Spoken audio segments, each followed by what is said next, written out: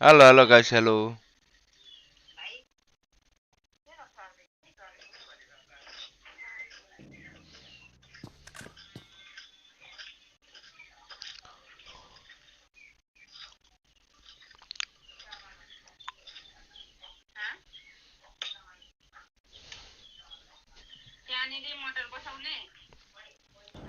Halo, halo.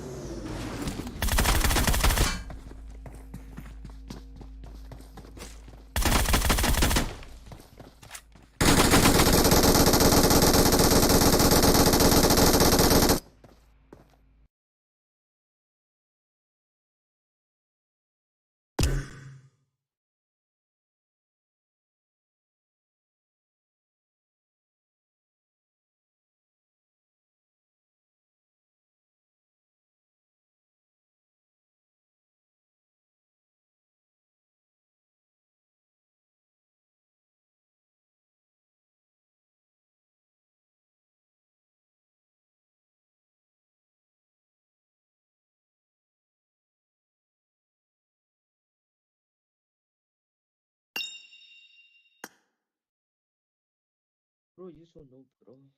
Hello, Lino. Hello aunty के गरे म गएको तिमी कहाँ गएको? ए म आएको रे केही पुरा यस्तो फोन हुन चिप्किन्छ यार फोन भयो क्या ल तिमी खेल्दै गर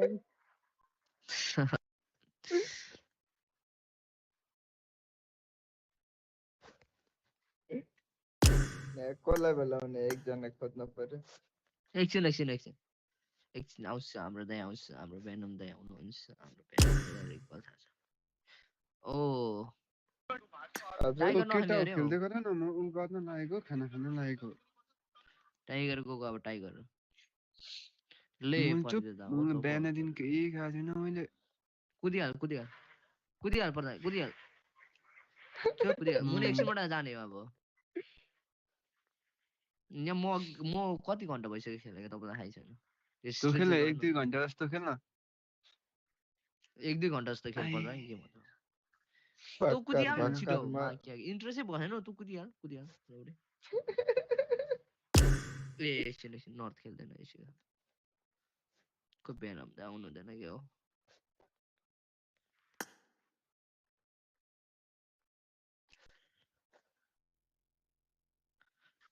सोल्टीलाई अब केही उठ्छ पो होला भनेर सोल्टी उठ्नु भएन अब के गर्ने यस्तो छ मान्छे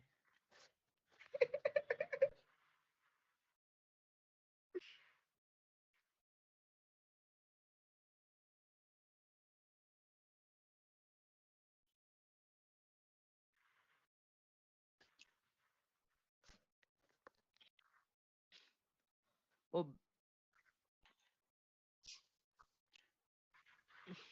के बोल्छ हौ पर्दिँदा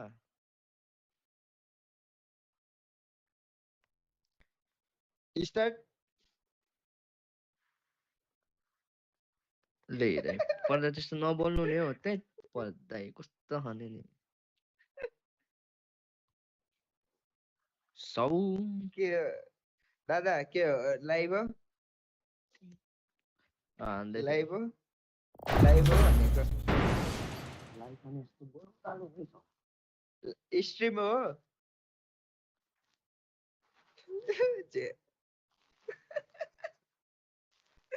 लामो जस्तो Welcome to PUBG Mobile. दादा के हो झ्यापमा हो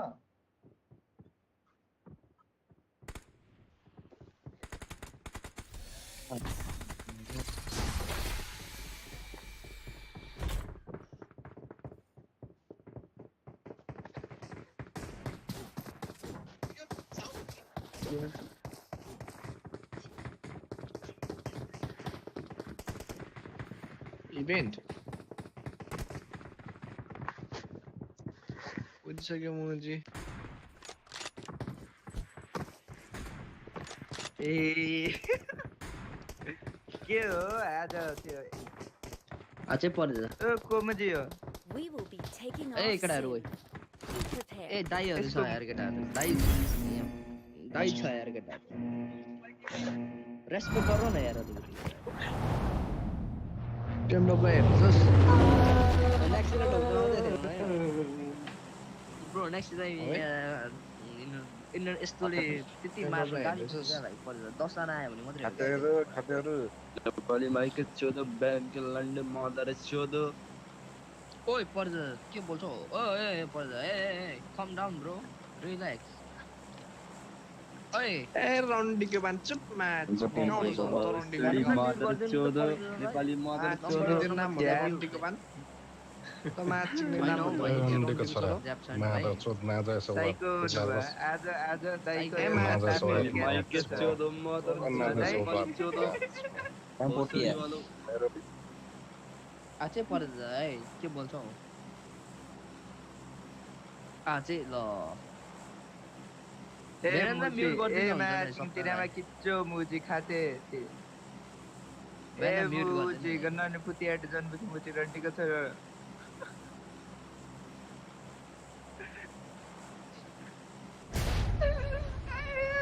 कसको गेडा हो छिने कसको गेडा हो नो वरी अरे काटीसम्म केटाहरूलाई म्युट हान्दिनु नि त नेक्सी भाइको मात्रै कुरा सुन्नु त अरूको नसुन्नु केटाहरू आज कडा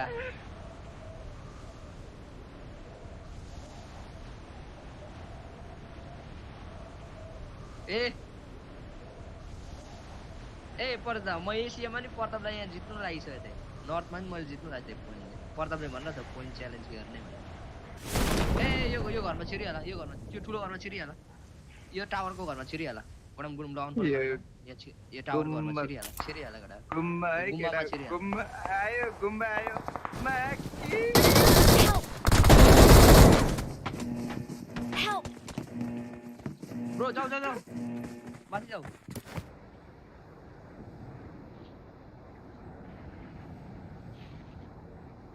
लौडेको छोरोहरू आइसस्ता फेरि अल्लाह कतिजना चाहिँ झरे जस्तो लागेको र लेट पड्किरहेको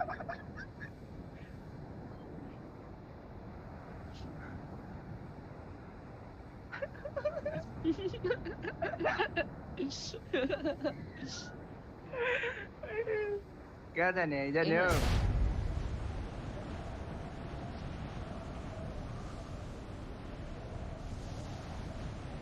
Help! हे जुम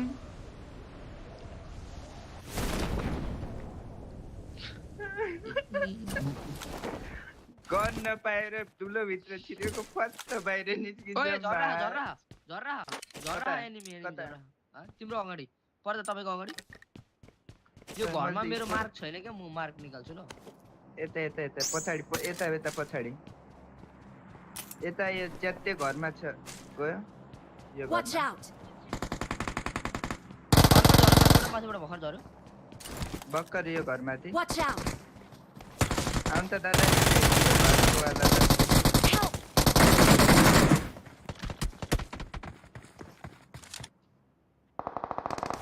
Help!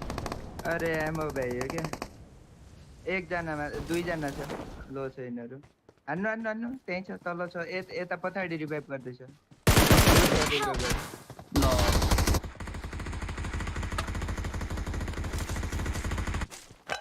ल खाऊ अझ तात्त्यौ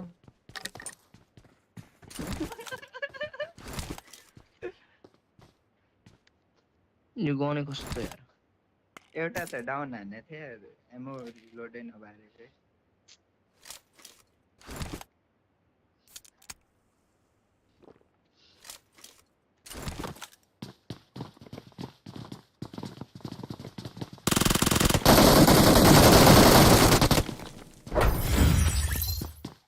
दुईटा त डाउन भएको थियो 0 पोइन्ट लस भयो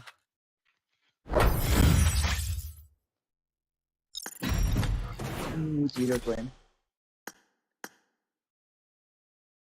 Yeah, I got it.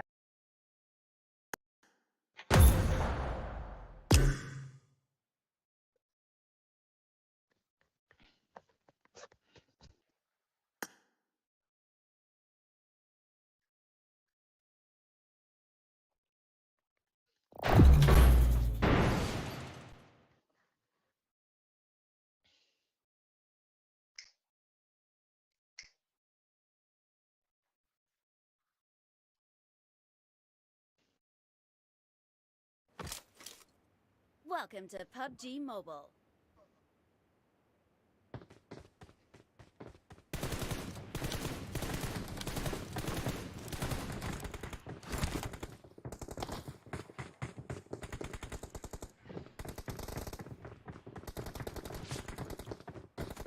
यो घरमा धेरै ग्लिच हुन्छ यार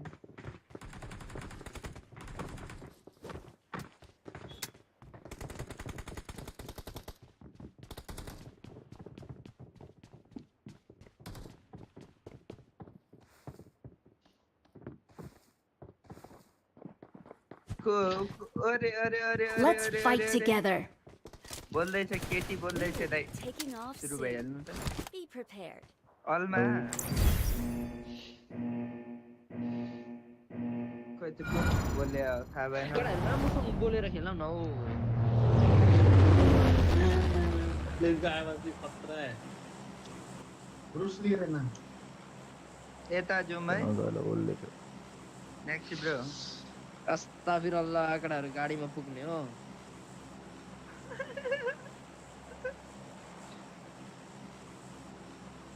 धम्काउँदै बस्नु पर्छ ओलो तेरा बावन साला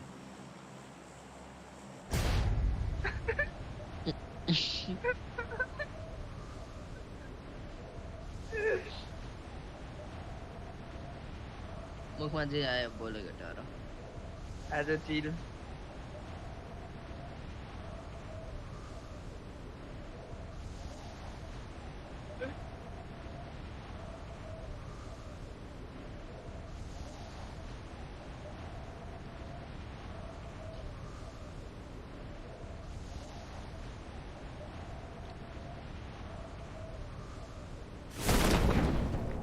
दाइ तपाईँ एकजनालाई अनफलो गरेर त गाडी हाल्नु म अर्कोतिर गएँ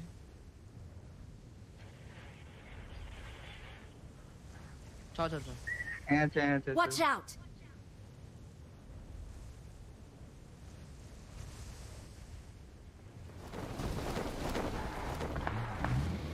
ल तयारी भी होगी कि हो किचिक ऊ पर एउटा बट छ कडा गन लिने हो कसरी भरे उता एनिमी हुन्छ नि गन लिहाल्यो कि त्यो गरिहाल्यो लिने र लाग्यो ल जुम एउटा आयो उते आयो Watch out! बाटोमा यति धेरै एनिमी झर्यो बाटोमा झर्यो रन किहालौ भाइ लग त भाइ लग त कुदाउ कता हो जाऊ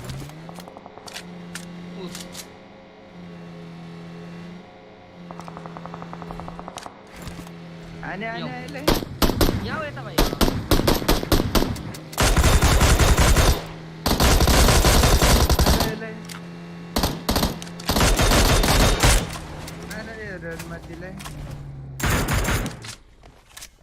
त्यो घरमा छ पछाडी छ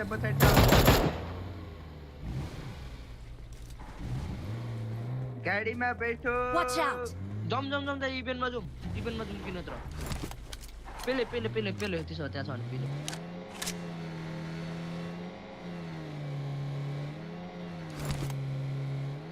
यो हैन अर्को होला यो सेकमा उ यहाँ हो रुकिरा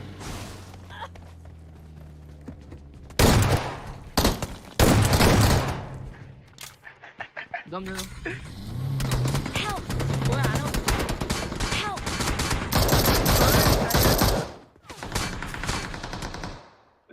पछाडी आउनु घर पछाडी आउनु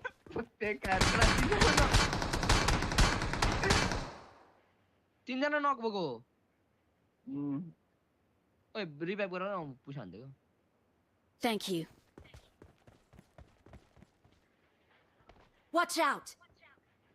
अनि त्यहाँ छैन यहाँ अगाडि छ मेरो अगाडि छ Thank you.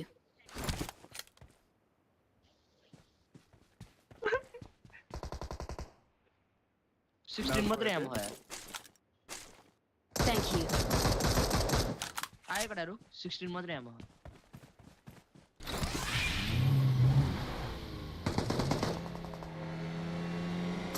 सही है जम अब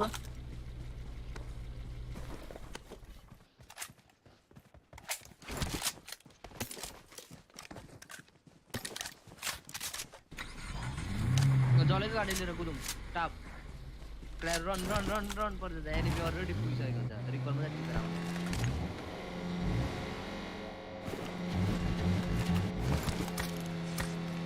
गाडी कुदेको नि यति नै हो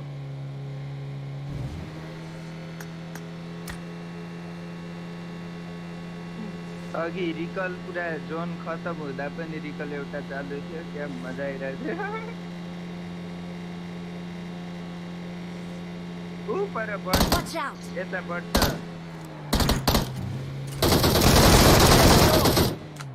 एनिमी रहेछ ओइ रिकलमा एनिमी छ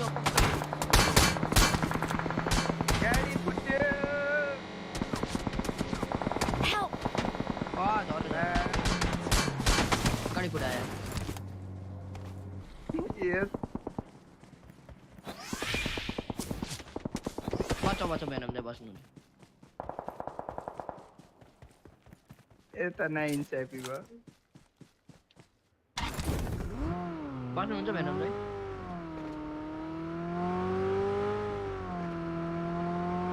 उयो बाटोमा आयो कता लेफ्ट राइट बाटोमा काट्यो एउटा Thank you. भेनम चाहिँ बाटोमा काट्यो पर्छ एउटै जना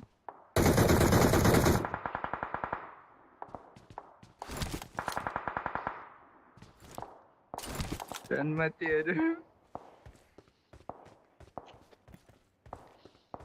Marked a एमो छैन location. पर्छ Watch out! ऊपर एनिमी पर्छ यहाँ आयो मेरो नो वेपन हिँड्न म Marked a location. आउनु त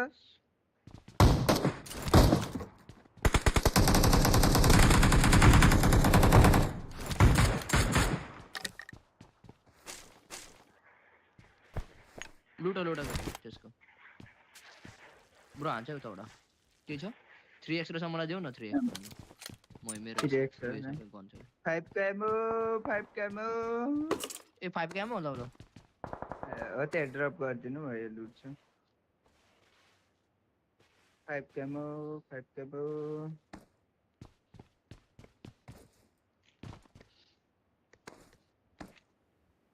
यहाँ 4x Marked a location.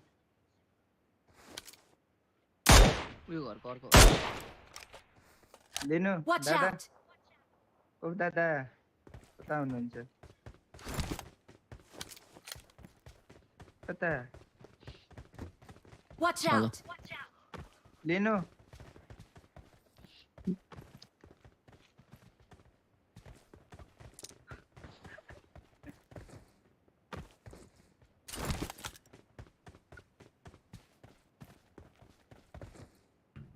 हेर्नु म चाहिँ नगरी गएँ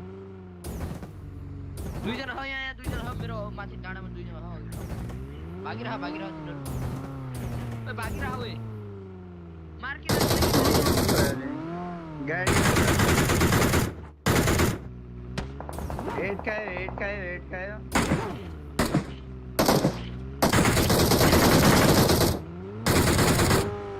आउन भेनम दाइको हिल छैन क्या पर्छ आउनु इभेन्टमा चाहिँ छिराउनु नि अरू भन्दा नि रिकल चाहिन्छ क्या एकजनालाई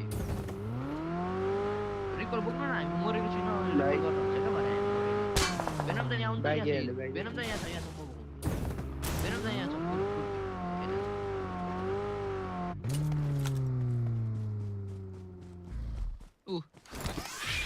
दा हिल गर्नु मेरो गाडी दामी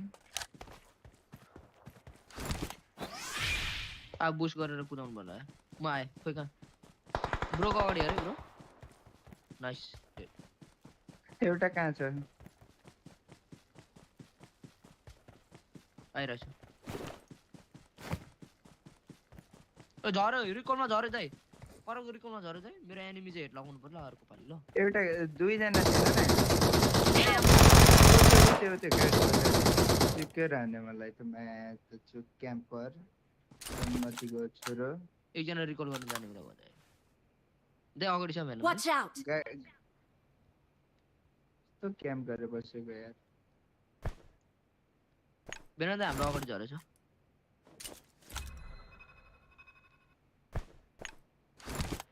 उयो अगाडि कुदिरहेको छ लो भेटेछ दाइ लो छ लास्ट टु लो छ जुन त दाइ माथिको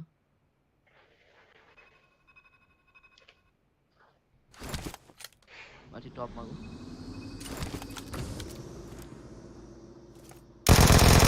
चल माथि सब चारै दुलोबाट उनेट गर्दिनु त बाहिर आउँछ नि यहाँ निर हजुर दाइ आउनु त भेनम दाइ यहाँ माथि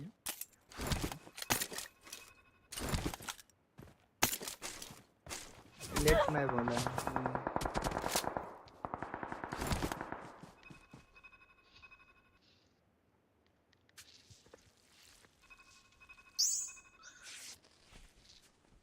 यताले रिकल कस्तो गर्नु हो पर्ने के रहेछ। त्यो पुरा ओपनमा यत्रो फनफनी कुदे कि दाइ ममा त्यो पनि हानेन यार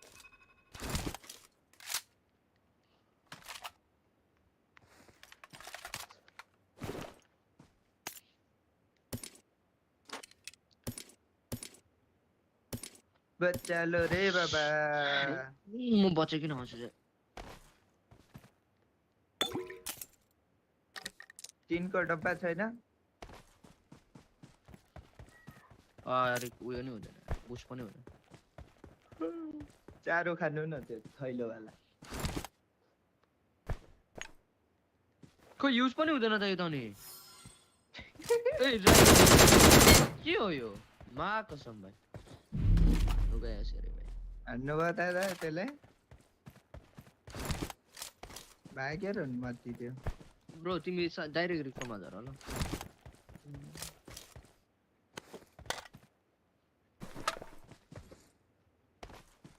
Watch out!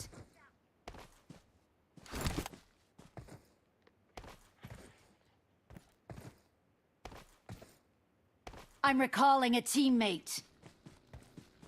ब्रो रिकल भयो नि हैन अघिको शान्ति हो नि अब। Thanks. अघिको अघि रिकल भयो नि त ब्रुसली रे अघि 8 वटा कम्प्लिट गर्दा नि रिकल भयो। यो म रिसिटेर के गरौँ। अघि लास्ट सम्म यार रिकल चालु रिकल हुँदैन भइरा अब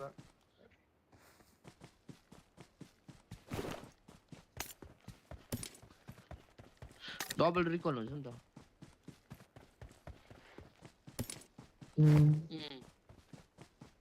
युट्युबमा गरेर आएको हुन्थ्यो। मैले नि अस्ति दिन एउटा त्यो उयो फिलिपिन्ससँग खेलेको त्यसले मलाई रिकल गर्यो मरेर नि। म दुईचोटि मरेर नि रिकल गरेको थिएँ।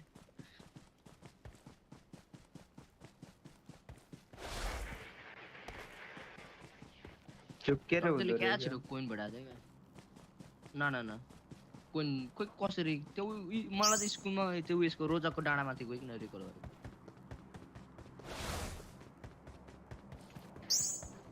लुट्नु चाहिँ आराम भोको जति लुट पार्नु लाग्दैन। मलाई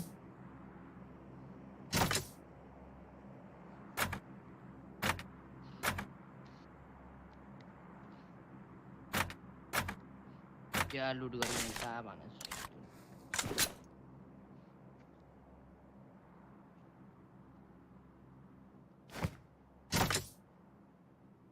खेल्दिनु पर्यो भेटे दादा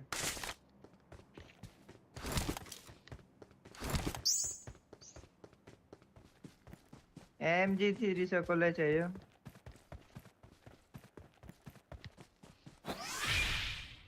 यहाँ लेभल 3 को बेस्ट हो।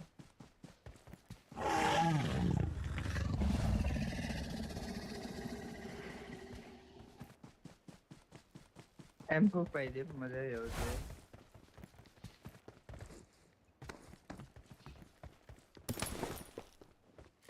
कति हो 3टा चाहियो है हामीलाई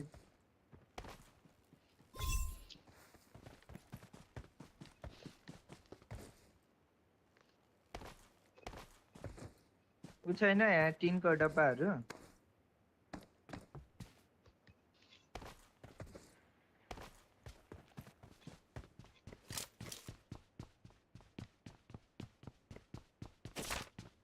अघि पुरा त्यो जम्मा गरे लास्ट पुग्यो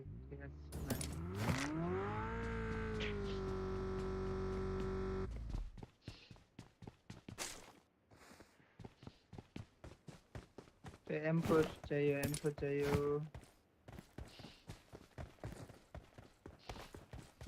बेनम त अघि लाग्दिनु भएछ भने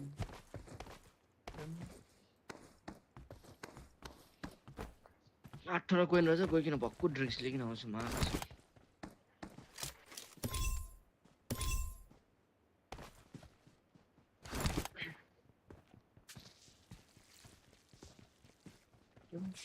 खोइ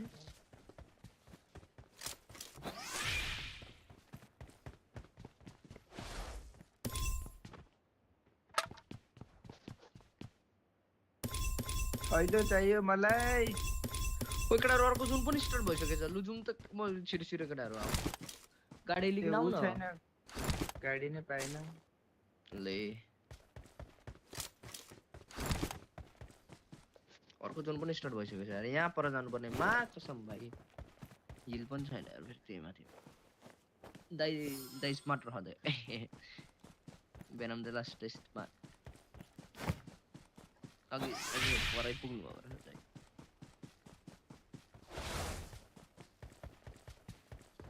यहाँ पनि गाडी छैन कसैले त्यो ग्यास जस्तो कसैको ब्यागमा छैन पर्दा हो मेरोमा अनग्या हो त्यो फाल्नु न गाडी निकाल्नु न फाल्दियो हामी त पर्दा त्यसलाई गाडी निकालेर गइहाल्छ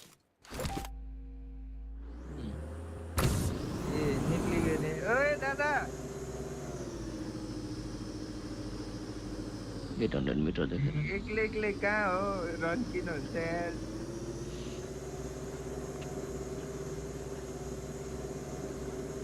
पल्लोबाट आउँदा बाहिर Help! दादा फुल बुस्ट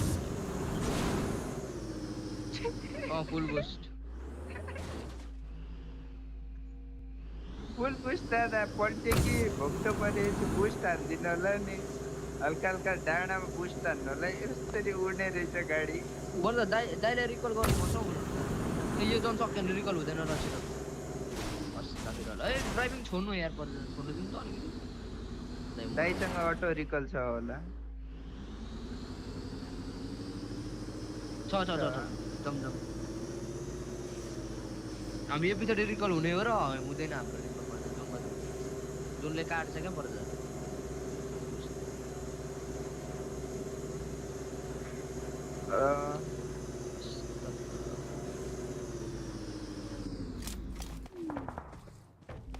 माथिबाट हानेको केटाहरु अब त निक्ले है जोनमा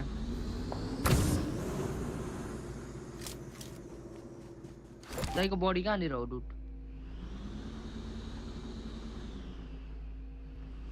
छोड्नु म कुदाइदिन्छु पर्छ मलाई लुट्न नजाऊ Watch out!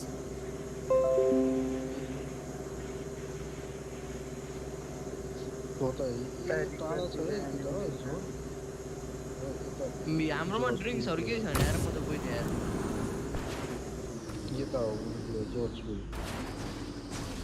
यो मा किया हेर्न हो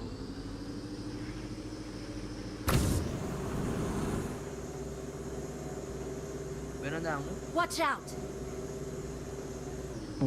देखिरहेछु ओ पारी अगाडि एनिमी छ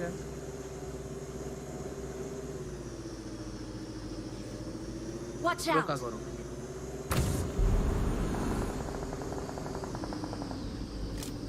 अर्को नै आयो हाम्रो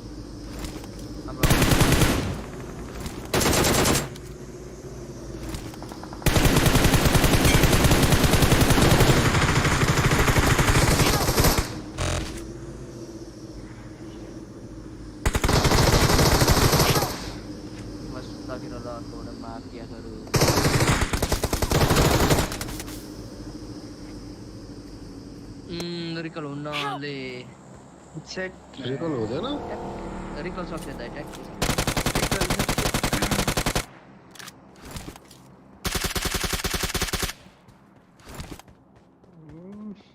म चाहिँ के गर्नु अब एक्लै यार एकजना गाडी लिएर आउँछ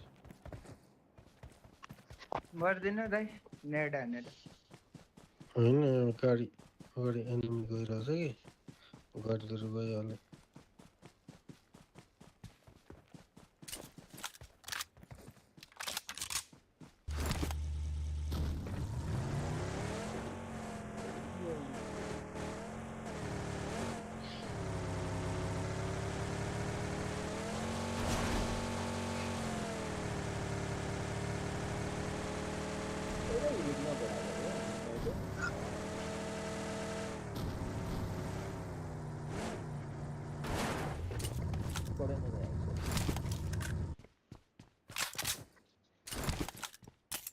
हेलो भन्छ दाइ सुतिरहेको हुन्छ दाइ गन लिएर जान्छ यहाँ हो र यतातिर जानु पर्यो जस्तो नि मान्छ है ऊ अगाडि उता अगाडि एनिमी थियो अगाडि कता जजपुरमा यहीँ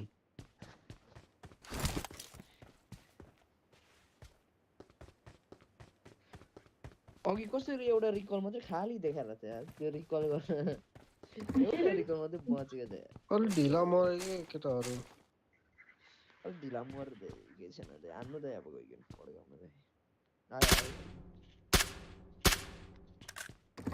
यो त भाग्यो बे दाइ यो आउँदैन दाइ आउँदैन नि दाइ दाइ गइकन लकट पेल्नै पर्ने पानीमा गयो दाइ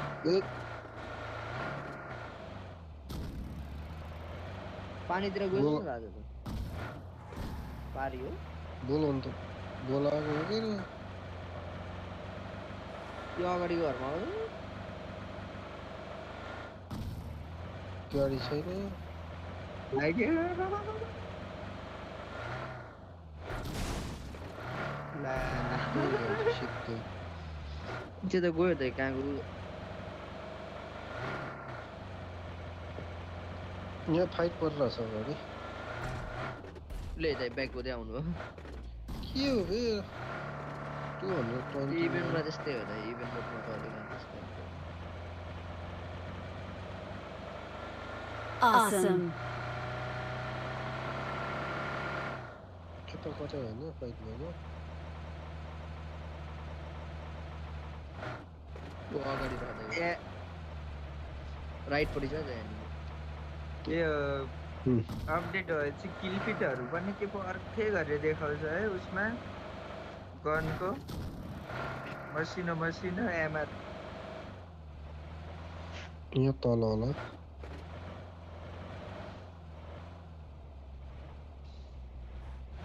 त्यो चाइनिज टिनको डब्बा भइदियो पानीमा गुई गुई दाइ आवाज आयो पर ठोकिदिनु त दाइ त्यसलाई गाडीले अगाडि मैले गाडी देखेकै उडाएर छैन यार लेफ्टमा लेफ्टपट्टि हो दाइ तल तल यहाँ तल दाइ ऊ आयो फुट स्टेप पछाडि आयो दाइ तपाईँको अगाडि नै रह दाइ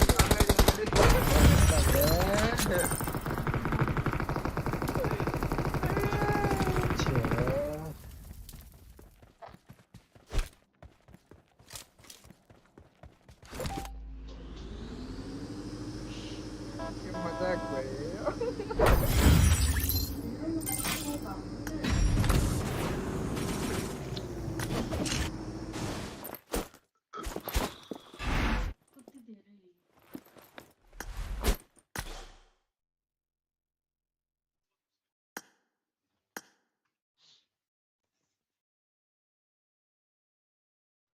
के भनेको छ ल up to 120 match every day 120 मात्रै पाउने रहेछ त what the hell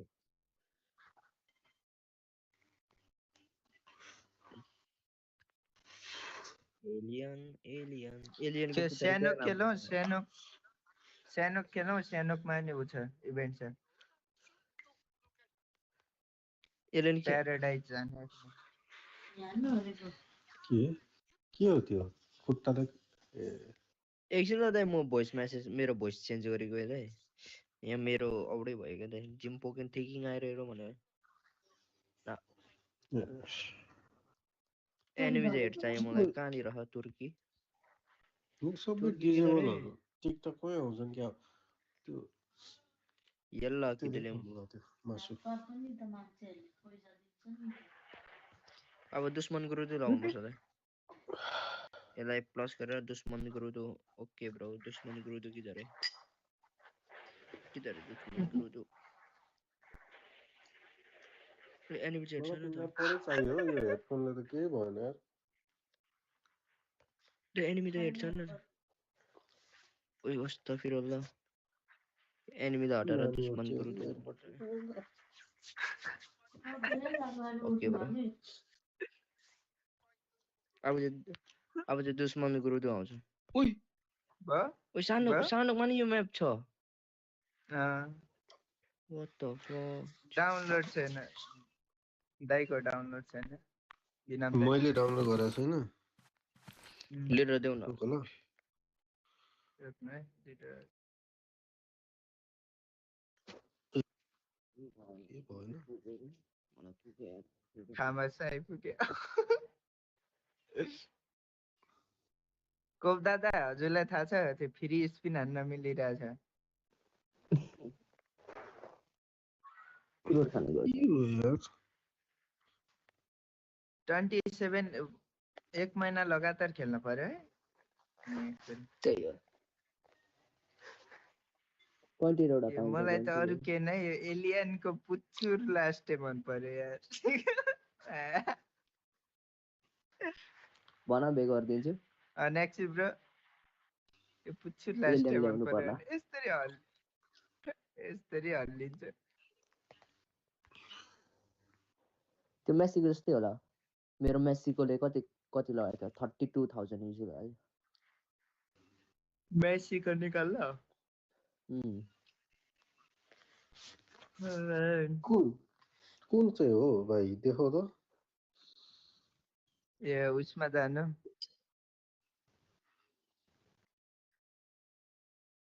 ए उसमा जानु के भन्छ नि इभेन्ट आछ नि त्यो कार्टुन वाला अमिन क्यारेक्टरको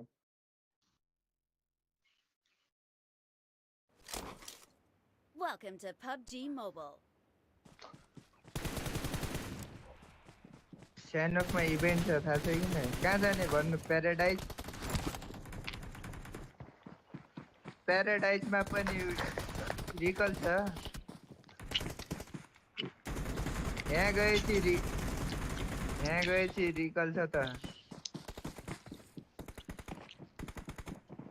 पदा नट एमको रुम भन्नु भइरहेछ को खेल्छ पदा Hello bro, what's up Mahi bro? Sorry bro, I turned off my mic.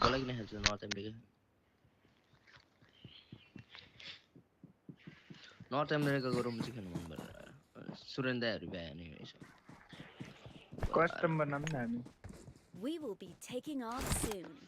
Be prepared.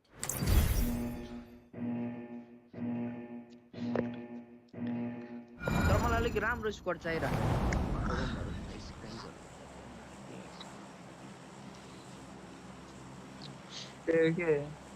त्यो पर प्लेयरहरूले आफूभन्दा पुरो नै खोज्छ के अब यार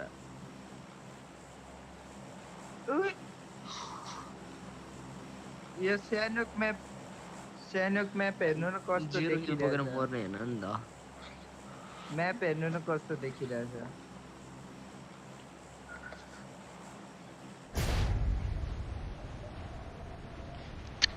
So I am so too much toxic in game bro.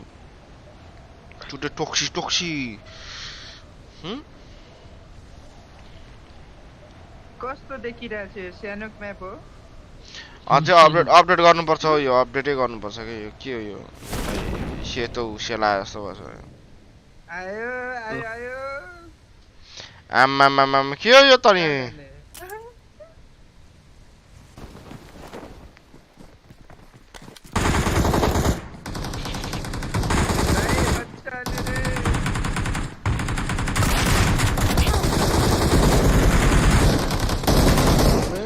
मेरै घर भित्र रहेछ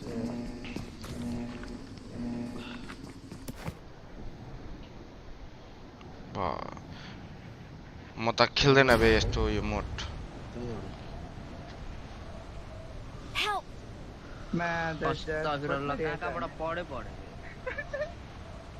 पाएको किल पनि चोरी गरिदियो भने गन भेटेछ तल झरिकिन हेर्नु भने कसले रिकल पायो कसले पाएन सबैले पाउँछ ओए मलाई फिनिश कतिखेर गर्ने हो पर्दा तल बेनन दाइ अब त्यता कहाँ त्यहाँ आइरहेछ मेरो अगाडि एनिमी ए पर्दा त रिकल पाउनु भएन हो पाए म एनिमी यहाँ मुला ए बुट क्याम्पमा नि एनिमी छ है भाइ ल मलाई यतादेखि झार तिमीलाई कतादेखि झार नम्बर 4 को हो भाइ मेरो अगाडि यता एनिमी छ यता एनिमी Watch out! यो वारसमा झर त तिमी द वेयरहाउसमा आउनु त चाहिँ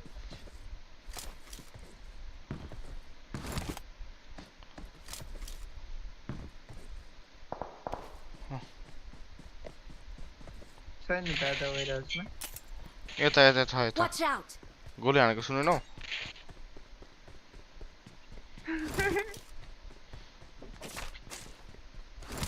भाइ त्यही हजुरले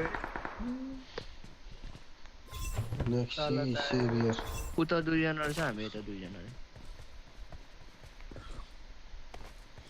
यहाँ कुदिरहेछ भाइ ओके दाइ दाइ त्यही रहेछ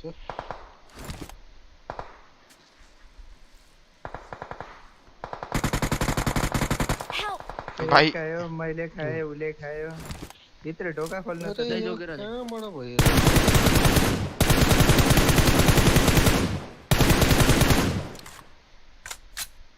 एक त खायो यार त्यो पनि हान्न छाडेन तर्सिन रे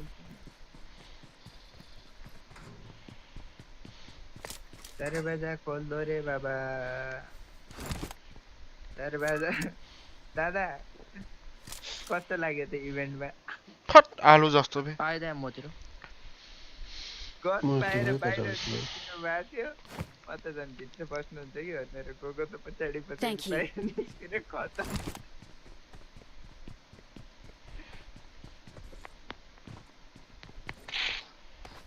Help! हाना भाइ त्यसलाई एक स्वाइ पुग्छ नेक्स्ट त फेरि ट्युरिङ लाग्दा नि मरेन पर्दाहरू चाहिँ कता झरेर खेल्छ हौ केटाहरू यहाँ पर तँ भन्दा छुटो म झरे तँ भन्दा छुटो म झरेको अनि कहाँ यहाँ झरेर खेलेको यहाँ झरेको यहाँ छ बाटो सिधै बोटकेमा आउने अघि झरेर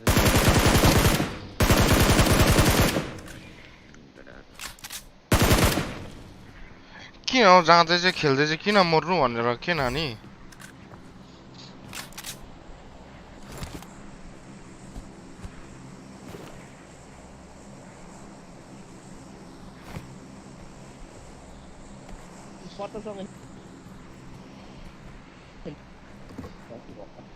हाँ Help! ओए Marked a location. यता उते उते Marked a उते उते location. यहाँ आउन यहाँ म भित्रै आउँछु आउन आउन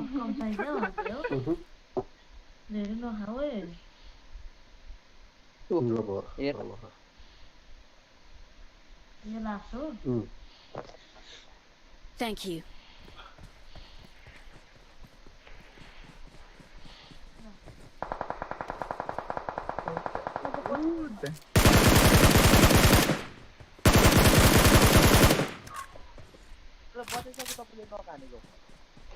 हाँ छैन छैन त्यो नकै छ यता भाइ मेरो अगाडि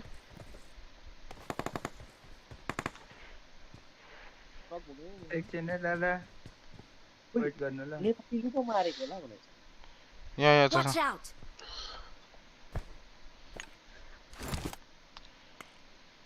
दादा तिमी लेपडा माथि डाँडामातिर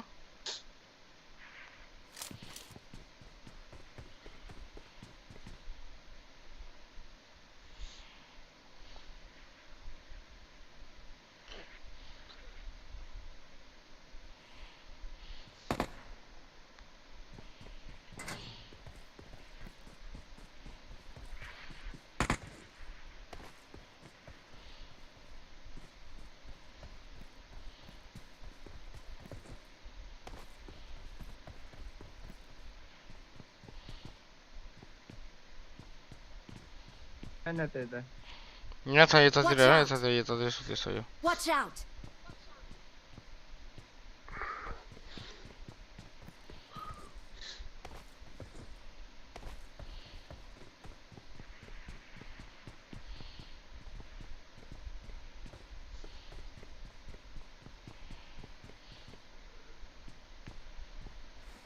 मेरो अगाडि भाइ एकछिन दादा मलाई स्पोर्ट भइरहेको स्पट भयो एकैछिनै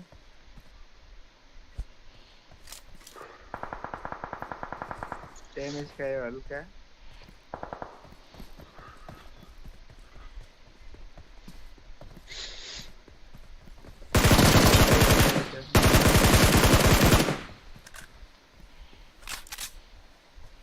यहाँ माथि नि एमपी हान्दै थियो ल अघि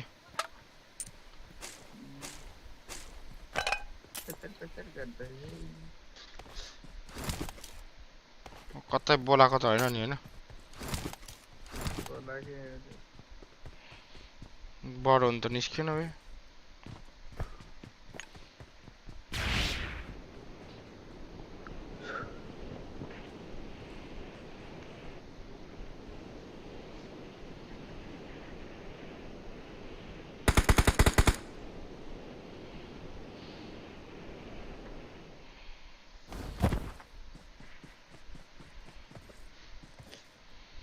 जाउँ भेनम दा भेनम दा अघि मर्नु भएछ त अनि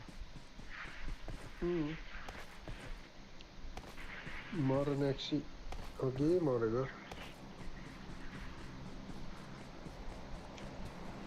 रिकल गर्न मिल्छ अरे र त यो हान्नु त के कहाँ मिल्छ मिल्दैन मिल्छ अझै मिल्छ कति अरे बाँच्छ र बाच्छ यो त्यो तल डल्ला डल्ला देखिरहेको छ नि त त्यो पुरै भेट्यो गाडी बाच्छ भन्थ्यो गाडीको साउन्ड त सुने कता कता हो यता यता मेरो अगाडि Watch out! मेरो अगाडि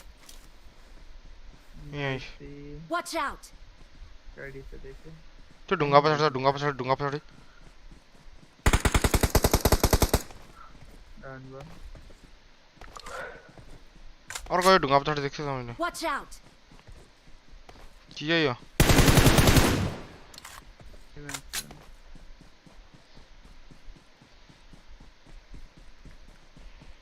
मेरो फेभरेट सेक्स लिएर हिँडिरहेको रहेछ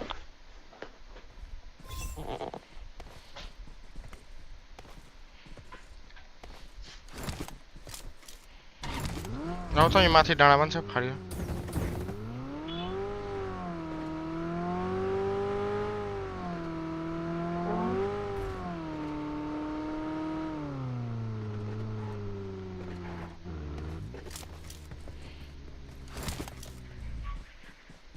यहाँ त होला यो डाँडामा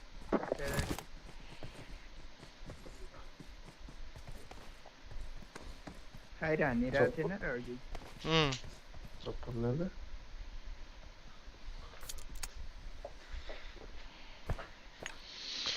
जाउँ भाइ जाउँ अरू ठाउँ खोजौँ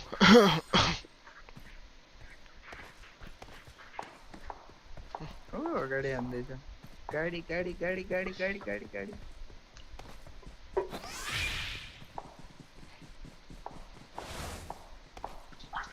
यो के भयो यहाँ इडम त दादा यहाँ त्यहाँ एनिमीले रिभाइभ दिइरह होला यो मैले मारेको ठाउँ सर्प देखेको ठाउँको त 200 कति मिटर देखाइरहेको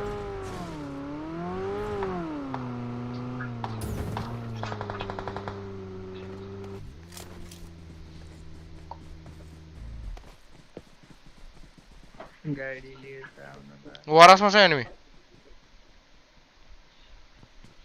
पहिरा भन्दा उता छ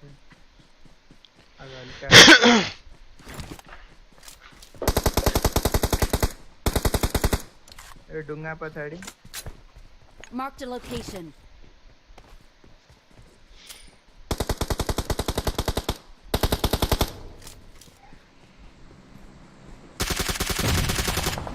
खोइ कहाँ छ हाँ भाइ ढुङ्गा पछाडि छ ढुङ्गा पछाडि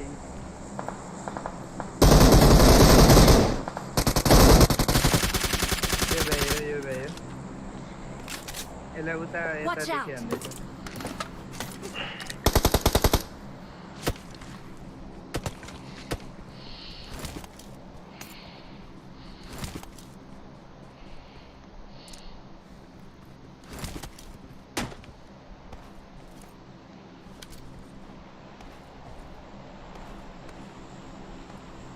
खोइ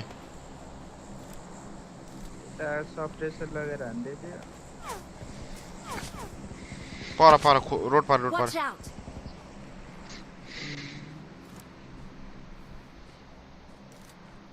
यहाँ रहेछ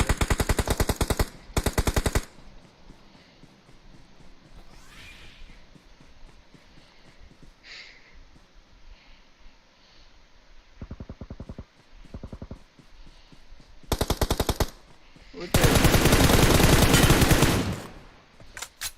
भैया भाइ 6x छ है लिनु है छ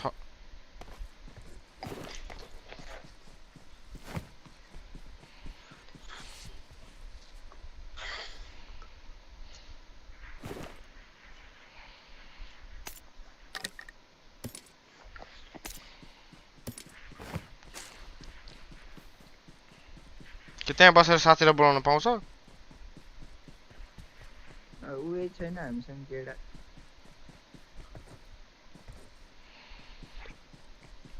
गेडा आफ्नै झिक्दा कति हो 2टा 3टा 4टा है दुईजनाको 4टा दाइको झिक्दा कतिवटा भयो 6वटा अब एउटा चाहियो दाइ नेक्सी छैन बन्द भइसक्यो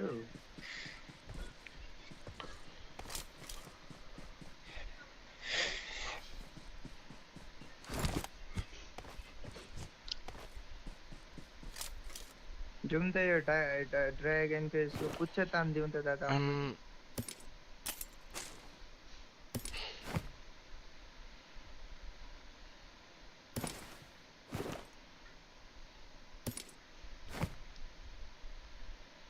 मलाई कत्रो स्पेस चाहिन्छ यार भाइ यहाँ आउ त यो उठाउ के यसको उयो छ के यहाँ गाडी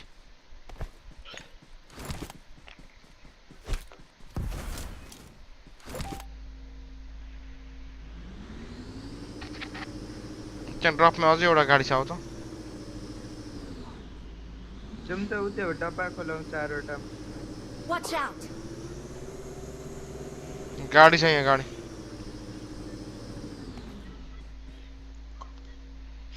त्यो कुन डब्बा खोल्ने ऊ त्यहाँ माथि यो डब्बामा ऊ त्यो 4वटा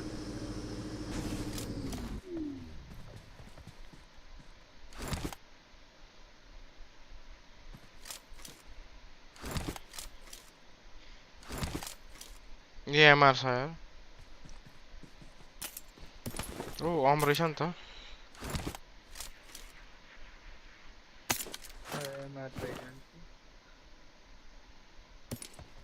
It is showtime!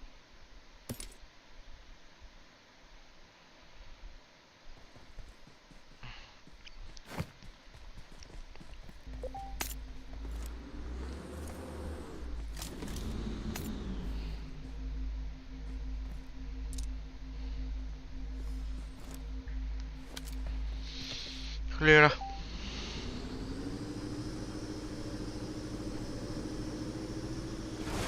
तिमीसँग कतिवटा पुग्यो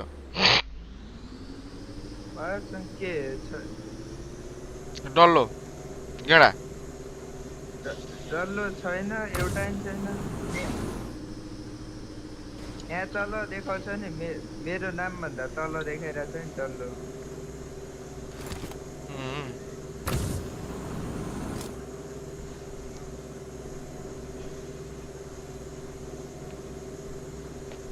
Awesome!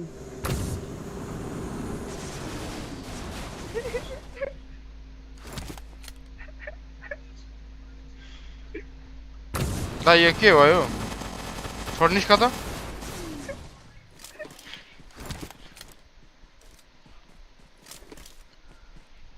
अर्कोले झिकन यसलाई मेरो हातमा पर्यो भने यस्तै हिँड माथि हिँड माथि माथि हिँड माथि माथि छोड्दियो यहाँ रहेछ जोन यता यता तल हैन Watch out! झिकिन त हो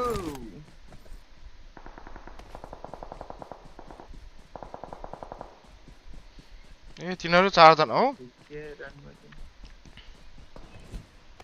राउनु जाऊ न तिमी जाऊ त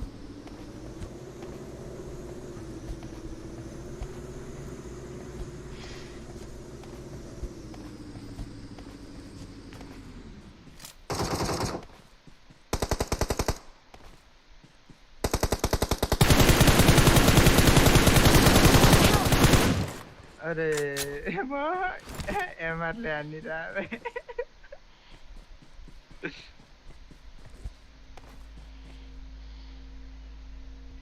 तल होला अब दुईजना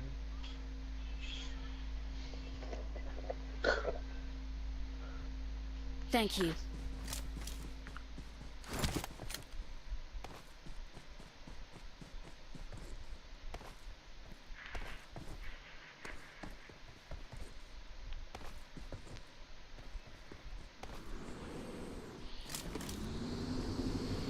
आउन त दादा गाडीमा सुई लगाइहालौँ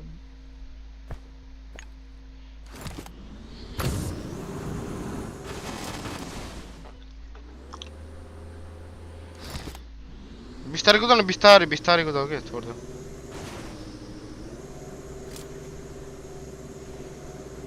ऊ अगाडि देख्नुभयो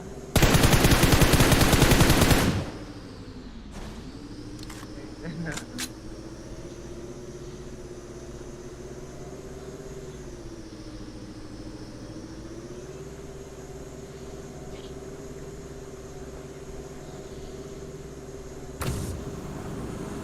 उयो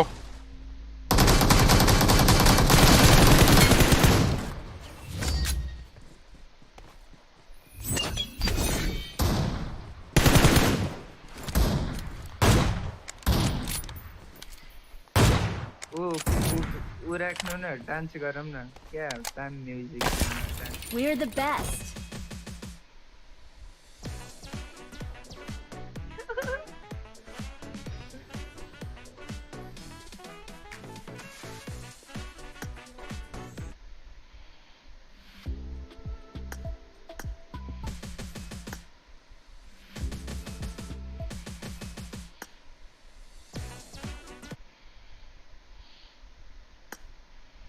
नआउँदो रहेछ त नि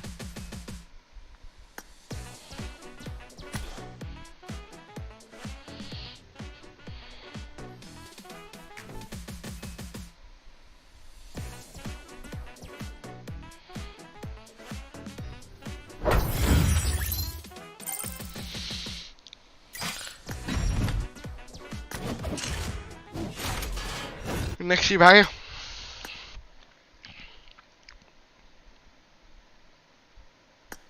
दाइ पनि जानु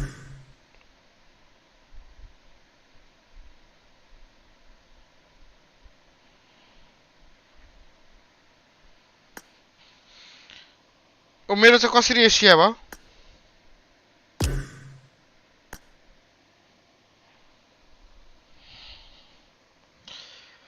खै फेरि के भयो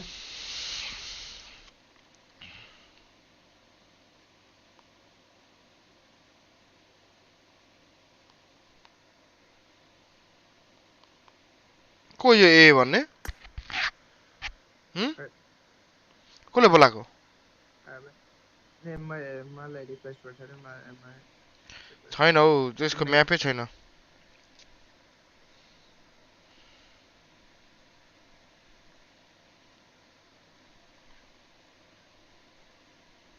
नेक्स्ट लेभलमा लास्टै गेम कम खेलियो यार आज यार चटक धेरै गरेर दादा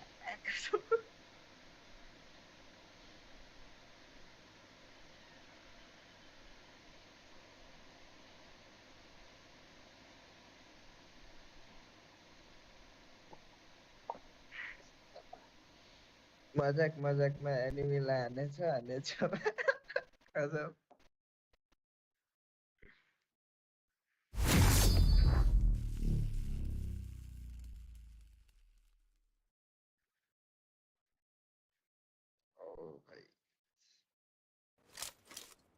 Welcome to PUBG Mobile.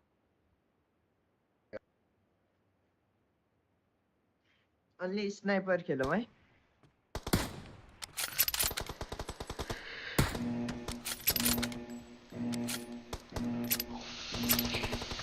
Team match, let's go.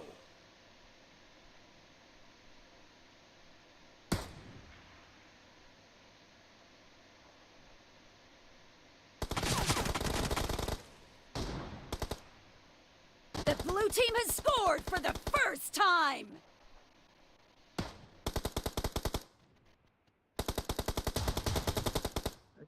कहाँ हुन्छ यस्तो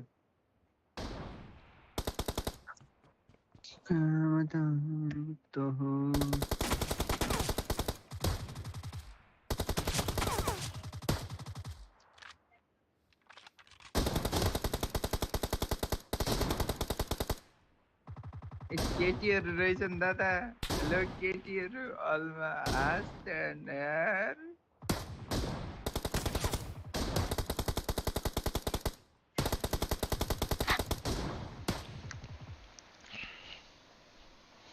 वाच पार्टी हान्ने केटा हो केटीहरू नै अन्ली M2 को M4 चलाइदिनाले नि चलाउँदैन न स्नाइपर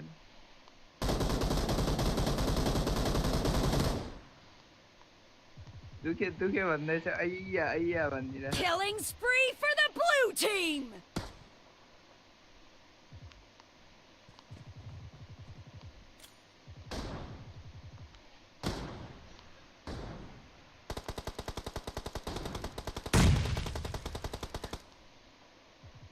अय्या भन्छ त यार गोली लाग्यो भने म चलिदिन भने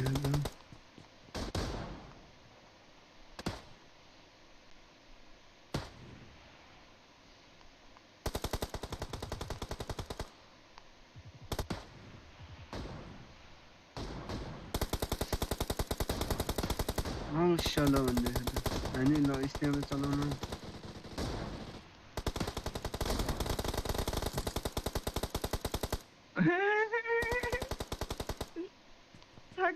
थाक्यो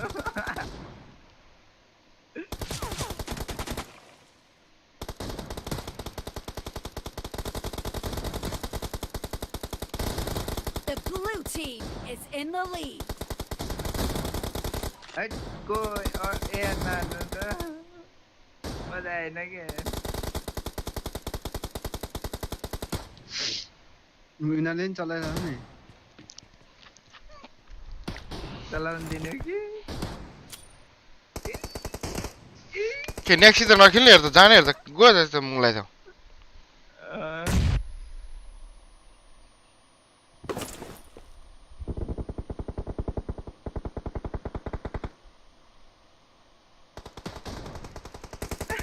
मजा आइरहेछ अनि खै त मैले चेन्ज गर्न पाउँदिन त नि अयो मा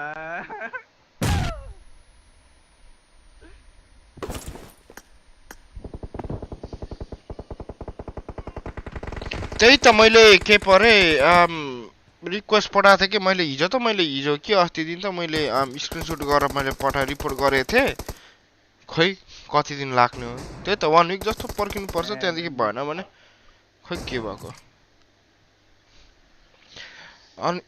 अनि तिम्रो लेभल अप उडेछ के फेरि लेभल अप गर्नुपर्छ के लेभल अप छैन भने तिम्रो स्टार हराउँछ के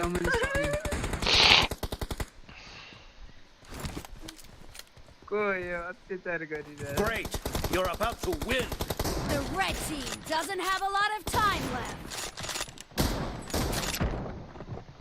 अहिले त मर्दैन एक शटमा त मर्दैन अहिले No mercy. एकछिन नमार न ल यसले मलाई के पर्यो उसले हानेको है थाहा पाएन ए 2 किल गर्दा ब्लू टिम भिक्टर बता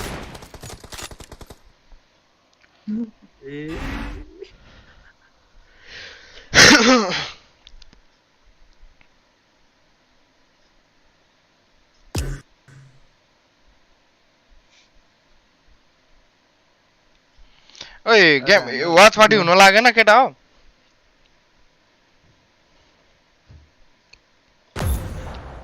र कति मिनट छ केटा के चाहिँ स्टार्ट हुन के PMW उम्,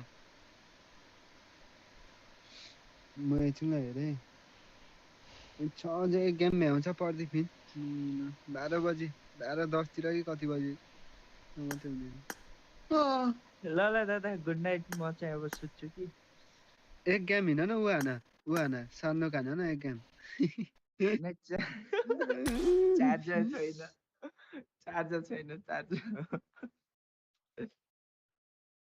चार्जर भ्याइयो कि नत्र म रातभरि देउसभरि खेल्दिनँ होला मान्छे तर त्यहाँ स्टार अप्सनमा थिच्दा फेरि तपाईँको लेभल अप भन्छ कि हेर्नु त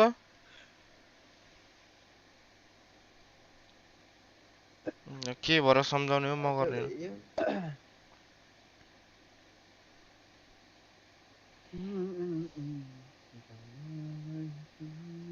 यो युसी पर्चेसमा यो के दिइहाल्छ यो 6000 युसी हालेपछि 3000 एक्स्ट्रा पाउने हो खोइ कहाँ आछ र आछ अचल फेरि 400 600 तिम्रो Facebook level gaming Facebook gaming level up तिम्रो हराएको छ के त्यही भएर हो तिम्रो कुन हो पबजी मोबाइल ग्लोबल हो कि अर्को कहाँ आएको छ रे भाइ देखाएको छैन नि त हाम्रोमा त युसी पर उसमा जानु न इभेन्टमा कहाँ छ इभेन्ट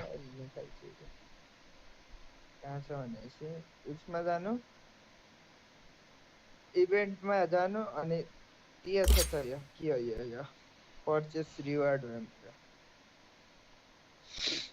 हाम्रोमा देखाएको छैन त देखा होला पर्चेस रिवार्ड भनेर इभेन्टहरु छ त टन्न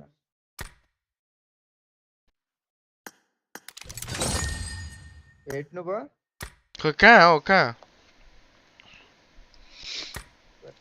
आकाश यो छ नि यो इभेन्टको माथि 11 दिया छ नि दादा 11 देखाइरहेछ नि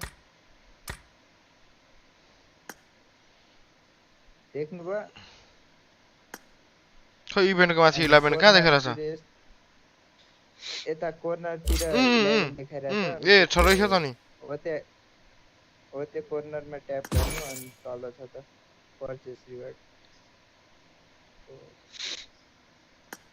देख्नुभयो अनि अस्ति मैले पाइन त नि यो हिजो हो कि कति गरी हिजो हो कि आज हो bad luck always bad luck कहाँ देखाएको छैन नि त नि यो कोर्नर छ त 11 देखाइरहेको इभेन्ट भन्दा माथि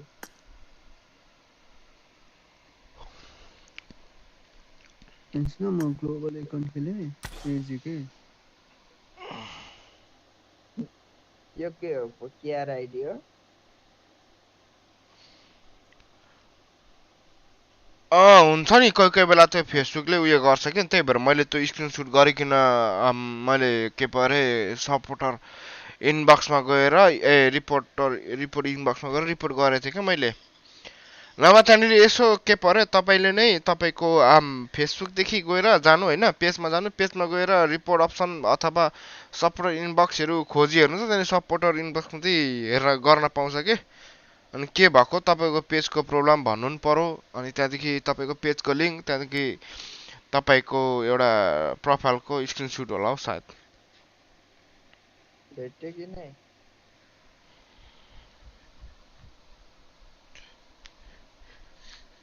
भेट्यो हेलो PMWI वाच पार्टी गर्नु पर्यो बे भने नसालु तिम्रो हेरैले मलाई लट्ठे पार्यो तिम्रो बोलैले चिटिक्क परे कि मायालु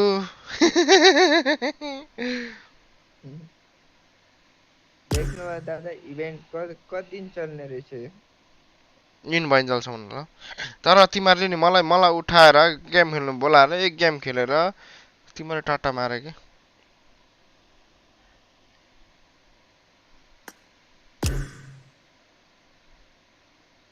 लाइभ आउनुहुन्छ कि नै साँझमा आउनु आज मलाई उठाएर होइन तिमीहरूले मलाई कल गरेर उठाएर गेम खेल्नु बोलाएर तिमीहरूले मलाई मसँग नराम्रो गरे कि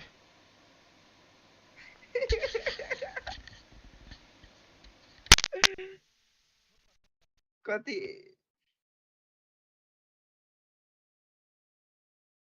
ऊ के भन्छ ऊ नेक्स्ट इयर कतिखेर आएको थिएँ अनलाइन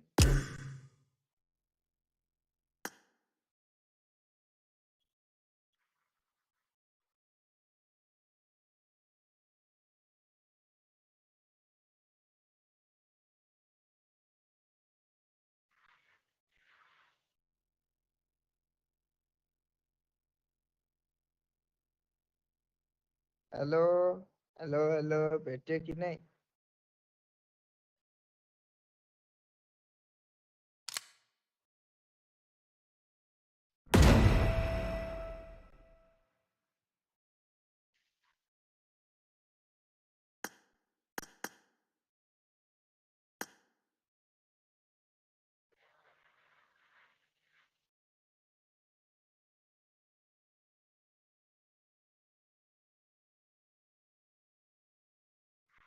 आयो ब्रो भेट्यो सेन्टिभिटीहरू लाउँदै बस्नु सेन्टिभिटीहरू लाउँदै बस्नु पर्ला जस्तो हो त भेट्यो कि नै इभेन्ट भेट्यो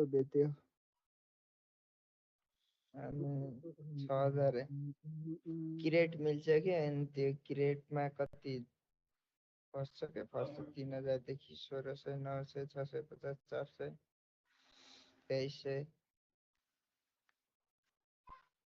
यो ब्लक यसमा चाहिँ 150 3000 मा 1500 मा 200 600 900 कस्तै हो क्या भन्ला थियो त्यो आइपिएससी मतलब पुरा लिएर बस्छ क्या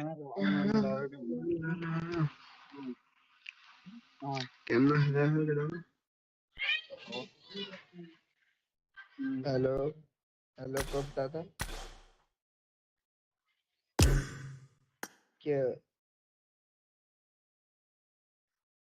ल दादा good night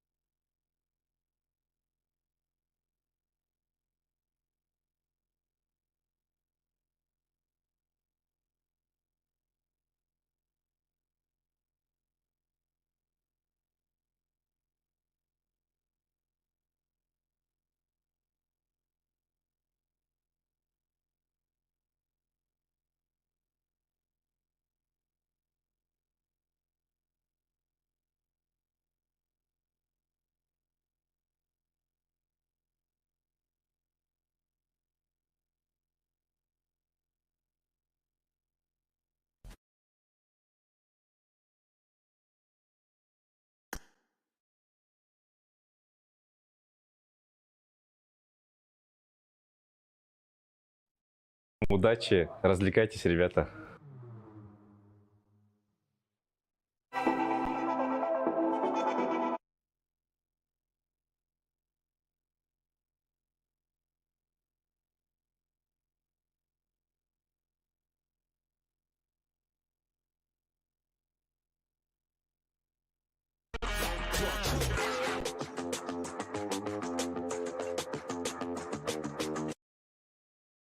Đoán chưa được ai là người gánh team. Tại dòng Monster này hình như tất cả 17 team còn lại có thể là sẽ là rất khó khăn cho mình, không chỉ riêng team nào hết. Mình xin gửi lời hết tất cả các team còn lại là chúc các bạn thi đấu may mắn và đạt thành tích tốt nhất trong các giải, và nhớ đừng quên ủng hộ bọn mình trong giải đấu lần này nhé.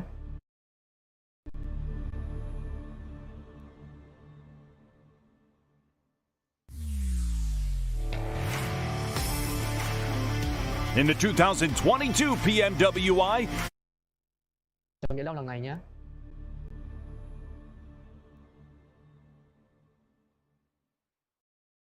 to have a good chance of breaking records as completed 7 chicken dinners during the PMPL SA Championship. As for you, who do you think can break this record with a prize of tuned in the 2023 PMWI?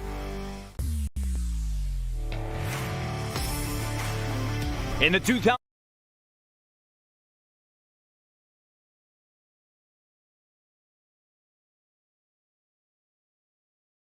2022 PMWI, RSG, and VPE achieved 2 chicken dinners in a day, and VPE is still the holder of this record in global tournaments. They achieved 3 chicken dinners in a day during PMGC 2022. A7 completed 3 chicken dinners in just 1 day during the 2023 PMPL Brazil Spring Final, indicating their potential to break the record. As for you, who do you think can break this record? With a prize of $25,000 US, stay tuned in the 2023 PMWI. In the 2022 PMWI, STE and NGX achieved 8 top 3 finishes. Few teams can rival this achievement, with S2G standing alone. In 2022 PMGC, they had achieved 6 top 3 finishes. Suggests that they have the potential to shatter the record. As for you, who do you think can break this record? With a prize of $15,000 US. Stay tuned in the 2023 PMWI. In the 2022 PMWI, VPE achieved 24 elims in 1 match. This is an extraordinary record, and to this day, no one has surpassed it in the global tournaments. We hope to see more formidable competitors this year to break this record. As for you, who do you think can break this record? With a prize of $15,000 US. Stay tuned in the 2023 PMWI.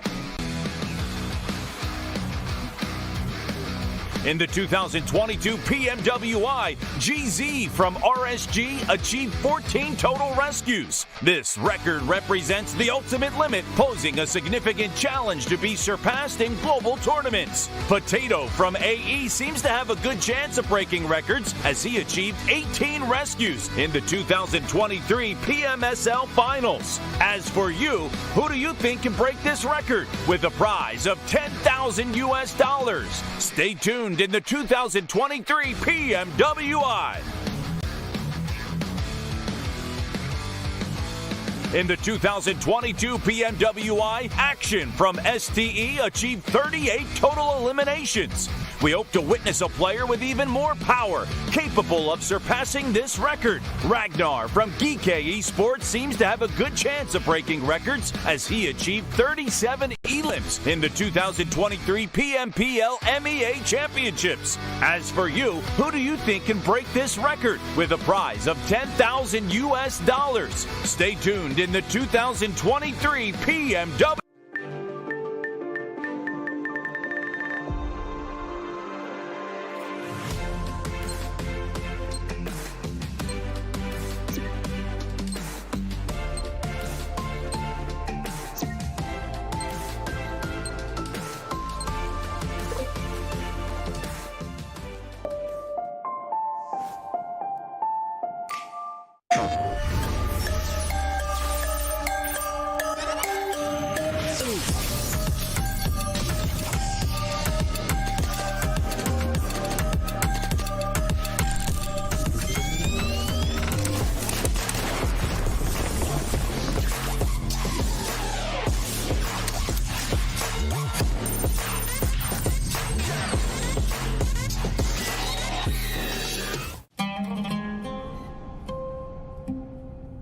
There is a place where you can elevate what's hidden inside, where you can reframe yourself. Sonomi means the new you. The you can step into. Because when we know who we really are, we become unstoppable. Enter new dimensions of you. Sonomi.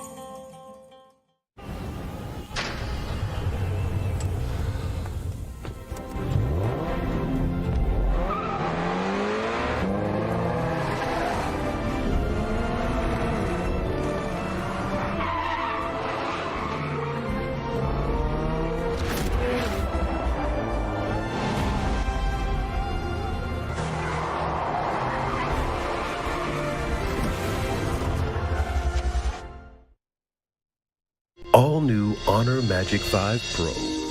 Freeze even fleeting emotions in just milliseconds.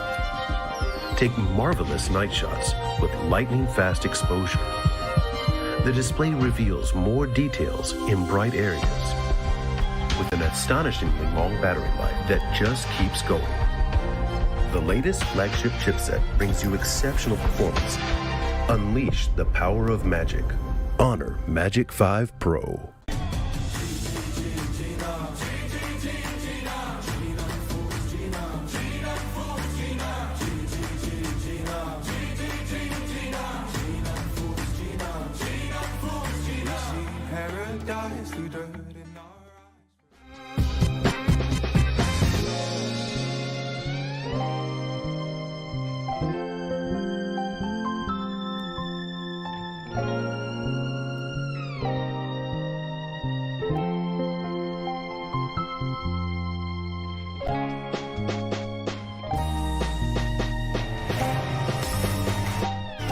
In the 2022 PMWI, VPE and Falcons achieved 3 chicken dinners in the main tournament. We hope to see more formidable competitors this year to break the record.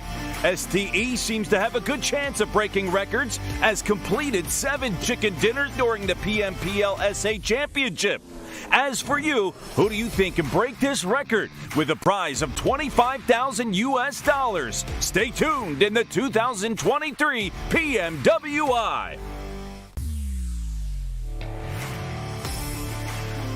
In the 2022 PMWI, RSG and VPE achieved 2 chicken dinners in a day, and VPE is still the holder of this record in global tournaments. They achieved 3 chicken dinners in a day during PMGC 2022. A7 completed 3 chicken dinners in just 1 day during the 2023 PMPL Brazil Spring Final, indicating their potential to break the record. As for you, who do you think can break this record with a prize of $25,000?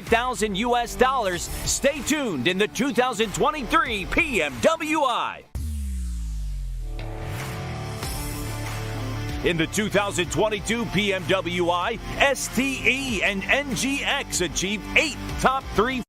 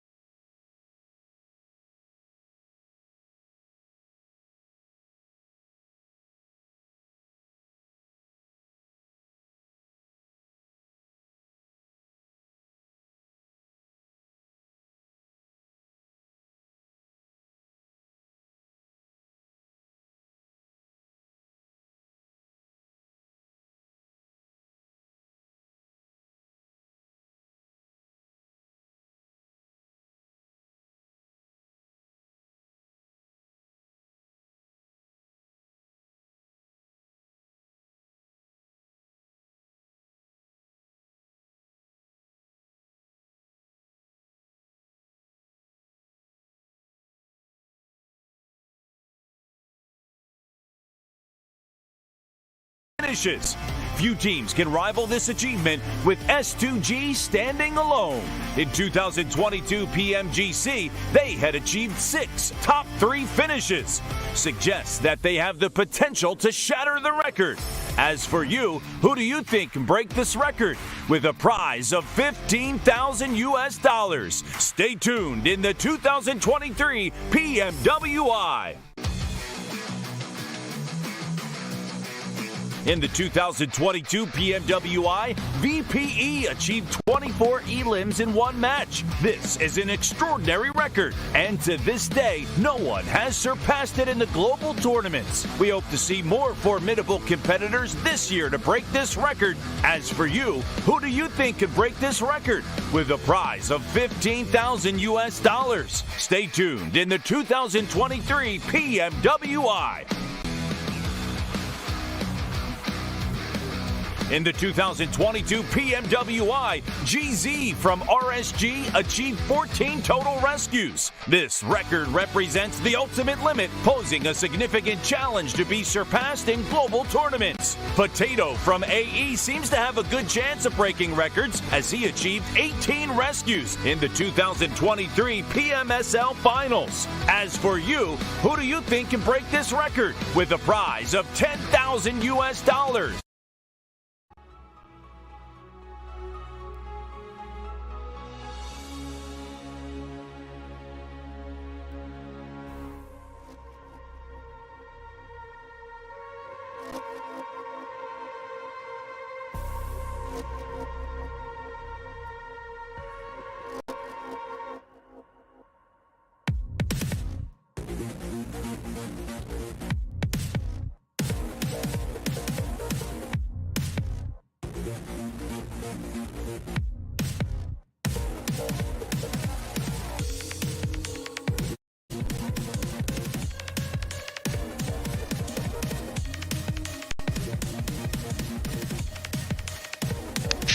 Mulai kena chicken nanta salah aja.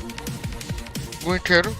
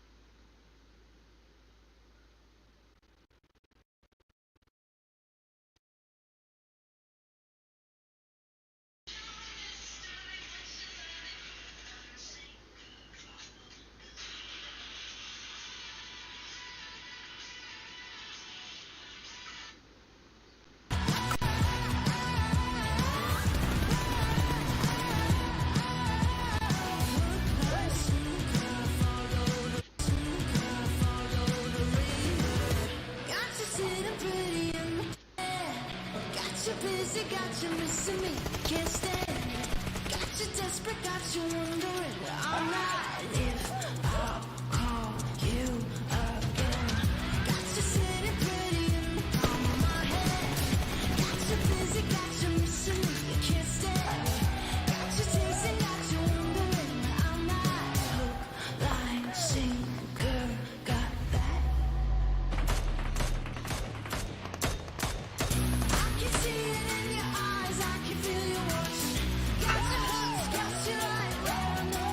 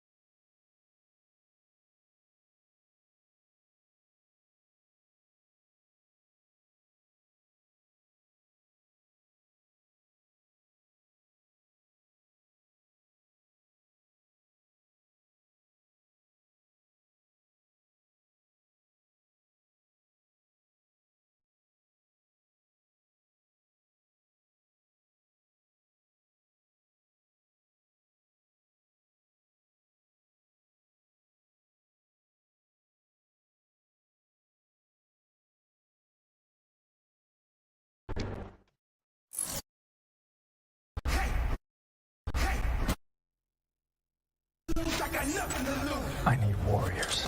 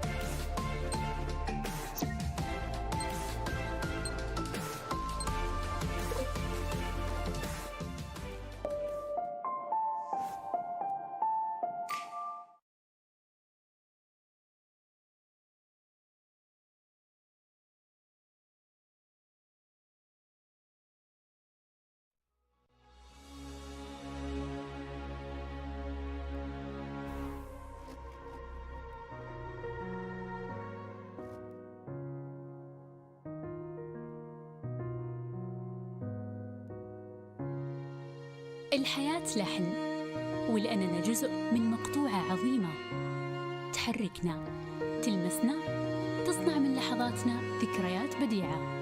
لأن الوجبة، التجربة، المغامرة ياتيك بعد جديد في هيلتون الرياض.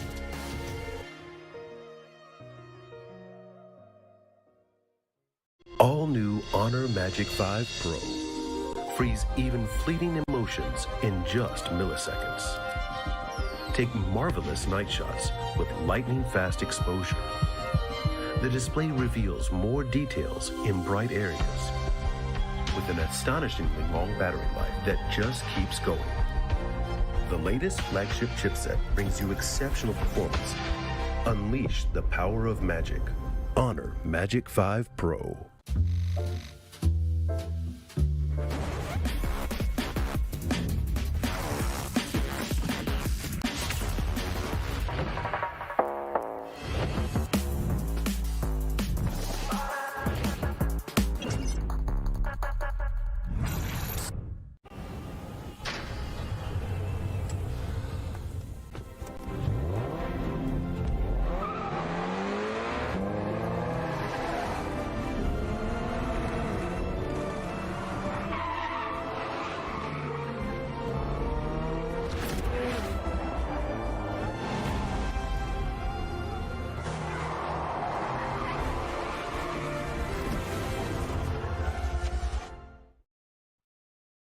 Progress is a race that has no end. After every finish line, another challenge awaits. How can we continue to push innovation in a sport at the forefront of technology? This is how.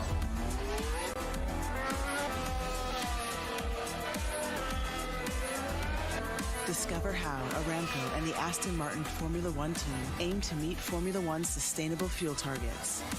Aramco, powered by how. Hi everyone, my nickname is Kitsune and we are from Serbia. Yeah, I'm very excited to be here, especially that last time I was in Riyadh, I won the tournament here. It's a LAN tournament. We are very good at holding our positions. We know how to rotate, when to rotate, and we always know how to fight, when to fight, and we can be really aggressive when we need to. It's gotta be Alpha Sound, you know, because we meet them every time. Our strategies, our gameplay is very similar. They play Edge as well as we, so it's always will be hard time for us meeting them because it's a 50-50 fight with them. We respect them. I mean, guys, if we knock you, you better run.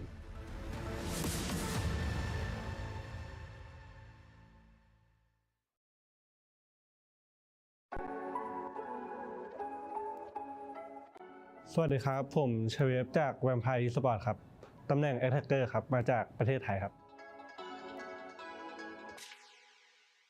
ก็เริ่มเล่น PUBG มาตั้งแต่เกมเปิดครับ แต่ว่าเริ่มมาแข่งตอนช่วงอายุ 17 ช่วงประมาณม.5 ม.6 ครับ แล้วก็ที่มันเปลี่ยนชีวิตได้ก็คือคัดเข้าลีกโปรลีกของไทยได้ตอนซีซั่น2ครับแล้วก็อยู่ในลีกมาเรื่อยๆเลยครับแล้วก็จนถึงทุกวันนี้ก็แบบว่าซื้อทางสังกัดซื้อโทรศัพท์ที่ใช้แข่งมาให้พวกเราซ้อมก่อนที่จะมานี่ครับแล้วก็ซ้อมมาเรื่อยๆแบบที่ผ่านมาเราก็มีรายการแข่งมาตลอดอยู่แล้วแล้วก็เอาตรงนั้นซ้อมไปในตัวด้วยครับแล้วก็มาโฟกัสตรงนี้แล้วก็ทำตรงนี้ให้เต็มที่ครับก็ยังไงก็ความมั่นใจยังไงมันก็ต้องพกมาตลอดทุกการแข่งขันอยู่แล้วครับแล้วเราก็แบบแค่โฟกัสตรงนี้ให้มากกว่าเดิมครับผมที่ผ่านมาน่าเป็นเพราะว่าตำแหน่งเข้าทำมันต้องใช้เนตเข้าไปก่อนแล้วอะไรด้วยครับแล้วก็พอแบบน่าโชคดีเนตไปโดนด้วย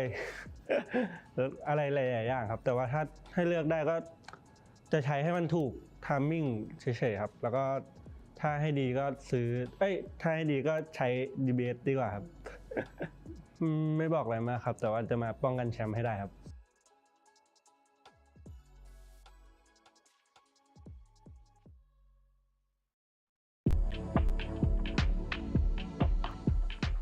मेरो नाम सुबिन कुमार प्रजापति हो म Tim DRS बाट हो अनि हाम्रो Tim चाहिँ नेपालबाट हो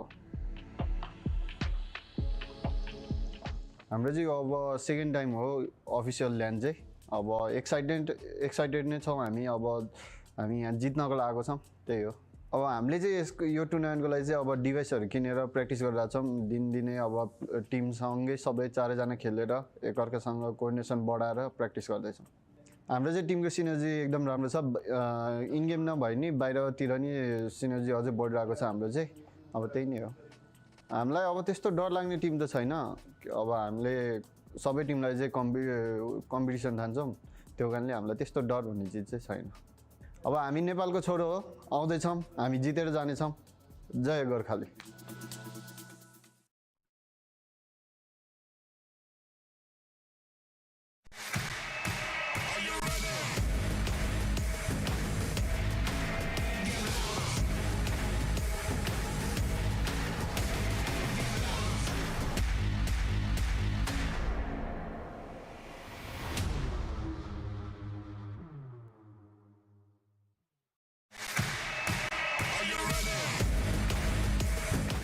Всем салам алейкум, меня зовут Дамир, мой никнейм Акзер, я играю за команду Falcons, и мы представляем нашу страну Казахстан. Я себя чувствую очень хорошо, тут очень круто, здорово, организация турнира на высшем уровне, наша команда готова, и мы покажем хороший результат. Мы готовились очень долго, потому что мы прошли через голосование, и у нас было достаточно времени на подготовку. Наши сильные стороны — это, наверное, наша атака, потому что мы очень агрессивная команда. Все команды здесь очень сильные, поэтому к каждой команде мы готовились, каждую команду анализировали. Поэтому не могу выбрать отдельные команды, потому что все очень сильные. Всем удачи, развлекайтесь, ребята.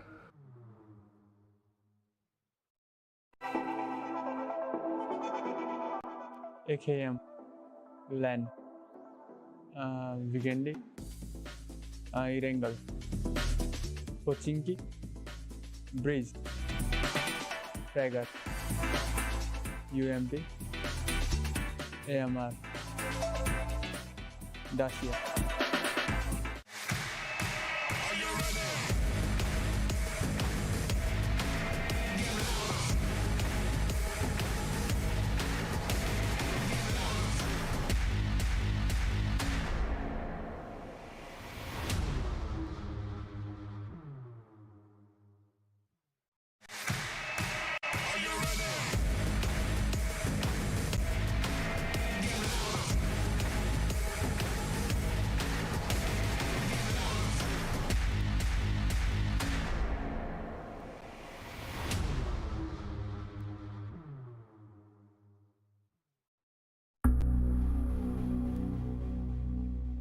Meu nome é Lucas, meu nickname é Carrilho, Meu time é Alpha 7 e somos do Brasil.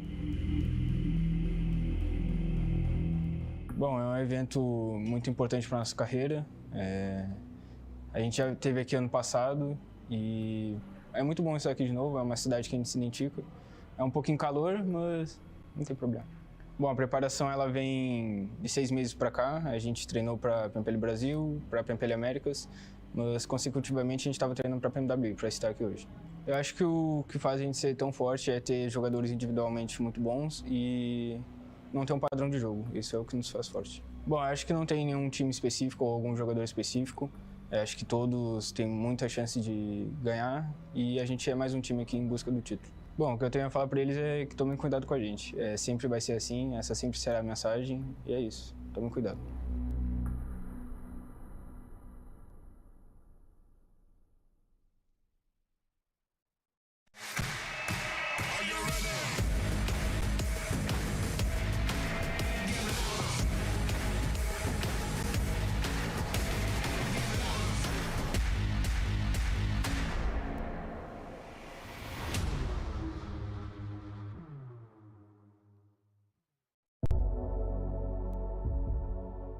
ครับก็สวัสดีครับผมนูซี่นะครับจากทีมแวมไพร์สปอร์ตนะครับจากประเทศไทยนะครับเล่นตำแหน่งแอคแท็กเกอร์ประจำทีมครับก็สำหรับความรู้สึกครับก็รู้สึกดีใจครับที่ได้มาเล่นในรายการแข่งขันระดับโลกแล้วนะครับก็เป็นเหมือนรางวัลชิงแชมป์โลกเป็นแชมป์โลกประจำปีกลางปีครับก็ถือว่าดีใจครับก็เต็มที่ครับกับรายการนี้ครับก็สำหรับการเตรียมตัวก็มีสังกัดคอยซัพพอร์ตแล้วครับเรื่องอุปกรณ์หรือว่าอะไรเงี้ยก็หลักๆก็เป็นของการซ้อมภายในทีมครับเรื่องของการคุยแผนกันอะไรเงี้ยก็สำหรับทีมของพวกผมในการเล่นครับก็น่าจะเป็นเรื่องของทีมไฟและการสื่อสารครับน่าจะเด่นในเรื่องการสื่อสารและทีมไฟก็สำหรับผมยังไม่ได้มองทีมไหนเป็นปัญหาเพราะผมส่วนตัวเลยผมยังไม่เคยเจอทีมอื่นๆนะครับแต่สำหรับภายในทีมก็น่าจะเป็นบอสแมปแล้วนะครับก็เป็นอัลฟาเซเว่นครับก็อยากจะบอกทีมอื่นนะครับก็เดี๋ยวรอเจอกันในสนามครับรอบนี้แวมไพร์ก็จะมาเอาแชมป์เหมือนเดิมครับขอคิงไว้ก่อน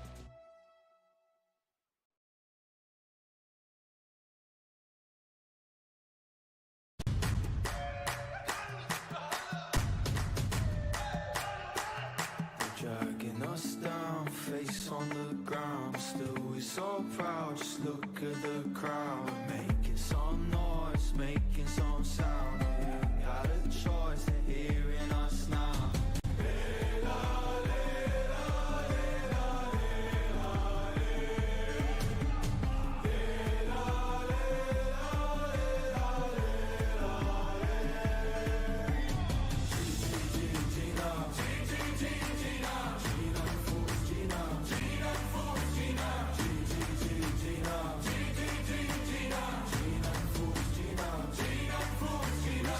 Paradise through dirt in our eyes for us.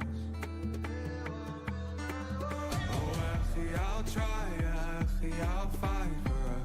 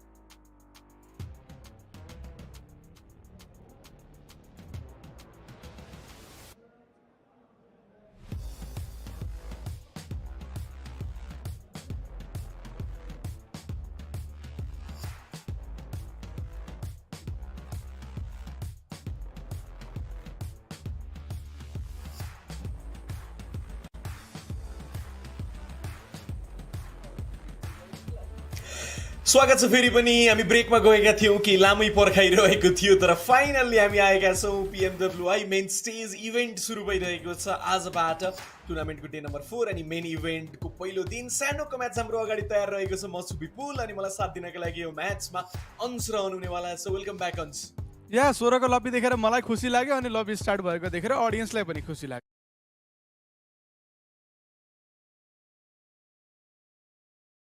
to see if we were going to see any hot drops. Usually these teams have already done their homework. They've already kind of done their handshakes before the match because you really want to avoid those hot drops at all costs. It's just not worth it at this level. Even if you do beat that team, you're most likely going to lose a player or two, and that's going to make things that much harder for you.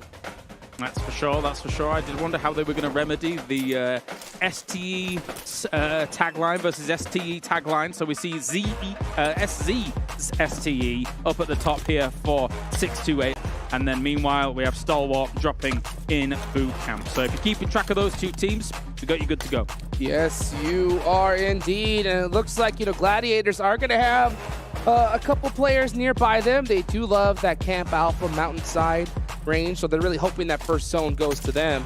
But so far, so good. Doesn't look like we see any teams really getting too close to each other. Yeah. Oh, and a mainland circle to get things going, as mainland as you can call the big island. But one slight change we've seen here, whilst we have this Paradise Resort going down, is that Gladiators had to move their drop spot a little bit, but I can talk about it in a moment. Yep, we'll talk about that in just a second as we're watching GK go up against D plus Kia in Paradise Resort. Ragnar up on the roof, gets one, looking to get another, but he's waiting for his teammates. He wants to be able to get a little bit more room. Yeah, he jumps off, says, you know what? I got one. I need the rest of my squad to help me out for the rest. Especially smart because he saw a second head coming his way, right? Just over the lip of that building, so you do not want to be taking that 2v1 situation when two players could be trying to jump shot you. Especially with an M16 in hand. If he would have had a DBS, maybe it was something different. But right now, with that M16, he's got to play things very carefully. D plus Kia were able to get a full reset off.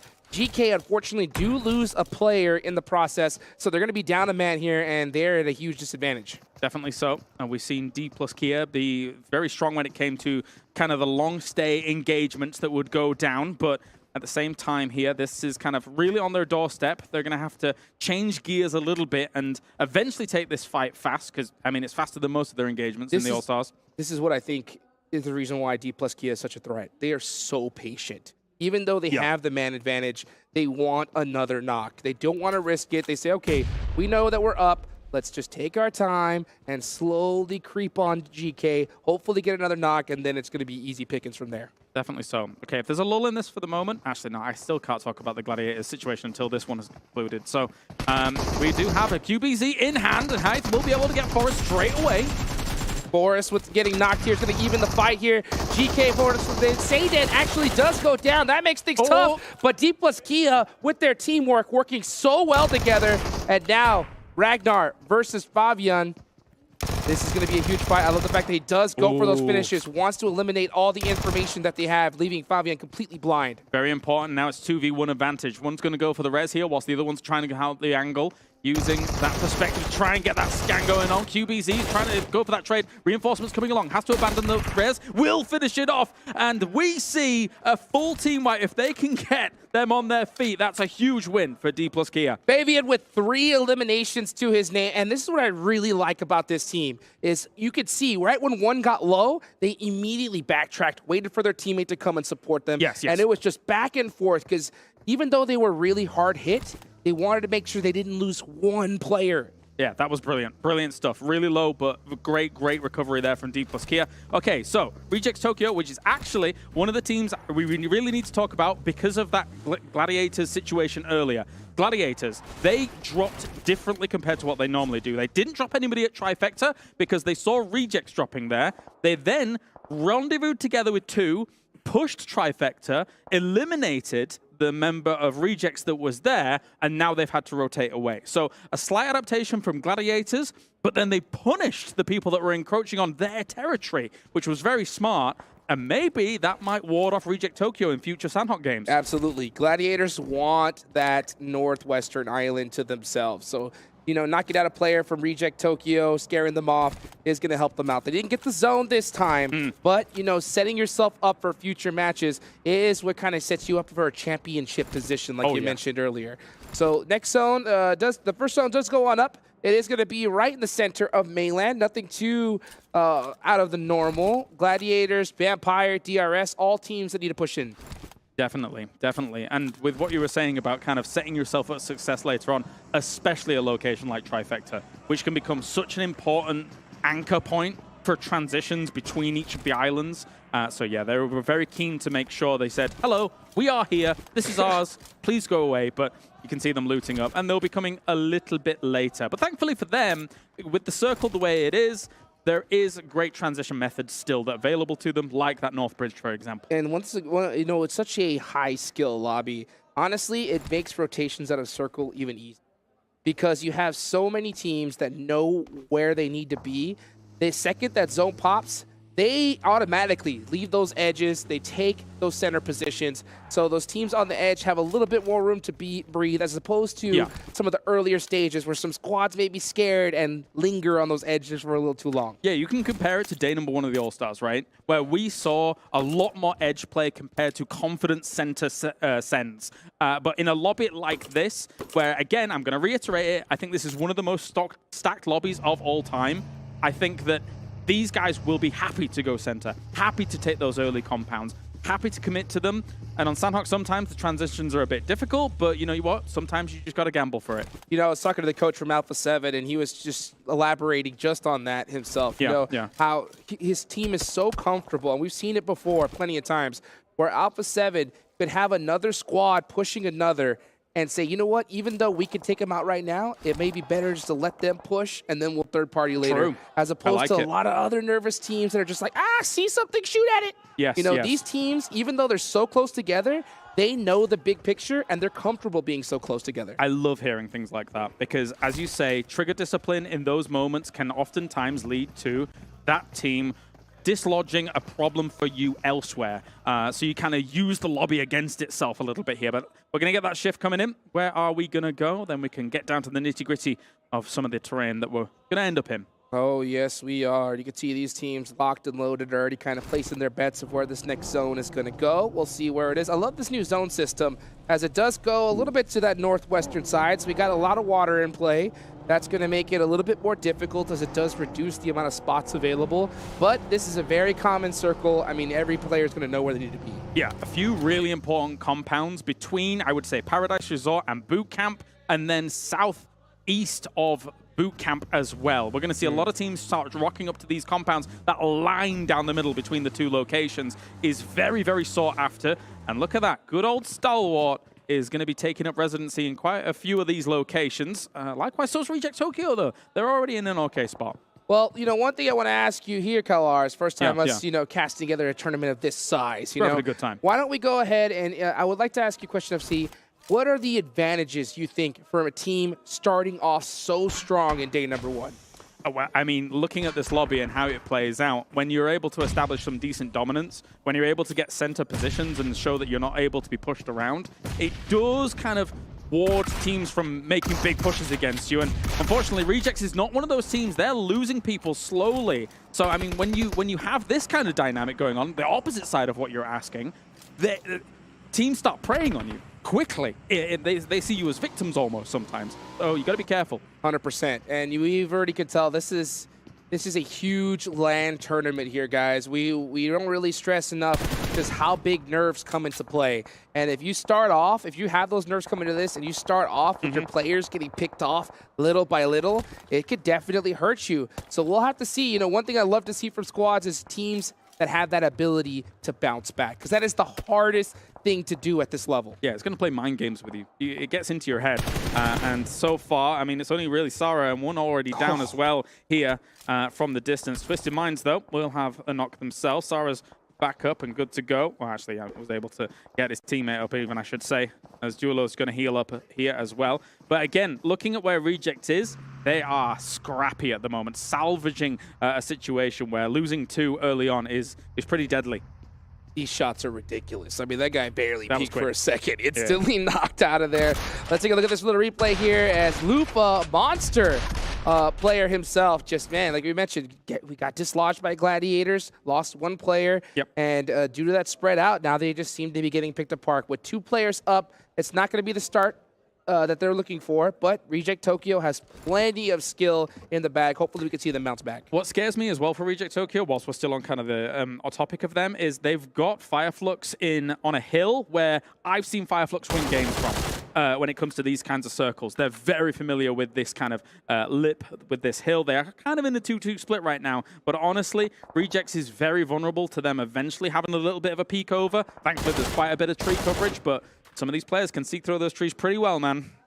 Oh, yes, indeed. You can see Duello looking for any little pixel that is out of place, and you got to have that eyesight on point because there are going to be plenty of snakes in the grass here. Still a ton of players are remaining, 15 teams, as GK is the only one to go out. Next zone about to pop. And that's the important thing about 15 teams still alive that you're bringing up here.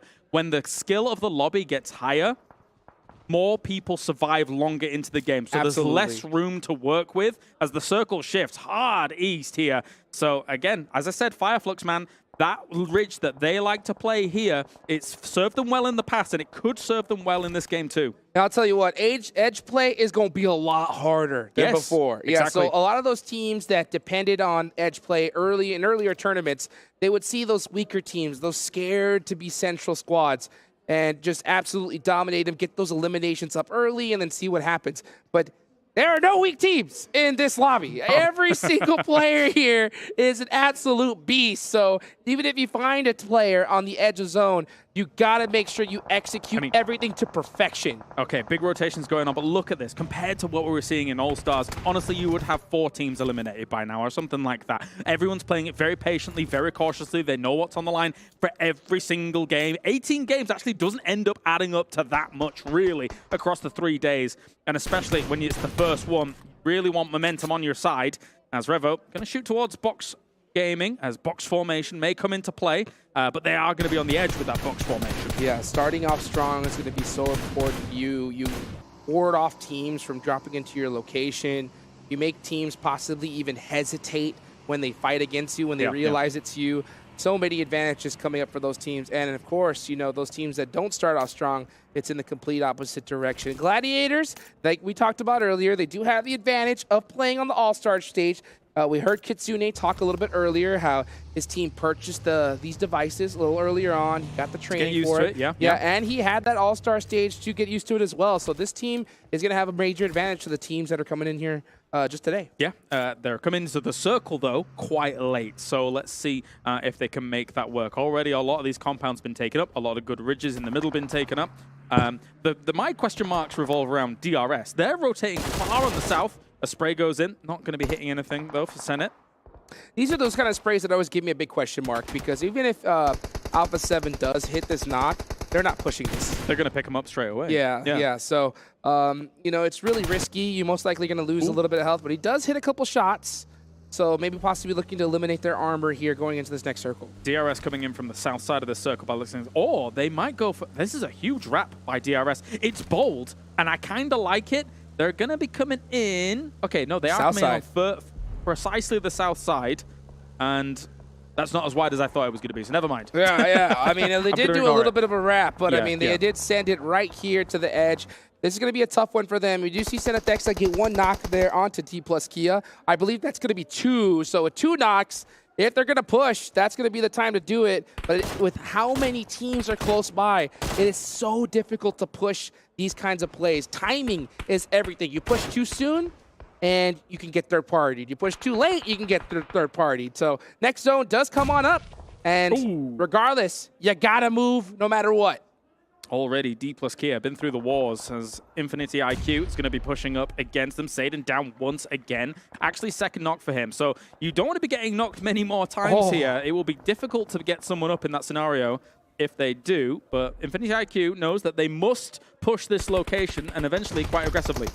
Vampire going up against Twisted Minds. Here comes a big battle here, 4v4. Schweppes does have those angles. He's going to throw that Nice jump nade. Ooh, gets beat up pretty bad, but he hits the nade onto Dami. That leaves one player up for Twisted Minds. We should see a full send here from Vampire. Difficult to deal with this as another nice nade was going their way. Didn't quite connect with as much as I thought it would, though. A bit of a push-up. Two, trying to push on this. Crypto not with too much opportunity here to get this going. He's sticking the res. This is very bold. He's now going to have to remove, considering Ravenclaw was looking for the off angle. DBS is out. Here we go, Ravenclaw. He's got the advantage. Oh, and Nade does it, though. And that is Twisted Minds out early. And our All-Star Stage champion starting off strong.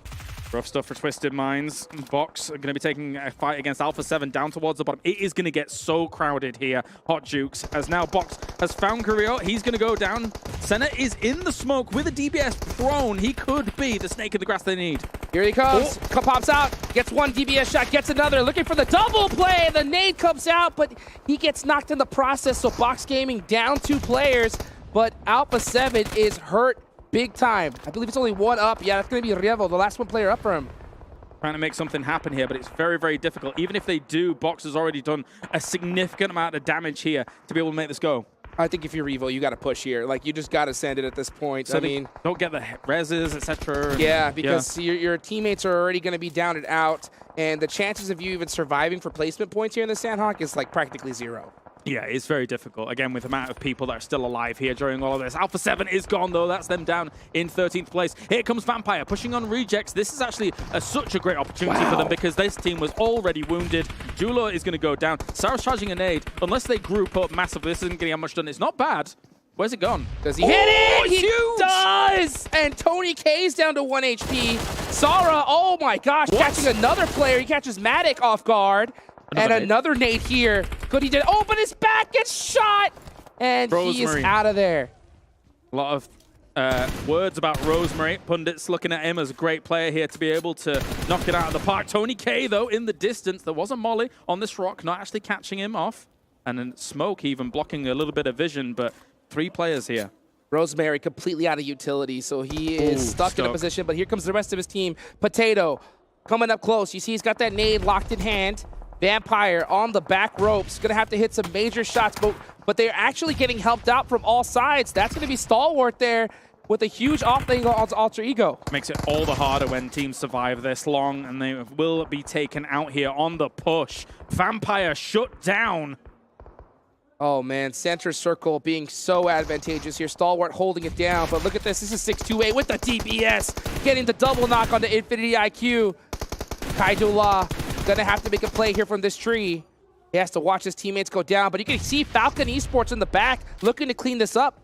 Yep, you got to take all these third-party opportunities whenever you can, but the problem with Sandhawk is sometimes you can even be fourth-partied, etc. With how many teams still alive, the terrain, the way it works on out here. Ferrari charging up that nade, going across the hill. He was hit as well by a nade. Punching King takes a bit of damage. Sunan going and getting that secure. Very, very important for his team. He has 3 eliminations, so he is definitely starting things off for 628. Meanwhile, you got Falcons on the edge of the circle. Papa Blue coming in hot. This is stage number 5. Blue zone hurts real bad. Yes, it does. You got to be careful about this. Ferrari lying down prone, actually sees Falcons members in the distance here. Look at that, you can see the pixels on the head, but he's not going to take the shots just yet. Yang actually knocks him from the other side of things to get things going, and trying to go for Punching King straight away will get him. Tries to go for the flush, doesn't get the flush though, and but he was stolen, I think, from shots from Ketch. Ketch, I mean, these players are picking up these steal elimination points like crazy. This team was on the thin side of the circle, so they had a little bit of time to be able to push in, but they're not going to be able to get a break at all. We're seeing teams drop like crazy. Meanwhile, Stalwart have the strongest position, and they are big chilling in the compound. Look at that. Surprise, surprise. Oh, and the circle. I mean, honestly, Stalwart, they drop boot camp. They had the pick of the litter when it came to compounds, and they are not going to squander it here, as they're going to have a few teams trying to push up against them. And also, we're watching this go down here. 628 is having a bit of a rough time. Oh, yes, they are. They're going to be forced to try and push into this next zone.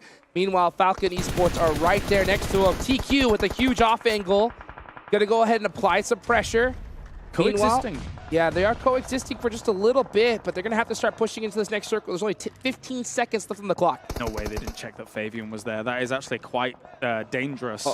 You really need to cover these shacks because I don't really think he made that many noise cues either whilst the circle is going to be closing. Steal. Big spray from 6, able to hit it.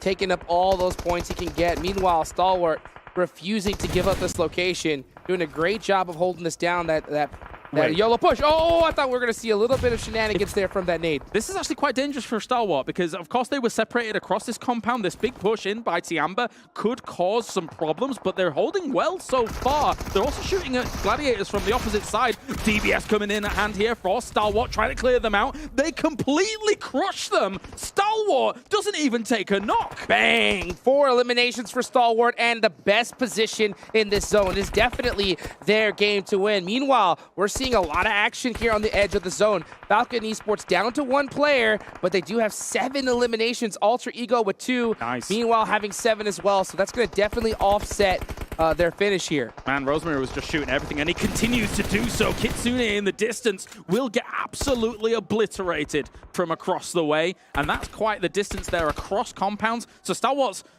in the circle again, but they're hearing these shots zing across them from side to side. They must be so content with this. 100%. They're looking for that chicken dinner, but you know, this is one of those dream zones that you get. You want to be able to get that chicken with a lot of eliminations, but these teams on the edge, like Alter Ego, with 8 elims to their name right now, they are crushing it.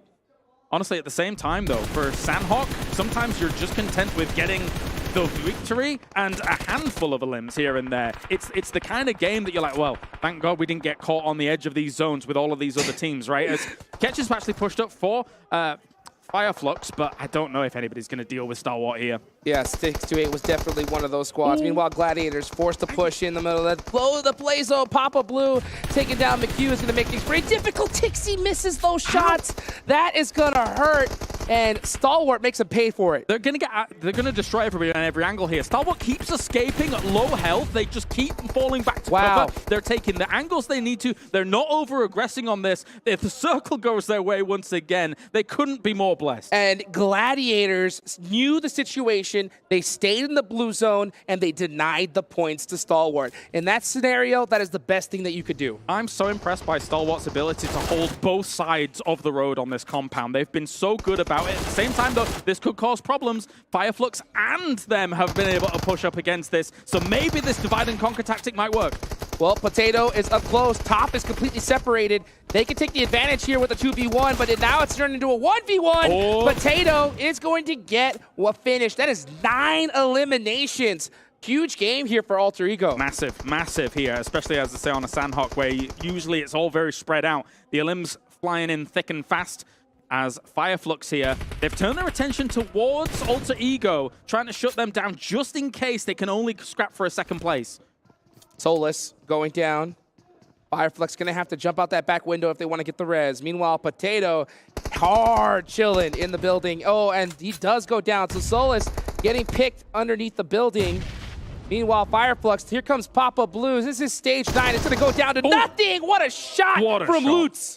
What a shot here. Fireflux really contending and trying to push on against this, though. They're on fire, trying to get out of this situation. It's not going to be easy. Potato actually able to shut them down. He's able to scrap second place from this here, and Stalwart should be able to get the first. Potato is hungry. He's got the Uzi. It's a 1v1. No way. Potato. No way. Looking to steal the chicken dinner from Stalwart with the jump shot. DBS. It's going to be a Stalwart Esports chicken dinner. That was way too close. That was too close for comfort for Stalwart. They thought they had that in the bag for so long in this game, and yes, they do. But Alter Ego, man, what a play from Potato to be able to get that as close as it was. I mean, of their whole entire team to even get Potato to that stage. Yes. Stalwart had to do nothing. All they had to do was sit back and shoot at anything that moved at them. Alter Ego, they had a very difficult rotation into that zone, and they made it all the way to the end. That was nuts. That is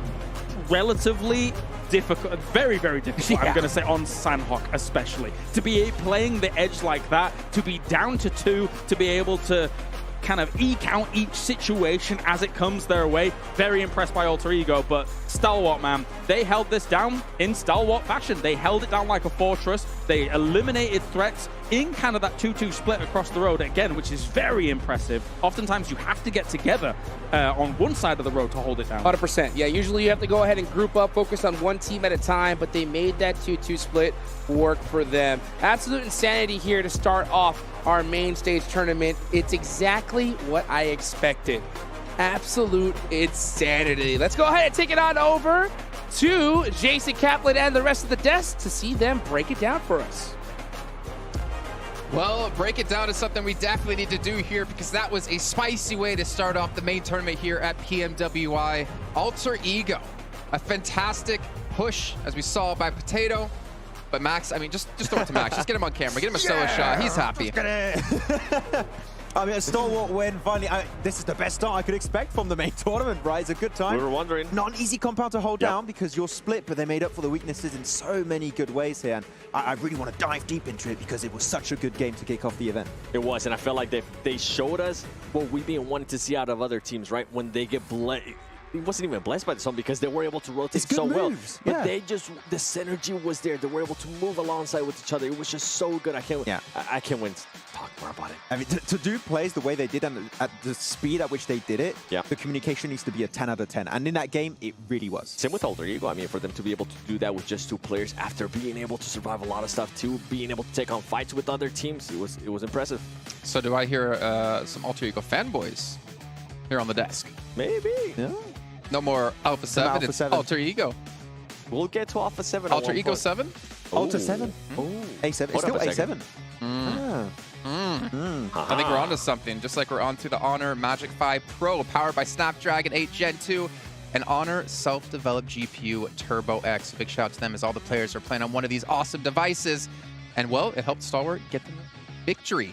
Which, honestly, Max, I mean, we were watching it together, and he was just getting jittery. He was getting excited. He was like, they did such a good rotation. Then they did this, and now there's a lot to talk about. The whole game was really good. There's a lot to talk about here, so I should take a look at the match rankings so we can dive into some of these teams in particular, because it's all about the points. And Alter Ego had a lot of eliminations behind that second place finish. Yeah, actually, I thought at some point they somewhat saved Vampire Esport from Sora, from Reject, and I was like, okay, they kind of helped out the team. It's not going to be that easy to take away, but man, they're still scoring here. 10 eliminations on the game 7. Alter Ego coming in with a bang, which I would say aggressiveness is aggressivity, if you, well, that's my word, which both work. Was something that was lacking from this team back in the PMGC Grand Finals. But adding Rosemary and Potato more specifically is looking even more aggressive in these fights is exactly the change we expected. I was just so impressed the way they were able to play that edge. It was so wonderful, especially when DRS tried to push on them. By the way, DRS tried to do a very, very wide rotation, and it backfired when they ran into Alter Ego. And looking at here, which Vampire, man. 6 eliminations, and they went out in 11th place. Like, we're talking about the defending champions. They were actually in a fight. Let me take a look at my notes. Up against Reject, right? And Twisted Minds, And, funny enough, guess who saved them? Alter Ego. Guess who eliminated them? Alter Ego. It was a very nadeable mini compound. So it was the moment you knew you were going to get pushed away because of the blue zone, you had that kind of like rush factor. You had to leave ASAP. You were not going to make it out. But yeah, Vampire, still a few eliminations, short 0 placement, but that's the thing. Even a bad game for Vampire, it still results in a few points coming their way, so it's not going to allow them to fall too far behind on this first game. I gotta give a shout out as well here to Falcons, like for them to get 7 eliminations in that first match. I know it's Sandhawk, but it's still a lot of limbs to put up. D+ as well getting 6. You had Vampires we saw get 6, and then Firefox getting 5. Like, we saw some teams picking up some pretty good eliminations. And again, considering the delays we had, which is very hard to keep your mental state to kind of stay focused, I think it's kind of impressive and shows the caliber of these teams. And I think that's the main thing, right? The main thing that we've been hyping up about the main event.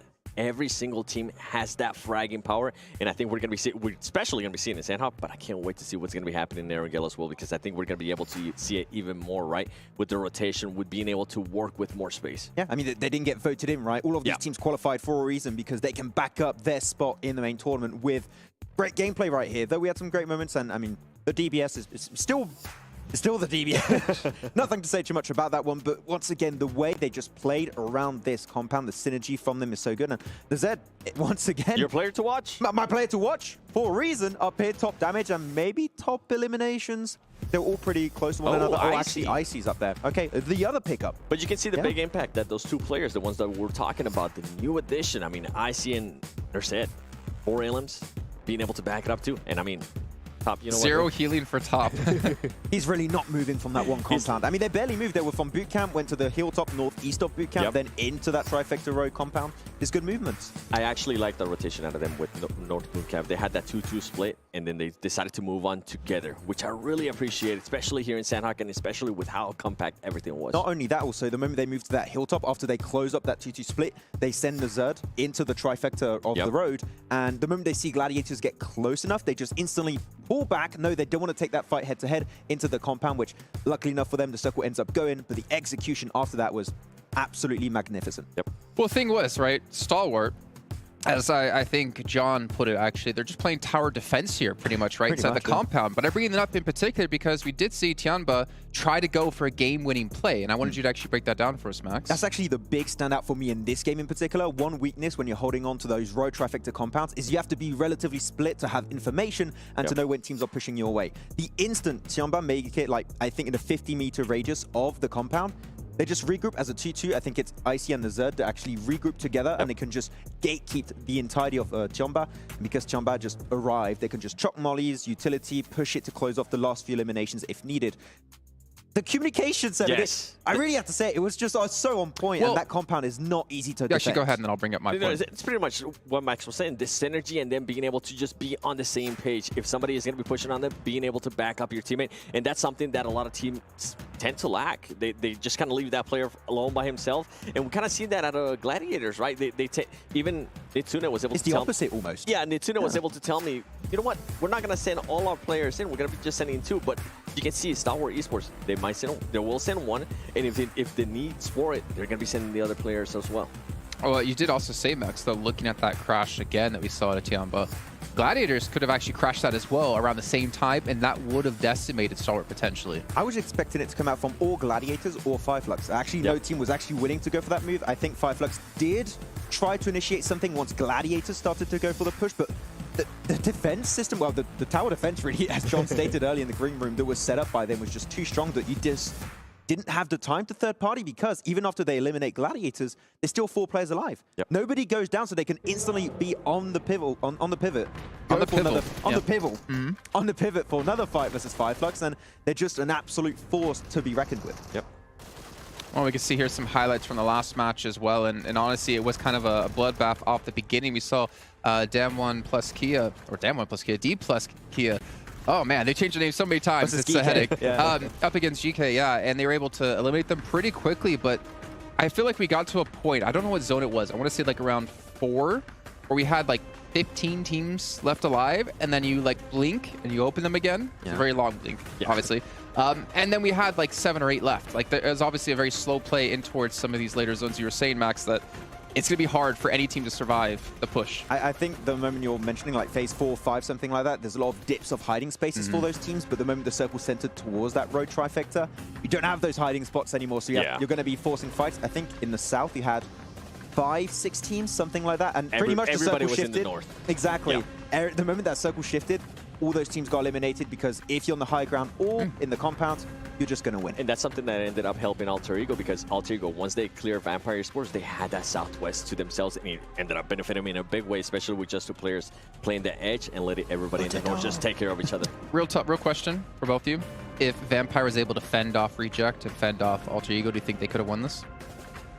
Obviously, there's a lot of things that could have happened, right? I think Star Wars, they positioned themselves so well that they would have been able to defend it regardless. Yeah, too good. Okay. Well, I'm starting to hear the music going, and I'm hoping I'm not being teased this time, as it looks like the players are about to kick things off. Going into Eranga, though, for our first time of the day, I want to hear your predictions of who's going to take this match. Maxman, go. Damwon Kia, let's go. Really? No, I'm not the only one that said it. Vampire Esports. Vampire? Yeah. Oh, okay. Okay. Well, you know what? Maxman, I'm going to go for the back-to-back. I'm going to go for Stalwart. They're going to pull a Vampire. Well, keep in mind, we have the record breakers, right? If they can get 3 in a day, they win, I believe, about $25,000 for themselves as well, to add to the tally of their soon-to-come 400,000. Whoa. That's it. I mean, I predicted before the event started that they would be the team to win, and I'm not going to back down. You know what? I would love it. Action has got the most eliminations from actually last year. If Top beats it, that would be a great storyline. I'd love to see that happen. You think? Yeah. You think Top's going to beat it? Maybe Nazet. I was about to say, come on. Could happen You got to too. stick to it. Stick to your player to Or watch. IC2, he was top fragger there. Who knows? Okay, well, I did get debated there. We're not going to be going to game. Just cool music. Just cool music. Yeah.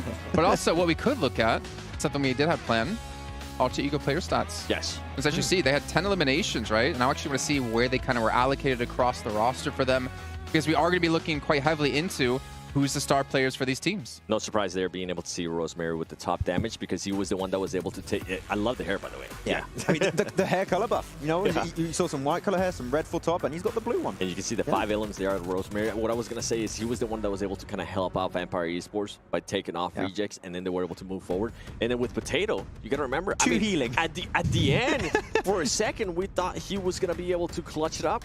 That's a scratch, I think, to heal. Oh, no. It's like, oh, no, I don't think I'm going to heal anymore. Just take me away. And obviously, as we did see with DRS, right, they were a team who were able to get into the late stages of the games back in the All-Star stage. And then day 2, they were able to pick up the eliminations. We're seeing both here out of Alter Ego. And the thing is, remember last time I saw Alter Ego, they just didn't really impress so much back when working with them, or commentating, hosting, whatever you want to call it. But I'm excited to see, like, what kind of form we're going to see out of this event. Yeah, I think we mentioned it a bit on the pre-show. What they were lacking back in the PMGC Grand Finals was fragging power, which I think Rosemary actually is the perfect pickup for. I think he's one of the best successful player pickups of 2023 so far. And I really want to see how this team can grow in the long term. And if they make it back into PMGC, see how they truly evolve over the course of a year. Yep. Well, you know what, ladies and gentlemen, I do see a plane on the screens here of the Honor Magic 5 Pro for the players here live at PMWI. Let's get into our first Erangel of the day, our second match overall. Look at Lars. Oh yeah, let's go, just me, baby. Just me. That's what I'm talking about, dude. Lars, you got this, brother. I believe in you. You want me to do an intro? Do an intro. Go for it. That's right. It's time for game number 2 here at the PMWI main event, and we are going to be getting things going. Look at this, a Southern Plane Path. We've just had Stalwart get themselves a phenomenal victory on the board here, thanks to holding down the tower defense. And now we're into game number 2, the Grassy Pastures. What do you think? Oh, that was beautiful. Thank you. 10 out of 10. 10 out of 10. I appreciate that. Stalwarts, will they get blessed back-to-back? That is going to be the question. But you know what? They're not a team that really needs it. But when they get it, oh, is it so sweet. Yeah. Southern Plane Path here. That's going to kind of not the favorite of these players. That's rough. for sure. It is rough. Yeah. You know, and we're starting to see, teams like Vampire stretch up north. I'm surprised because normally we see Vampire go Primorsk. But instead they decided to head towards Hospital. Yep, it's a little bit tricky for them to make something like this happen. I mean, they know that 628 is also kind of keen on that location, right? So you got to be careful. Likewise, though, they do know that making this kind of drop go on, Fireflux is also keen to be moving north. So you've got to be a little bit careful here as Vampire. But there is the circle. It's pretty much going to be mainland almost guaranteed here. With obviously, we do have a little bit of military in, but usually teams would discount that. Oh, yeah. I mean, you're definitely going to tell that all these teams are going to head towards that center area. Shelter, always a really strong position here in this circle. As we look at Alpha 7, forced on the run, and that is just a result of this plane path. The double buggy pickup. Double buggy. I always call those the lucky buggy. The lucky buggy pickup. That's right. As they just crash into each other. Oh. Over. Who we go? Goodbye. Oh, he jumped over it. What a jump. There's no way he gets away. Nice try. Nice driving there from Quan. As that was sick. That was. Honestly. I mean, he hopped right over it. Quan, though, with the return. Easy elimination. And that's always the roughest part about these circles, you know? Or the plane paths in general. You got to go and hunt down a vehicle. And if you miss, you're out of there. No, definitely so, of course. As the 2023 PMWI crate is available from July the 15th to August the 15th as well. And maybe we've got a regame here. But also, not only that, we can go over to the Esports Center and check out some of the stuff that's coming along for you as well over at home. So if we do have a regame, we're just going to have a little bit of a lapse for the moment here. But I think when you look at a game like that, some of those teams that would like to go north, you know, don't have the easiest time in a playing path like that. So it does kind of set them back straight away on an Erangel like that. So maybe they'd be happy to kind of negate some of that. Oh, I know. What was it? Infinity IQ. Pretty happy about that one. You know, they're going to be able to run this one big. Let's take a look at these teams. You can see exactly where there are players behind the frosted glass, just waiting and excited here today. I mean, the first match was nuts, obviously. We saw some Sandhawk craziness, but now we're going to go to Erangel, the tried and true map. So I'm really interested to see how it all plays out here, because we already noticed the teams taking some different drop locations. I wonder what's going to happen when we see a nice, good play back. Yeah, I mean, when you think about those drop positions as well, let's talk about the Vampire STE, or I mean, style 628. That's correct. Drop kind of dynamic as well, right? For a Vampire, it does put a little bit of a wrench in their works, but if you think about what they were doing in All-Stars, right? Their backup drop sometimes was locations like Zaki. So if you think about them trying to drop north on a plane path like that and then trying to rotate in from that northwest side, they clearly have some experience with it regarding kind of that backup drop location potential. So coming in from that side, they're probably very well versed at rotating from that angle. Yeah, 100%. I mean, at a tournament of this caliber, with this much prize pool, guarantee you, these teams have all had a little chat prior to this, before entering here in the lobby, and they're saying, you know what, we're just gonna land on this side, you guys land over there, and we'll see who all battles it out in the final zone. Because, like I talked about, you know, having these hot drops, they destroy your chances of a championship. Oh yeah, don't incredibly. Yeah, it is absolutely brutal for both teams involved. Even if you're on the winning end of it, oftentimes you might lose one player, you might lose two players. Yeah, you won out the hot drop, and yeah, you've got yourself 4 eliminations on the board, but it really does not help your chances in order to convert to a win, things like that. And speaking of converting to a win, let's briefly talk about what we saw from a good point that they brought up on the desk was the Tiamba win it or lose it play. Yes. I love seeing those kinds of plays, because honestly, if you send, and when we saw them send into the Stalwart compound, you either win that fight and you potentially put yourself in a winning position, or you don't win it and that's like that. But it sometimes, especially on Sandhawk Dukes, and you know it as well, is better than just committing to the third parties, the fourth parties of edge play, right? Yeah, I mean, you're having to roll the dice if you're just sticking to the spot where you're at. You're hoping that another team fights another, you catch a lucky third party, but they wanted to take their whole entire, you know, future in their own hands. Agreed. Right? Agreed, so they said, you know what, we take this day, if we get it, we do. If we go out, we go out. But we'll find out. Let's go ahead and bring it on over to the desk to hear their thoughts on that. Well, my thoughts are actually thinking towards the teams who came in from the All-Star stage, where they are used to this happening and they get to keep their mental focus, whereas the teams coming in, this might throw them off a little bit. You know what? You got to stay focused because you only have 3 days of play. You know what? Which team actually just got rolled over? I think that was Infinity, wasn't it? Was that Infinity? It was, yeah. Good for them. Yeah.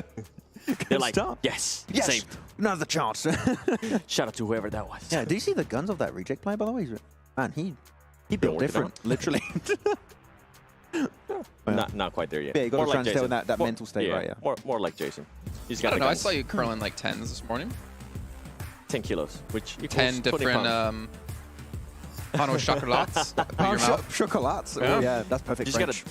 gotta. Never mind. This man, I don't. Okay, we'll get back to topic really quickly. This man, for some reason, every morning orders a cappuccino, takes his cappuccino, takes like a chocolate croissant.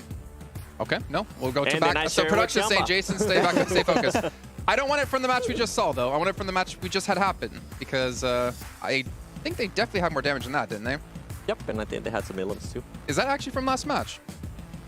I thought they had way more than that. I mean, they didn't get any elims? They got no damage or like eliminations on their push in the color me wrong in the trifecta. Sure. Yeah. So I think this is accurate. They actually got just the one placement point then. Yeah. Also. Okay. So he takes a croissant. No, we'll skip past that. I mean, obviously, it is a tough time here for the teams. Obviously, stay focused. I'm trying to think of any teams in particular that we kind of looked at in the last match. I mean, if you think about the PEL teams coming through, we didn't see too much about it in the first match. However, I'm very conditioned to see PEL teams come in with Nova. And it's just like, first day is not a big deal. Day 2 and day 3 is where they really come out the gates. I think the Sanhok is not very telling of what we can expect from them. I'm going to wait maybe for an Orangor to a Miramar, especially see how they're going to be adapting to the lobby. I think After one Sanhok like that, it's a bit too soon. Yeah, I want to have a little bit more time. They're actually bringing up one topic for Sanhok in particular and see how that's going to devolve in the next day and next 2 days actually of the main tournament. Is are we going to see that hot drop happening in bootcamp that we saw of GK taking that fight versus D plus Kia? D plus Kia completely dominated it, but in Paradise. I hope it's not going to happen again because it's just, as we know, not really worth it. I think it'll probably happen one more time. It takes 2 days. I think, I don't know if it will happen tomorrow, but depending on where GK is at, depending on where D plus Kia is at, I think they'll probably land on each other one more time. I mean, $3 million? we saw it, right? We saw it happen, I mean, during the All-Star stage between, what was it? I think it was D plus Kia. I can't remember the other team. It's always D plus Kia. I can't remember Forest. the other. Forest It away. was Forest. I can't remember the other team, but I mean, it happened 2 days in a row. Well, we saw that happen a lot, actually. I'm trying to think like a season ago, not this season that just passed, like the fall season of PMPL Europe, where we had the same 2 teams dropping every single time on the same compound on Miramar, if I'm not mistaken, right? Yeah, we had even or was a that few of that on the PMGC? Wrangle. Yep. We had some I PMGC. think you're thinking about G Gladiators when they were previously named different. And No, then there's Alpha another 7. HVVP. No, it was one But team. I mean, they would always just ego hot drop each other. Basically, hot drops are bad, don't do that. Yeah. That's what we're trying to get to, okay, right now. It's just not going to be helping you out. It's just Sanox is not as impactful if you had a hot drop happening on a Wrangle, which is why I'm really willing to see if that is going to be the case on a Wrangle. Are we going to see Alpha 7 Gladiators retain, especially the changes that we were able to witness at the end of the All-Star stage? Are Gladiators going to keep dropping towards Hospital Split? Are they going to go for the southern western bridge of Sonuvka? I feel like teams have already adapted so much, and especially we got 3 full days of broadcast that the main tournament teams have been able to watch and see this is where the teams dropped, this is where they rotate typically. You can dodge it. I don't want to see hot drops happening at least as often as we had at the start of All-Stars. And I feel in Erangel, it might come down to the playing path, right? Because, in this previous match, before we restarted, we did see G Gladiators go to Ferry Pier, where they've been going over and over again. And I think they had Alpha 7 starting to go towards Lipovka. Well, here we go. Some total damage from the last match. We did have 2K reached and breached by Stalwart. Onto Ego at 1,700, a better ratio there between, obviously, damage and eliminations. Gladiator, though, kind of enjoying seeing this amount of damage. Obviously, one thing we've been criticizing them heavily on is having the Matic Classic. Yep. It still doesn't rhyme. When I say it doesn't rhyme. Really? Yeah. The Matic Classic. If I do it like that, yeah, the Matic Classic doesn't really rhyme. It's got to enunciate, yeah. Matic? And in American, it doesn't rhyme. In French, English, it seems like it does. Matic Classic. No, it doesn't. Nah, not really. Matic Meta? No. We'll have to find That's something. alliteration. No. We'll think of some. We'll think of something. Don't worry. I mean, we got the Terminator. We got Darth Dante. We got to figure out a couple more. But what about Alpha 7, since I'm looking at you? Not a strong first match, but not necessarily a big deal for them. We always know they start slow in tournaments. The only weird thing is that this is technically like day 4 for them. You're going to set me up for it? All right, I think it's time. I actually wanted to talk about this at the beginning of the show. I don't want to see a slow start out of them. I feel like they don't have any excuse now. They were using the excuse of, okay, we already qualified to the main event. We're going to be able to try different stuff. And I feel like it is now time for them to not be using any excuses and actually show up here and not be like, okay, you know what? It's usual Alpha 7. They're not going to be doing well here in day 1. But in day 2, that's when they start picking it up. I kind of want to just not continue to give him an excuse, because that's what I feel like is happening. We just saw what Star Wars Esports was able to do, right? And they haven't been playing the previous 3 days. They were able to come in here. They were able to get a chicken dinner. They were able to back it up with eliminations too. So it's time we start getting off that narrative of, oh yeah, this team is used to starting off slow. They're going to come back in day 2. I'm just tired of that. I want to see Alpha 7 show the caliber team that if they want to become the champions, right? We always talk about with Alpha 7, they really want to become PMGC champions. At this rate, I just don't see it happening this year. Something needs to change. Yeah. I mean, I could see some people saying like, oh, but it's different teams than what you had in All-Stars, so they need to adapt a little bit more. And I mean, not really, because... You know what that's called, Max? It's called excuses. Exactly. Yep. And the thing is also on top of that is that these are internationally renowned teams. Like, we know how they play. We know where they drop. We know how they rotate. If you're doing your research, which it should be at this point, you shouldn't be having any major issues. And you have 16 teams compared to 18. It should be technically even easier than what you had in the All-Star stage, except that the teams are a lot stronger coming into it. But at least you should not be going out as early for like reasons like hot drops or rotations, I feel. But even when the teams are stronger, if you are considered one of the strongest teams in the world for PUBG Mobile esports, that shouldn't be an excuse. I feel like you should be able to maintain it. I just want to see something out of them. Coming in this Erangel, I think we were talking about this actually before the show even started. We were wondering, okay, how many matches are we going to be giving Alpha 7 if they don't start pretty well? I think I was saying 3, and you said 2. And I went back on it. I was like, you know what? It's actually accurate. I think after the first Erangel, it'll set the pace for the rest of the day. What about, so we're talking about strong teams. I'm actually curious, and before any of us get any hate messages on Instagram again, what about the other end? Who do you perceive to be as the weakest teams in this lobby right now? And not necessarily, again, not in negative connotations, so don't hate on us. But in terms of like the power we've seen in the past, the raw power of the talent they have on the rosters, who do you perceive to be weak? Comparatively, relatively. You said one team earlier. Which one did I say? Starts with a T. Oh, Twisted Mind. I was like, where's he going with this? I don't know. I mean, yeah, Twisted Mind, it comes to mind then in this one. Well, you look at Crypto, right? I mean, back in North America, Crypto used to be one of the strongest players, I'd say, right? In Pakistan, yeah. No, Pakistan? Yeah. Okay, I thought it was Europe, right?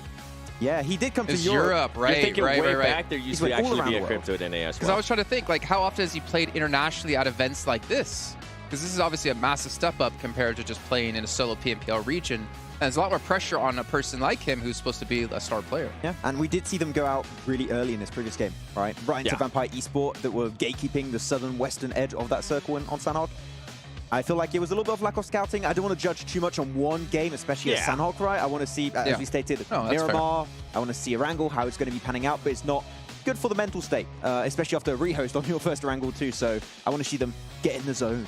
Yeah, but something that we always think about, right? Previous PMPL MVPs, I feel like they always have a little bit of extra pressure on their shoulders. Just looking at you dancing on the I was jamming. It's a good song, but I always feel like they have a little bit of pressure on their shoulders because everybody's expecting them to perform. Everybody's expecting them to be able to put up the numbers. And if that doesn't start happening, then the player might start doubting himself at one point, right? And it's been a while since Crypto has been that MVP. I mean, by a while, I mean last year around this time is when he became an MVP for Pakistan. I feel like at one point, he's going to start thinking about it. People are going to start expecting those numbers, and they're going to want to see him. And I personally do want to see him being able to perform well here. Yeah, and their performances have been very volatile in a sense. Like, you had Saudi E-League, and then he went straight back down when they played in their home region. So I don't really know what to expect. They can have pretty good results. I can see your phone already starting to get some pings. Thinking the same thing. I'm just saying facts. Okay, they did good. Ladies and gentlemen, Addy, put the camera on me real quick. The truth hurts sometimes, but it's true. He didn't wait for the... He didn't wait for the solo shot, yeah. Nah, he didn't. It's okay. Too late. There you go. Now do it again. Do it again. No. Okay. Okay. The truth hurts. Aww. The truth hurts. We got it 3 times. Thank you. We got there eventually, right? The charm. What about Falcons, man? Honestly, when I start talking about weak teams, to me, Falcons was one of those teams that I had in my mind. I agree with that statement. Was. Do you have Would you elaborate? something else, yeah? No. I was just enjoying the laughter in the background. But there were, I mean... I think they're sending messages to Max right now on Instagram. Before All-Stars, I think everybody was expecting Falcons to not even be here in the main event, and I think they were able to showcase in a big way what they are actually capable of with this new team. They're not the same Falcons that we saw last time at PMWI, and they were able to kind of back it up, right? They're a new team. It's a new team's Falcons. They're new roster. They were able to put up good performances. And the way they were able to actually start the day here, they were able to put up some Illims as well, which, yeah, it is Sanhok. Yes, there is some manage. You are able to take advantage of it, but it's still a good way to start the day. I would say you have a very few amount of regions where the transition from your home region to international events like PMGC, PMWI is really rough. One of those is NA, but also Africa, right? Yeah. Is it always going to do the same? There's nobody from NA here. It is literally It is my region, but I always tell them the same thing. I mean, if you're not going to be here, what do you want me to talk about NA? Okay, fair enough. And Hyper where? And then Miss Exodus then started replacing We were talking about Team Falcons. Miss Exodus what? I know, but I'm saying you mentioned NA, and I'm like, they're not even here. I don't know, man. I'm scared to touch the NA topic because I'm pretty sure I got to go back and do PMPL NA coming up, and I don't need any hate messages from some of the players. I mean, if they step it up, they'll be here. And then we'll actually get a chance to talk about them positively. I always tell them this, man. I've been doing NA for like, what, 5 years now? You know what? Let's go in. Let's just end our careers here. You know, you look at PMPL NA in particular, if we're going to talk about it, go ahead, back to you in this conversation. You're associated. Are we going to sugarcoat it? Because, I mean, we can't be biased. I don't care if you're the best team in NA. That doesn't mean squat on the global scale. you can have your ego all you want, but if you get to an event like this and you can't compete, not necessarily calling up Mizexus, there's a couple of other teams I have in mind. Yeah. I'm not gonna say their name though. Say it. No. Then you know what? Like, get good. Yeah. That's what it comes down to. When was the last time that we actually went to an international event and we're like, okay, you know what? NA has a chance not to win. When Zute was like playing, top 5. When Zute was playing, for me, it was like the first PMGC we had, Season 0, back in Malaysia in 2019. Oh, that's when he had his best move. And we had Carnage. Okay, yeah. Okay. I do miss Carnage as well. Yeah. And you had like Temple Storm back then. That's when I felt like, okay, NA has a chance. But the problem is NA's just fallen further and further behind. I think, in part, because of egos, but also in part because of the old guard kind of retiring and leaving PUBG Mobile behind, not kind of sticking around, training the new generation of NA. But then we had Hotchix looks like he agrees. Then we had Knights. Or disagrees. Then we had Knights, right? And then they ended up going to PMGC, and everything kind of fell apart, and then the team disbanded, and now we have Coops being able to dominate in a completely different region. That's the issue. If you get too good in NA, you're getting picked up by another region.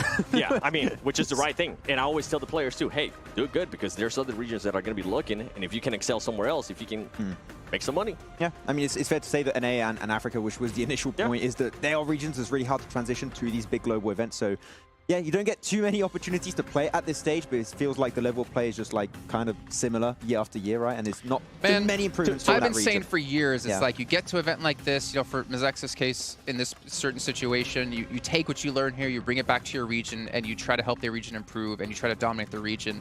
But I feel like a broken record. I've been saying that for like 3-4 years now.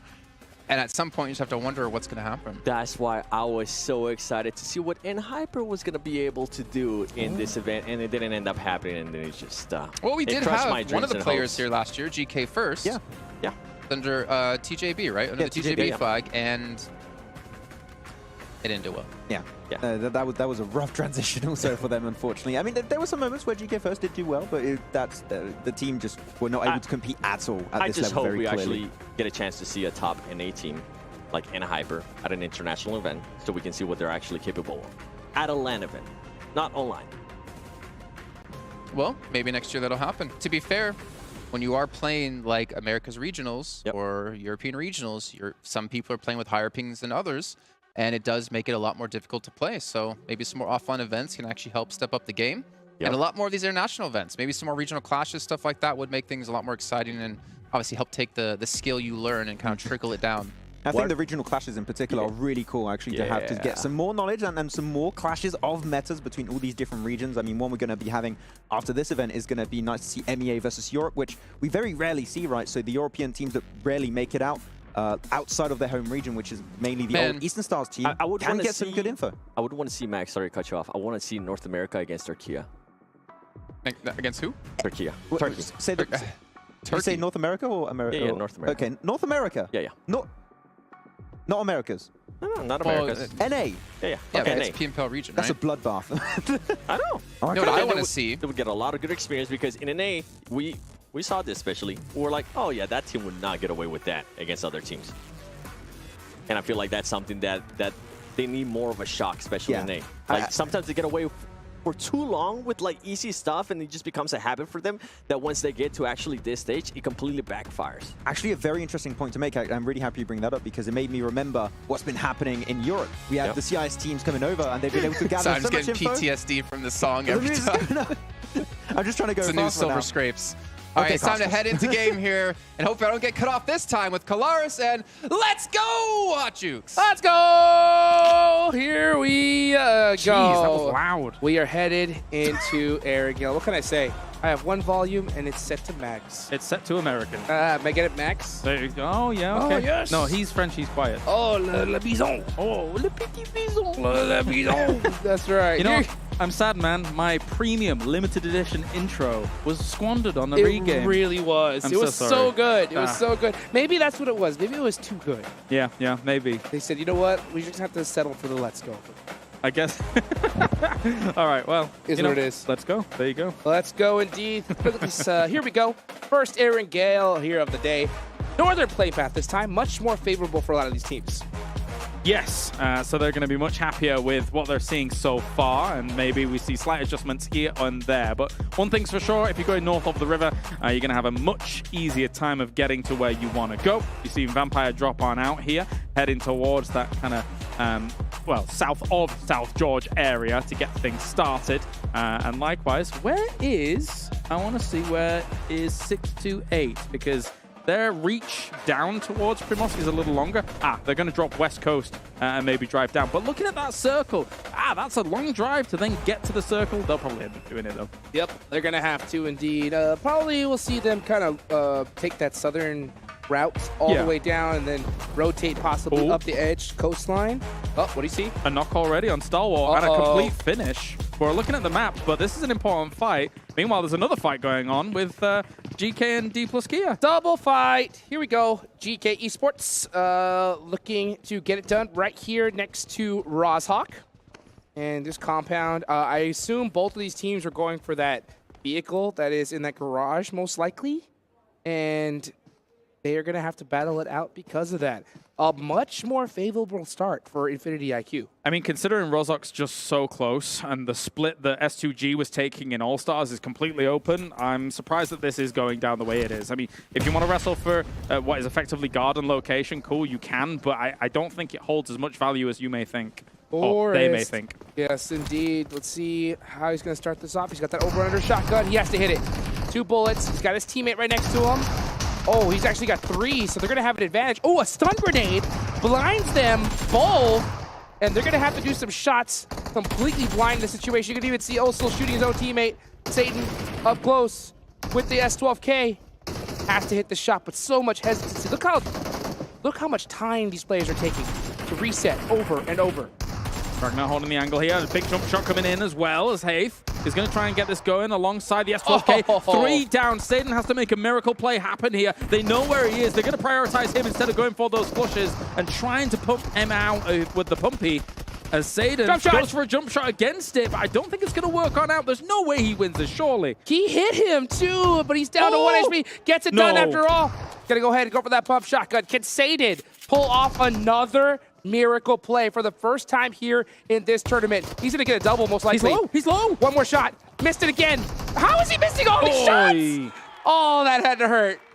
That did. There was very little opportunity there for them to salvage that, and they will be going down. 7 points from the previous game, nothing for this one. Stalwart is bailing as they got caught very early. Here it was a run over here as Infinity IQ were able to finish off top. That's got to hurt. Hey, Infinity IQ getting a little bit of revenge, right? We saw a run over happen to them, but now they're the ones doing the run over, so that's going to be not the best start for Stalwart Esports, especially considering they're coming off of a chicken dinner. But, you know, we have a nice northern circle, very, very typical. Teams are taking a little bit of time to get looted up here. Yeah, and speaking of getting looted up, this is actually Stalwart looking for somewhere that they could potentially call home in this circle. They dropped, they knew that they had someone be run over, and the trash loot that they had around or west of that shelter area was not enough. Now they're rotating south away from the circle, knowing that farms taken, Milta's taken, any trash loot would be kind of not very wise. They're coming down here to Novo for a better loot secure. There is a world where they could take a boat from here and enter far north, but that's a quite ridiculous call. If they did it, it would be insane. They might just probably drive back up. Oh, I want to live in that dimension, though. Yeah, I'll tell you that right now, where that happens. It's next level plays, but I don't think they're going to do it. I've seen it before, though. The thickest of botates. Yeah, and this, if honestly, if it's going to happen, this is the zone for it to happen on. Because to be honest with you, I mean, yeah, they are having to go all the way down to Novo to loot up. Yeah. And it's going to be difficult to push up the circle. But we'll see how fast they're able to get that loot and go. Only with 3 players on the board. First game in the books. First day is so important in this tournament because we've seen it happen. We saw it just there in the All-Star stage. Towards the last day, the last game, there's so many teams that have nothing to lose. So you do not want to put yourself in a situation where you're needing points in the last game. No, absolutely not. I mean, we saw as close as, Aegon I8, for example, in the All-Stars. You, towards the later stages of it, got a 32-point game and still weren't able to get here, right? So you want to really hit the floor running for this. as with a circle like this as well, with the rotations we were talking about earlier, whilst we're seeing all these teams jostle for position, the Rejects and Tiamba are also not exactly afraid of doing some kind of bridge camp, especially on a circle like this, against a team that would normally drop down the military or something like that, with DRS eventually moving down here. So they'd be anticipating that team coming over, not necessarily a stalwart. I wouldn't be surprised if we do see that bridge camp, but man, you just, those are a dagger to the heart hearing that, because just seeing those RI8 players after a 30-point chicken dinner. 32. Yeah, 32 points. Just with their hands on their head saying, why didn't we just start playing like this earlier? Ugh. Oh, sorry, you're on about R8, 30 points in the last game. Yes. Yes. Sorry, I'm thinking about so many big games, which were so impactful, so close, but not getting them on. Sorry, I apologize. Yeah, it was absolute insanity here. But you know what? We're here on the main stage.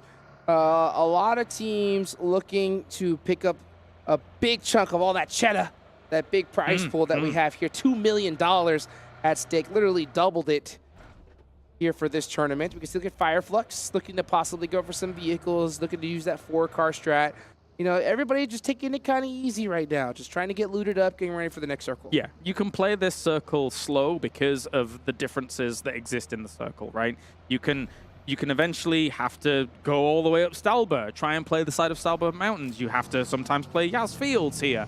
So I don't think there's any hurry for a lot of these teams to try and scramble for a center position, because center could quite easily not have any value whatsoever in 2 circles time. Like, you go and pitch up at Alamo, south of Yaz Fields, right? And then all of a sudden the circle shifts away from you. What are you supposed to do? Yep, and who knows? We may even see a Stalper finish, maybe even a Kameshki. Maybe. Well, steady on.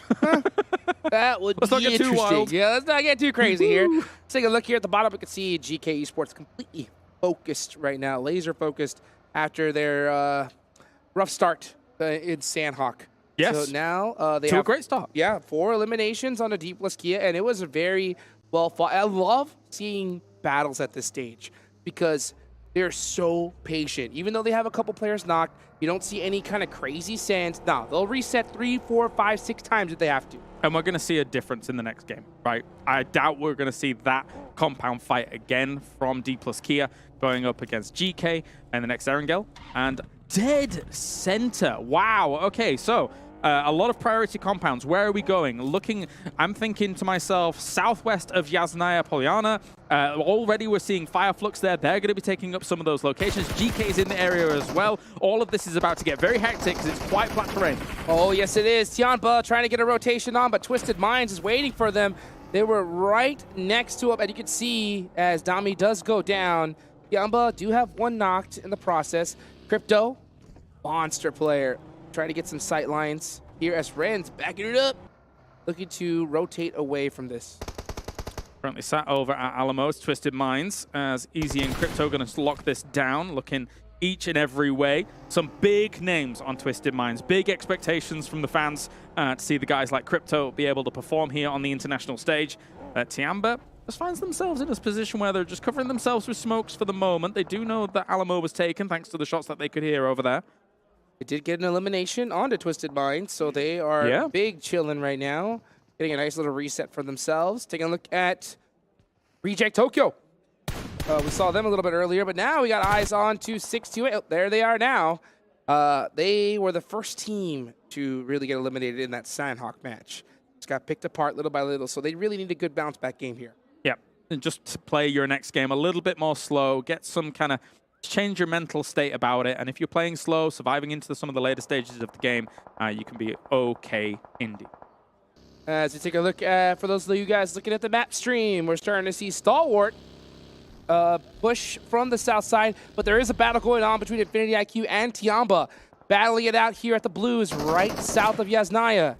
Ren gonna go ahead and push on in, and I think this battle might be done and dusted. They did end up picking up a couple, and actually another defeat right there. Yeah, that was from Infinity IQ, trying to do some split looting. He was running about with the Scar. He has a DBS in hand as well here, as Infinity IQ is still in some of these craters that were created down in the south of the fields. So this is just close to Alamo, but again, Crypto has now moved up. You can see him on the high ground in the distance, doing some scouting, because with this kind of circle, it's unlikely usually that you would be able to stay there forever. There is a chance, of course, you know. but just going up to that slight high ground, getting as much information as possible across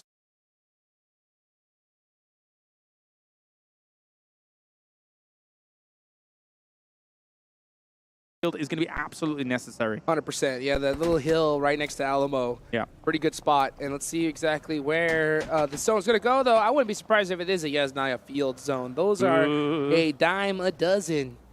And scary. That'll definitely make things interesting. We may see some hay bale battles. Yep. As we see Stalwart all the way at the south side. They did come all the way from Crate, so they do get up here safely. But in order to get into a good position... Oh, actually, this zone is actually a pretty favorable one for them. Okay, so what am I seeing? Already, Heaven is still in play, right? So you've got Rosemary and Potato and the guys over there. They've got themselves technically a great spot to try and stage this from. It really depends on which side of road it ends up going, right? If it does go east, they are absolutely sitting pretty. Very, very happy indeed.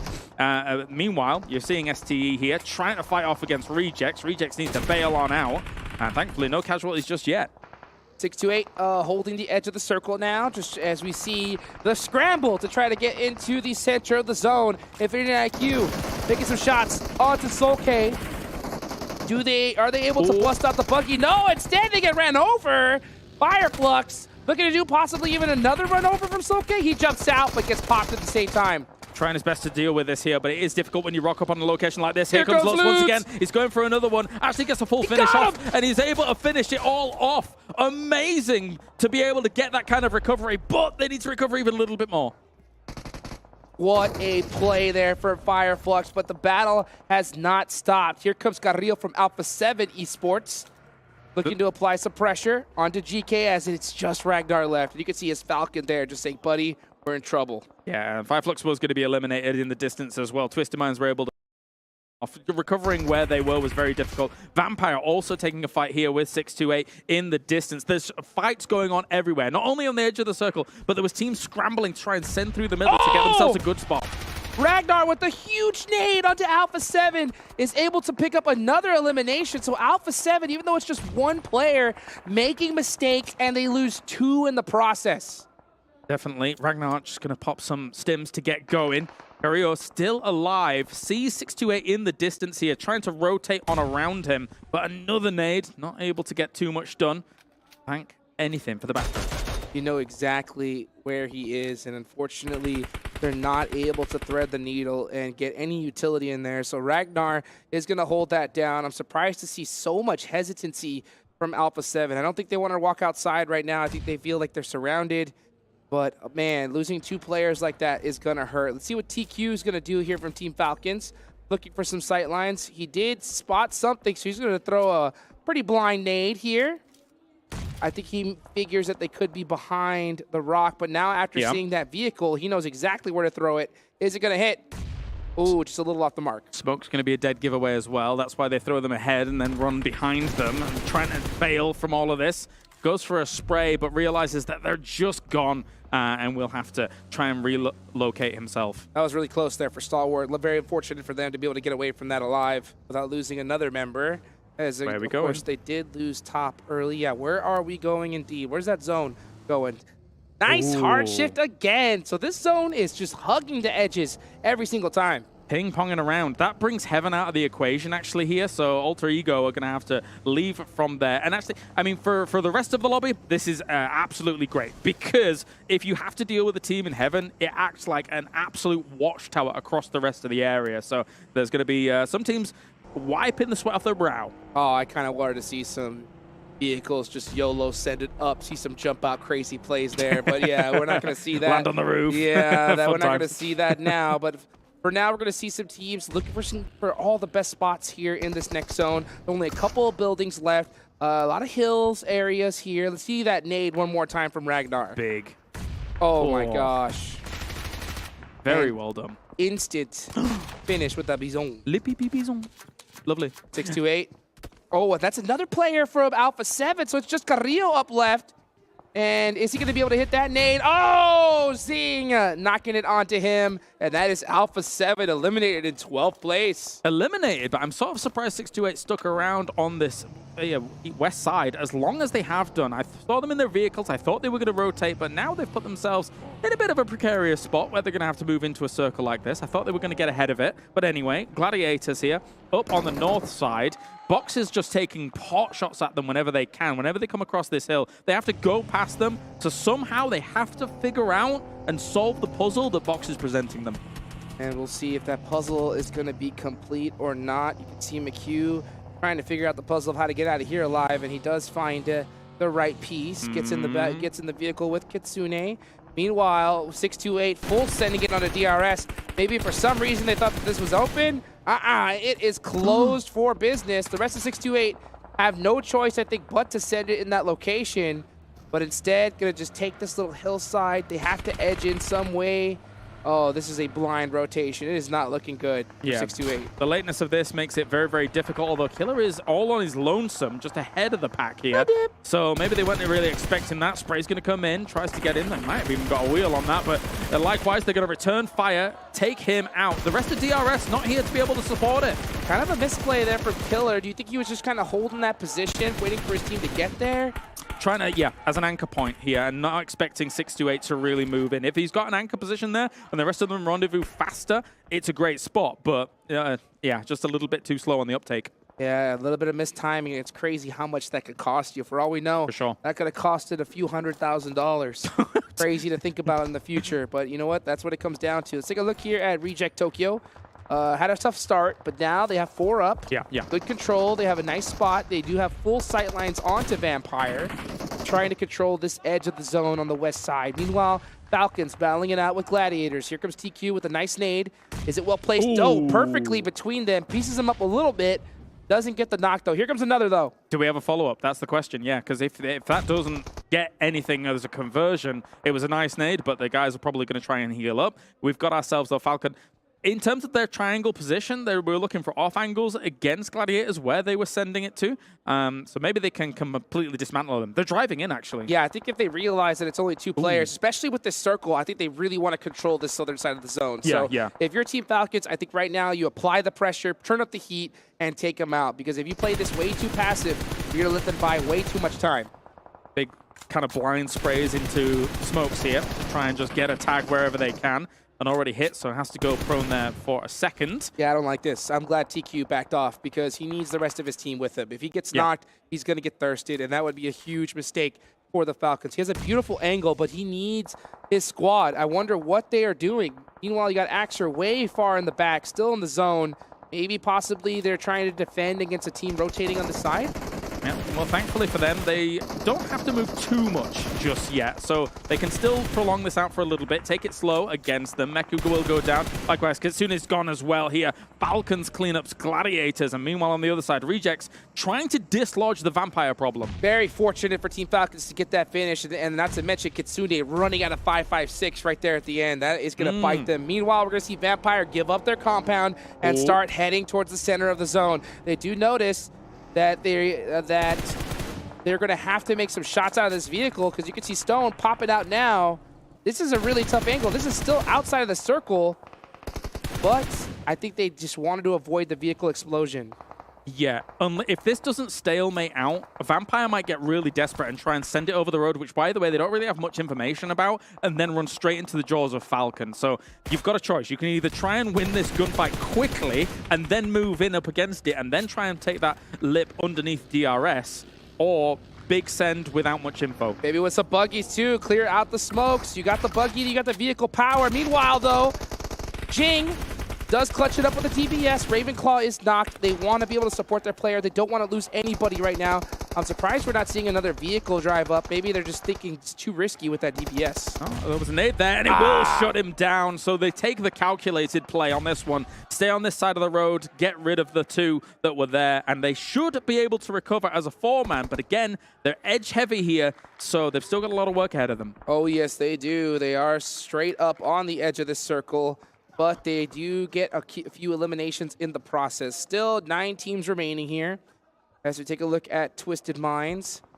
possibly trying to get a nade onto Yante. He knows exactly where he is. I think Easy's going to probably hit this eventually, though. Bear in mind, teams here that have been able to leapfrog ahead of Twisted Minds have had the opportunity to do so at the behest of Twisted Minds because they've had Alamo for so long. Not bad at all, but they need to get rid of these teams that have leapfrogged ahead of them. They should have shot at them as they came in, and I think that probably did occur, but they weren't successful to get rid of them, basically. That's one of the hardest things here at this stage is you have to decide, do we leave our compound and take these players out as fast as possible? And sometimes you're just so comfortable where you're at, where you just kind of want to survive for a little while longer. And I can't blame them, because if you go too early, you open up the chance of a team third-partying you. So Twisted Minds trying to play this very safe.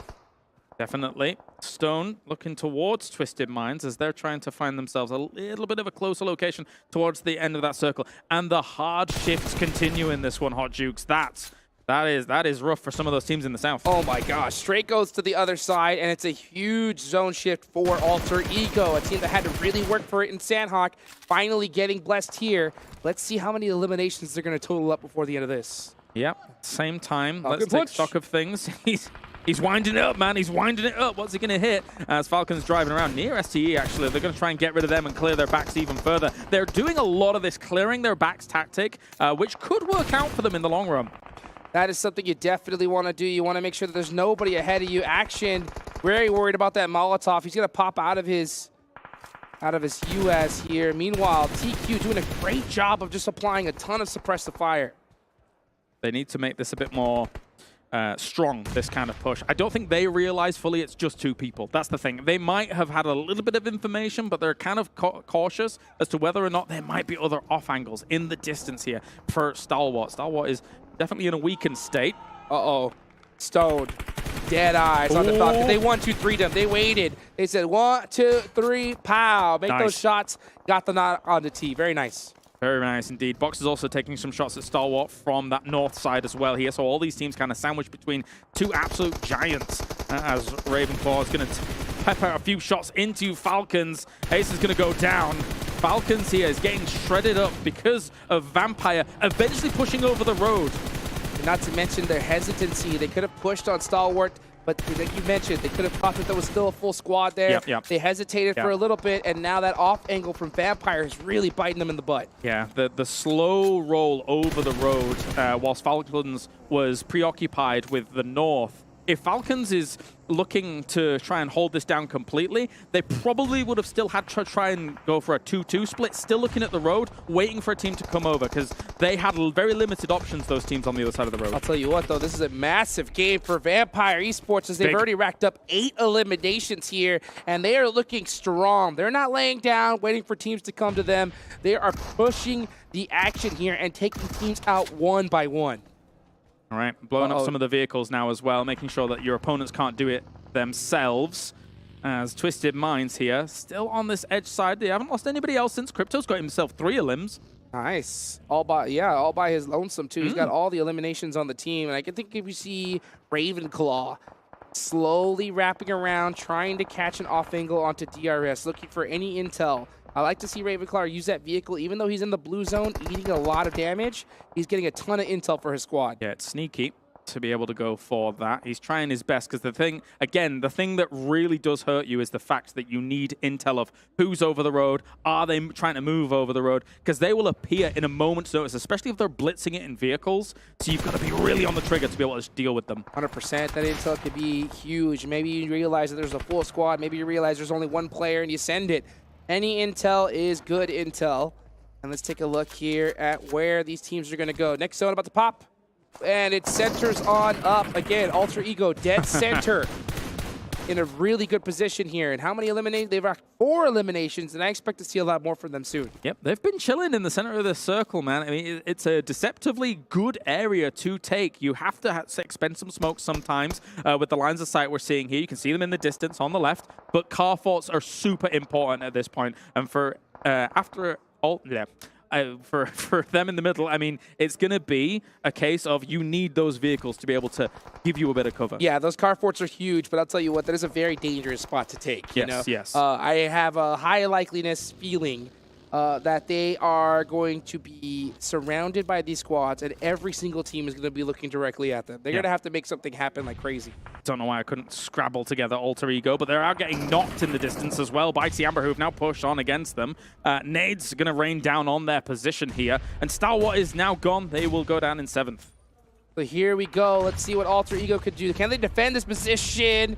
Beautiful nade there from Octa onto Tiamba, over with 1 HP, but he's going to go ahead and throw over a nade right on top of them. Meanwhile, we're going to see Ren with the drive in. He's got the DBS locked and loaded. It is a 2v1 situation, but that smokes. Ooh. Oh, it did eliminate those sight lines, but man, Alter Ego, they are on it when it comes to their gun skill. It was a good fight back, especially since the position they're in is quite nadeable. So, I mean, that could be another opportunity here for someone like Twisted Minds if they have the resources, but I don't think they do. They've already been through a lot of combat here throughout this game, as on the opposite side, Vampire versus Box might be the brewing conflict that was on the way. Brolkiss, very familiar name. You can see him right there on the edge, looking to make things happen. Ravenclaw, the entire team of Vampires up, and now they're applying pressure on the Box. This team is doing a great job of just eliminating squads on this edge lane. That's 10 eliminations, double digits, the most we've seen so far, and they're not done yet. Yeah, this feels like All-Stars Vampire right now, especially for that day one that we saw for them in the All-Stars. Really good usage of smokes. They've been rolling from fight to fight, so they've been able to steal some utility from their opponents as well. If they deal with Box, they might have this in the bag. I think so. It's totally possible. I mean, especially with how they're playing. There's something about getting into the action early on. Your reflexes are just that extra quarter second quicker than those teams that have just been waiting for the fight to come to them. Box losing 1 player. Meanwhile, we're seeing a lot of snake play happen, and that is because there is just no cover in this zone. Yeah, it is all open field, baby. It is a very difficult location to play. You can see so much prone gaming going on right now. Oh, yeah. Because what are you supposed to do? What are you supposed to do? If you do not have a great vehicle fort, if you don't have some rocks here or there, this dip obviously is fantastic, but you can see how many have tried to crash in, cause some problems here. We're seeing those body boxes down there. I think Twisted Minds doesn't have any nades to be able to kind of punish them in that spot. Nope, tons of utility being expended just to get here in the first place, so I'm not surprised to see that happen. And Alter Ego, yeah, they do have that dip, but like you mentioned, they had to lose 2 players in the process. It's not one of those circles where you can just stand up and shoot everybody. You have to just survive because everybody is looking towards that center position. You can see Twisted Minds looking in this direction, Box on the other side. Vampire, I wonder if they are going to clean out this right side and focus on Box first rather than center circle. Okay, so Crypto had 1 nade. He actually was waiting, holding it. Oh! No! He was on the other side of the vehicle. Octa saved with a scrap of life there. Double molly. If they get whiff of exactly where they're, but Crypto's creeping up, man. Crypto is creeping up, and I don't think Alter Ego has an idea where he is. Octa is looking in this direction, but he's also focused on his back because there's so many shots happening here. If Crypto stands up, he's going down immediately. He knows it, so he has to snake it the whole way. He saw Potato. He did see Potato from his third person, unless he was looking in another direction. But anyway, we've got him now. Big push in here from Vampire. Here we go. Stone applying the pressure onto Box, looking to finish him out, and they do. Whoa. Vampire taking out every single player on the edge. They are on fire right now. Like that. A click of the finger, and they were gone. That was brutal to look at there. Vampire, what a great push by them. Man, I don't know how the other teams are going to be able to respond to this. DRS, Twisted Minds, Alter Ego on the opposite side of this. They're going to crunch down on one another, and Vampire's just going to clean up the scraps. I mean, look at the difference. Every single player is laying down, trying to survive. Meanwhile, Vampire standing up, just applying crazy pressure, saying, we don't need the tall grass. We just need this M4, baby. Tony K forwarding on in. Gante does get knocked, though. Maybe the, a double knock is tough, but Ravenclaw does pick him up in the meantime, and that is DRS out, so now it is down to a 2v2. Maybe too bold, though. Who knows? Because losing those 2 players really takes away a lot of your advantage. Going to try and get Schweppes up here, but they do have some nades in hand. If they're in nade range, this could be deadly here for Vampire. The circle's pushing them. They have to move away from this rock before Alter Ego has to move themselves. Octa applying the pressure. He's holding it. He hold the angle. Hold the angle. Just keep on that suppressive fire. Let Papa Blue do the work just hold for the angle. And this should be an easy dub for Alter Ego. No Meanwhile, way. yeah, Oh. Vampire going out at the end of it. A brilliant performance for them regardless. And honestly, that was one zone where you got blessed that was not easy to win. No, definitely not. The Tiamba push was scary there for Alter Ego, but they were able to persevere through the oppression that was coming their way in a lot of this. And again, you've got to be really steadfast about holding on to your utility. I keep repeating it, man, but when it comes to a zone like that, and Vampire getting so eager about their advantage that they had, that was the end of them there. Tony K going down on that angle, it's... Vampire was too confident in that one, man. I think they tried to do a little bit of a heat check situation, right? They were like, hey, you know what? I'm going to stand up. I'm unstoppable. And then Ravenclaw just runs, gets bodied, and then all of a sudden it's like, oh, no, we're in big trouble here. And yeah, if they would have played it a little slower, they would have possibly won the game. But you know what? That is Vampire Esports. That's what got them here in the first place. Yep. Guys, a lot more action right ahead of you guys. Don't go nowhere. We'll be right back.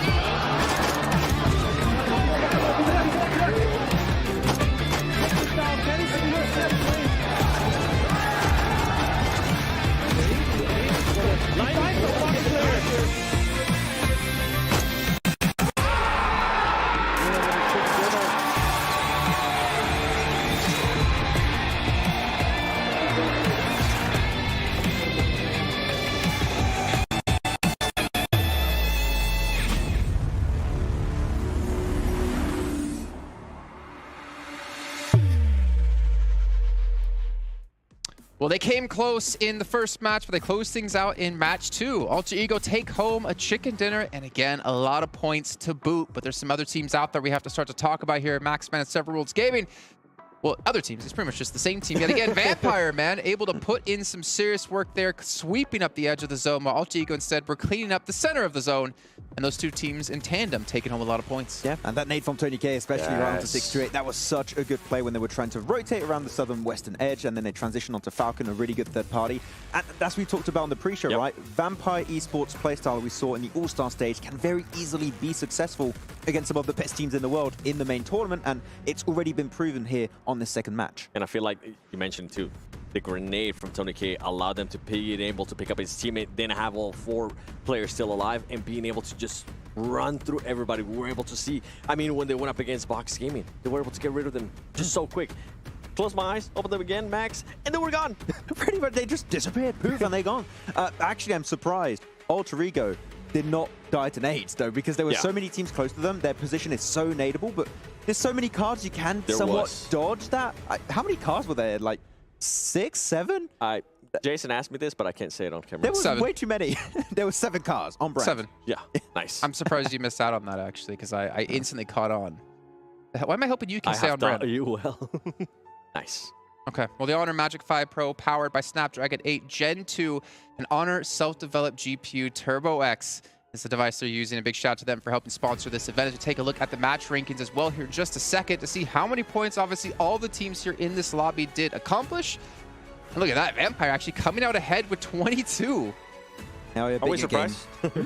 I'm like, are we surprised with that one? Because they were just going through everybody. Look at the point difference, though. 22, 21, 8. It is very top-heavy. I think it's fair to say that Alter Ego and Vampire Esports setting a standard here for the very first wrangle. But Alter Ego, too, we're talking about how they wrapped up this game. We've got to talk about how they approached the early game, playing from heavens. If the circle went there, it was, I think, a possibility, again, for them to get the chicken dinner in case of an Eastern shift. So they were really making sure they were setting themselves up for success. because that position heaven, impossible to breach in later stages. Yep, and with GK too, we saw once again getting into an early fight with D+ Kia.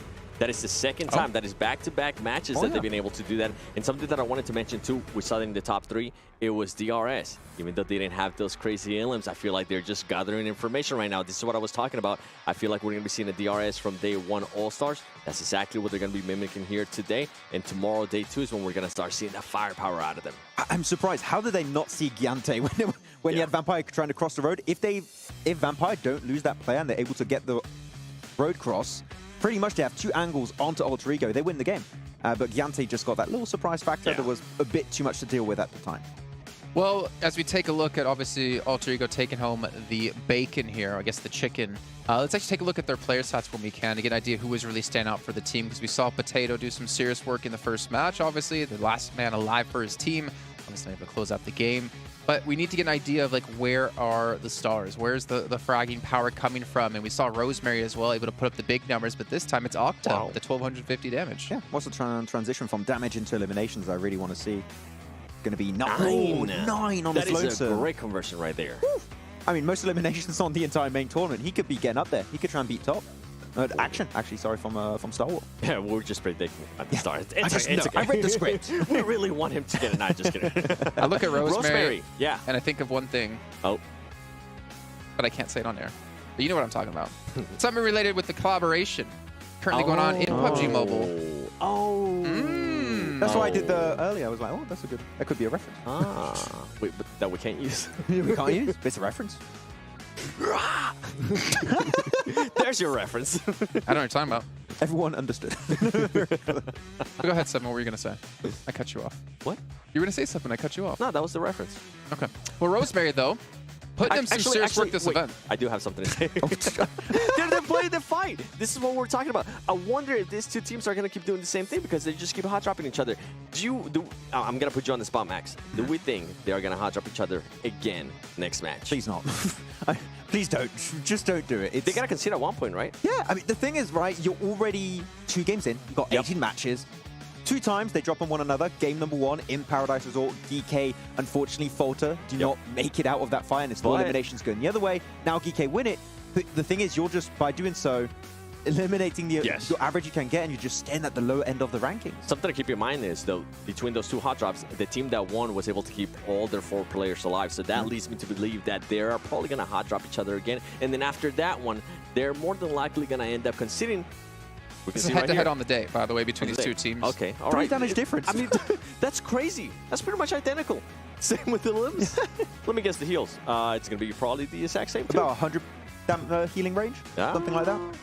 I mean, they didn't have time to heal. Over and under. Oh, no, a little bit different. Okay. That's not bad. Yeah, but stop fighting. So, yeah, please. Somebody's got to concede. Stop it! Stop it! Stop it, Max!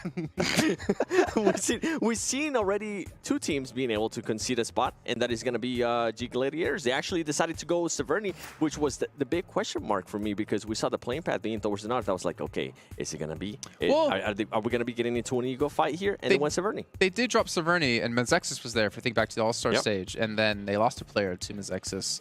So I don't think it's too different, but it's nice to see they have like 3 different drop zones on Eranga, right? Like near Ferry Pier, George, and then obviously Severny. But yeah, having multiple locations can definitely help out. But unfortunately for them, it didn't work out in the end. But one team it did work out for is Vampires. We'll dive yet again into their player stats and see if Tony K is doing it yet again. Oh, pretty close in damage between him, Schweppes, and Stone though. That is crazy. Yeah, and Ravenclaw once again getting those angles, trying to set up the team with some strong information game, trying to scout that intel. But Look at Stone. Man. Stone and Octa really just standing out heavily in this game here, 7 very clearly. And yeah, but that sweeping edge play style has been working so well. Action? Yeah, Mad Boy Action. Not there right now, but he'll come eventually. He was so proud to see Stalwart in the first game. Yeah. Well, there'll be more. There'll be more. Yeah. He was like, we're going to tap. He's like, no, leave my boys alone. Please, let them win. No. Are you wearing the jersey under? We'll have to see later. Maybe I do. Okay. You're Max, you realize you're doing something that can only like hurt you because either you have to prove it or you don't prove it. I'm not going to prove it. I never intended to. I actually stole it from his luggage. But what about a head-to-head between our top 2 teams, which actually should be our top 2 teams if I think about it, with Vampire and LG. Actually, no, Stalwart. Maybe Vampire is not top 2 just yet, but our stats overall here, and surprisingly enough, Vampire actually 2,900 damage. Which is interesting, right? Because Alter Ego, with the position that they had in this last Erangel, being on Heaven, the way they were able to actually position themselves was so impressive to me that I'm actually surprised that they don't have a lot more damage than that. But 11 Illims. Wow, 1,700 healing though. I mean, that kind of tells the tale of like how they played it out, right? The Alter Eagle center and Vampire sweeping the edges. They were tanking really hard. But Alter Ego, I mean, I understand why they were not doing as much damage and getting as many eliminations as a Vampire Esport. They were actively sweeping the edges because they were in Heaven, then in a dip. They can't be seeking out eliminations too often because you're also going to be using your resources, right? That utility, bullets, and you can't loot it up, so you just got to hold on to those resources because if you use too much of it, you're just out and you just can't fight anymore. Jason, you were right. Do I have a what? You were right. I was right. Of course I'm right. I'm always right. What am I right about? Yeah, the top two teams. Alter Ego in first place at 37. Vampire Esports at 28 in second. Stalwart at 22 here in third place. They did have a rough start. They lost a player to Agon XI. No, sorry, it was Secret. No, Secret. Where did that come from? Infinity IQ. I'll get there eventually. The funny thing was, Infinity IQ had a player run over in the initial make, and then the remake, Stalwart lose a player to the run over, and it was done by Infinity. Looking down the list, Reject, only 2 points. You know, I'm hyped for Japanese teams, but unfortunately, we're not really seeing it here. Yeah, we got some big names on Reject too, but unfortunately, when it comes to international events, it's... I'm getting PMGC flashbacks. PMGC flashbacks. With Reject not being able to perform, right? I mean, the first 2 games, yeah. I mean, it's just 2 games, right? We're going to say that always on the first day. It's just 3, it's just 4, but... There's not hasn't been, 7. Yeah, there's not been a good trend of Reject doing well on global international events. Yeah, so we need to see them prove themselves if we want to start hyping them up. For Alpha 7, that was their marker, right? We're giving them 2 matches. After this match, they need to start performing. If they even want to get a chance at winning. Yeah, I mean, it was. We were talking about it earlier. I feel like 2 games is good enough for them because they already been playing. They had a bunch of excuses for All-Star. Now it's time to show up. You know, I see 30 seconds on the timer before we get to next match. Now, whether I'm confident in that is a different question. So I'm going to bring up a topic that might drag us out past the 30 seconds of something I see in different esports, actually. It's about a team playing down to the lobby's level or the other team's level, or rising up to playing to a different level, rising to another team's level, or setting the pace. And right now, I actually wonder, for the 2 teams coming in from PEL, are they playing down to the lobby? Because they seem to be struggling so far that I did not expect. I think they're having to readjust. Yeah, I mean, Tiamba is doing some very desperate plays. They're very reactive instead of being proactive. I want to see Tiamba more specifically be proactive and trying to set up some game-winning plays a little bit earlier, if possible. I mean, 6-8, we talked before, they've had international experience before. Tiamba hasn't really had international experience. And when everyone talks about PUBG Mobile and talks about the top echelons of it, it's always China. It's always PEL. I mean, hell, you can win $700,000 for winning PEL. It's ridiculous. I mean, it used to be China #1, but before that was before PMGC, really, right? And now, currently, the competition is just so much tighter on PMWI, on PMGC, that I feel like that's not the case anymore. Now you actually have to fight for those top positions if you're coming through from PEL. So we'll have to see. But right now, these 2 teams need to prove themselves once more. I think they're going to need a couple more matches to adjust to it. Especially Tiamba. Oh, yeah. Well, that's what I mean, right? When you look at these lobbies, like you could have the best team. That we look at S2G, like they were the best team in the world. PMGC, not to keep hammering home at them, but they're the perfect example. They come into the All-Star stage and they kind of, whether or not they played well or bad, that's not the point I'm trying to make. Is like they didn't dominate the lobby like expected. Vampire, they were the ones setting the pace. They obviously knew they could do it before from PMWIs. They've had good results in this year, and they set the pace for everyone else. And no one else was really able to rise up to their ranks because they finished 30 points plus ahead of everyone else. And going into these games, you look at some of these teams, and on paper, they have really good results in the respective regions, but when hitting these national events, they can't seem to set the pace themselves. They're the ones always seem to play catch-up. And right now, like Vampire is one of those teams who's just showing everyone what to catch up to. One of those teams. You mentioned that so perfect, too, that right away I thought of Alpha 7, a team that's not being able to set the pace like we're used to being able to see. Yeah, they always set the pace. I mean, even in Americas, we're like, okay, Alpha 7 is just going to run through everybody. Right now, that's not the case. I mean, you have even teams like in Europe, right? You're going to have the side of Fireflux more specifically. There's the one setting the pace, and teams need to adapt to the very aggressive playstyle of Turkey and just the entire region as a whole, except S2G just having a rough time. But yeah, you have to adapt to the teams that are currently at the top, that are setting the pace. Vampire is one of those teams as of right now. I mean, Reject is another perfect example. They like pretty much dominated their region. They had almost like 100 and some odd points ahead of everyone else that could have contended for this position. They come in here, last place.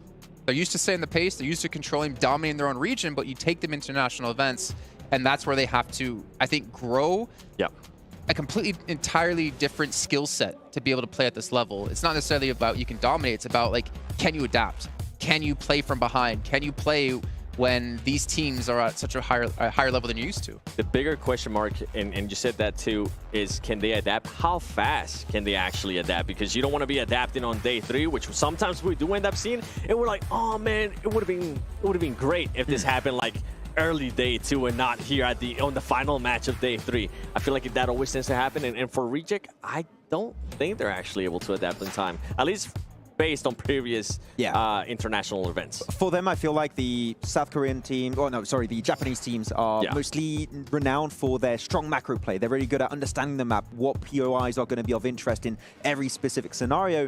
I feel like their gunplay is lacking when it comes to these big events. So I feel like if you're taking a 4-on-4 and you have your Reject or like other Japanese teams, they tend to struggle a bit more. And macro you can modify pretty easily, I would say, on these big events. But gunplay, that's a long-term investment you need to work on, and it might be too long. They run into this caveman teams where they're like, I smash, and they just power through them. I mean, pretty much, that could be it, yeah.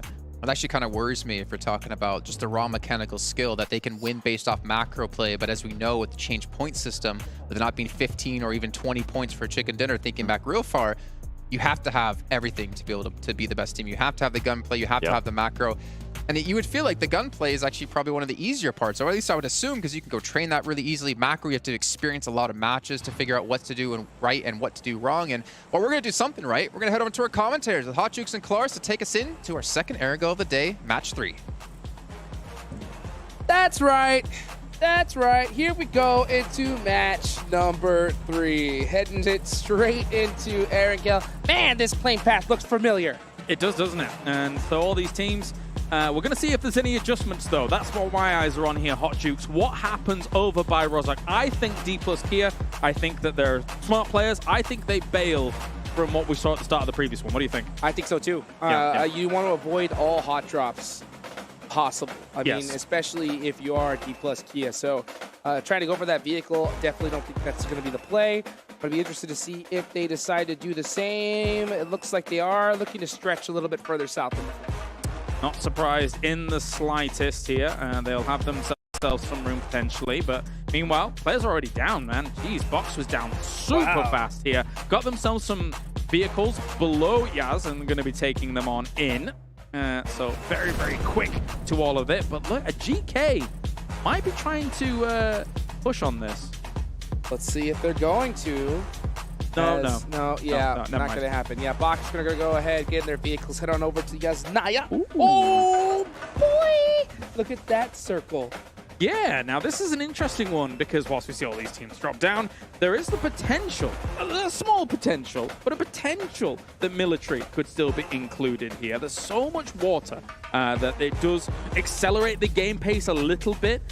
So most teams will commit to the mainland, but Vampire knocked. Where are you knocked?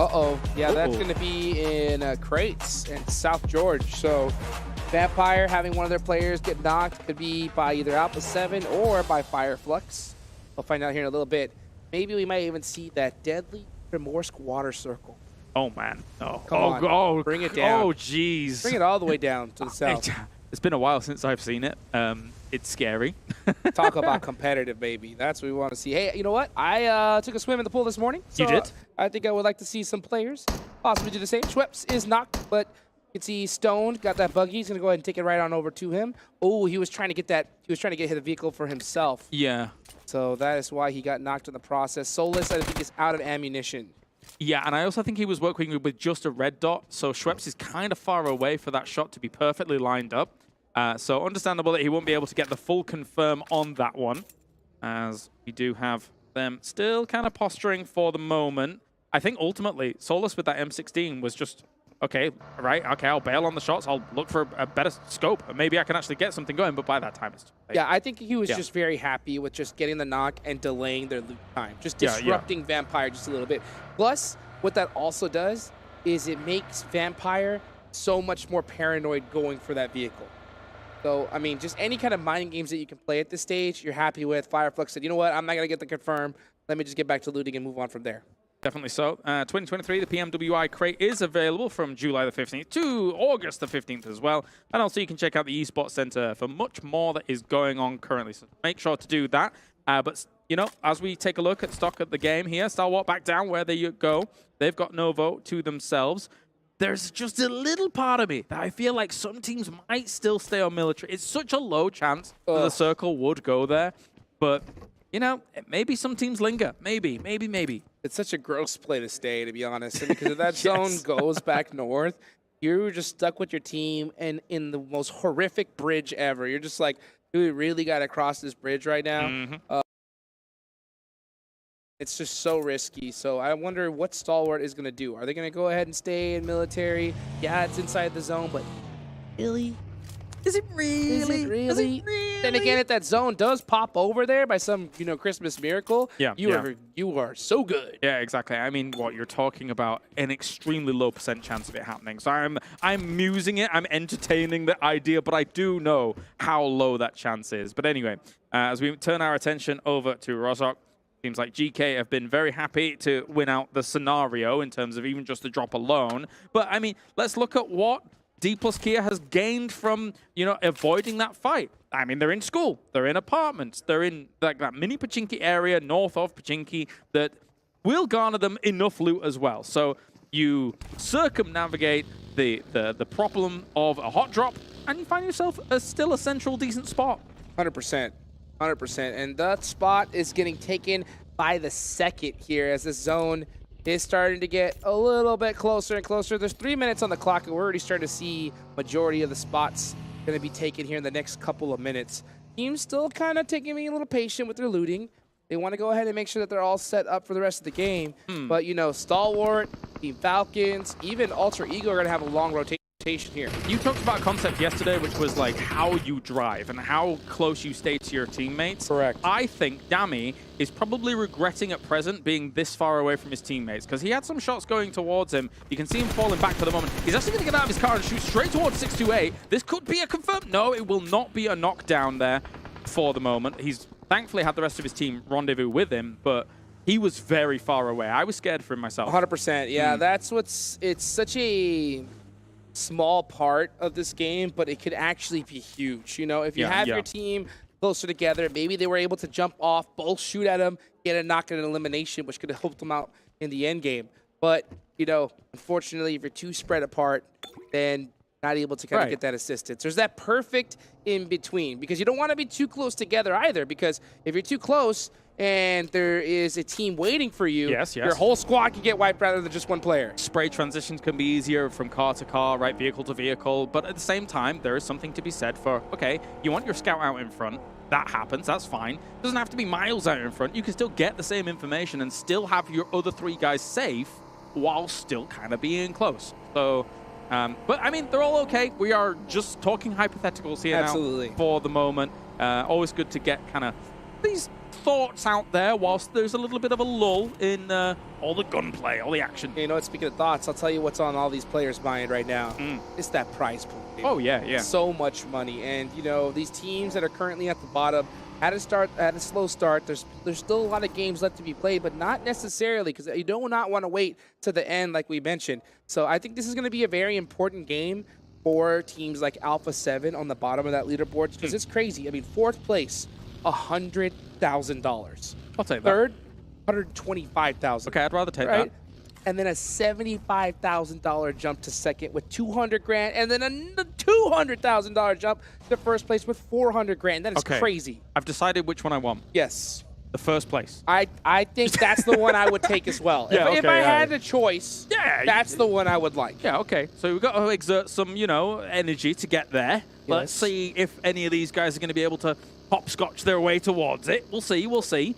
As the circle is closing rapido, and Stalwart, Falcons, and Gladiators are still the teams here, completely in the blue. There are a few other teams with members on in, as they're trying to scramble their way forwards.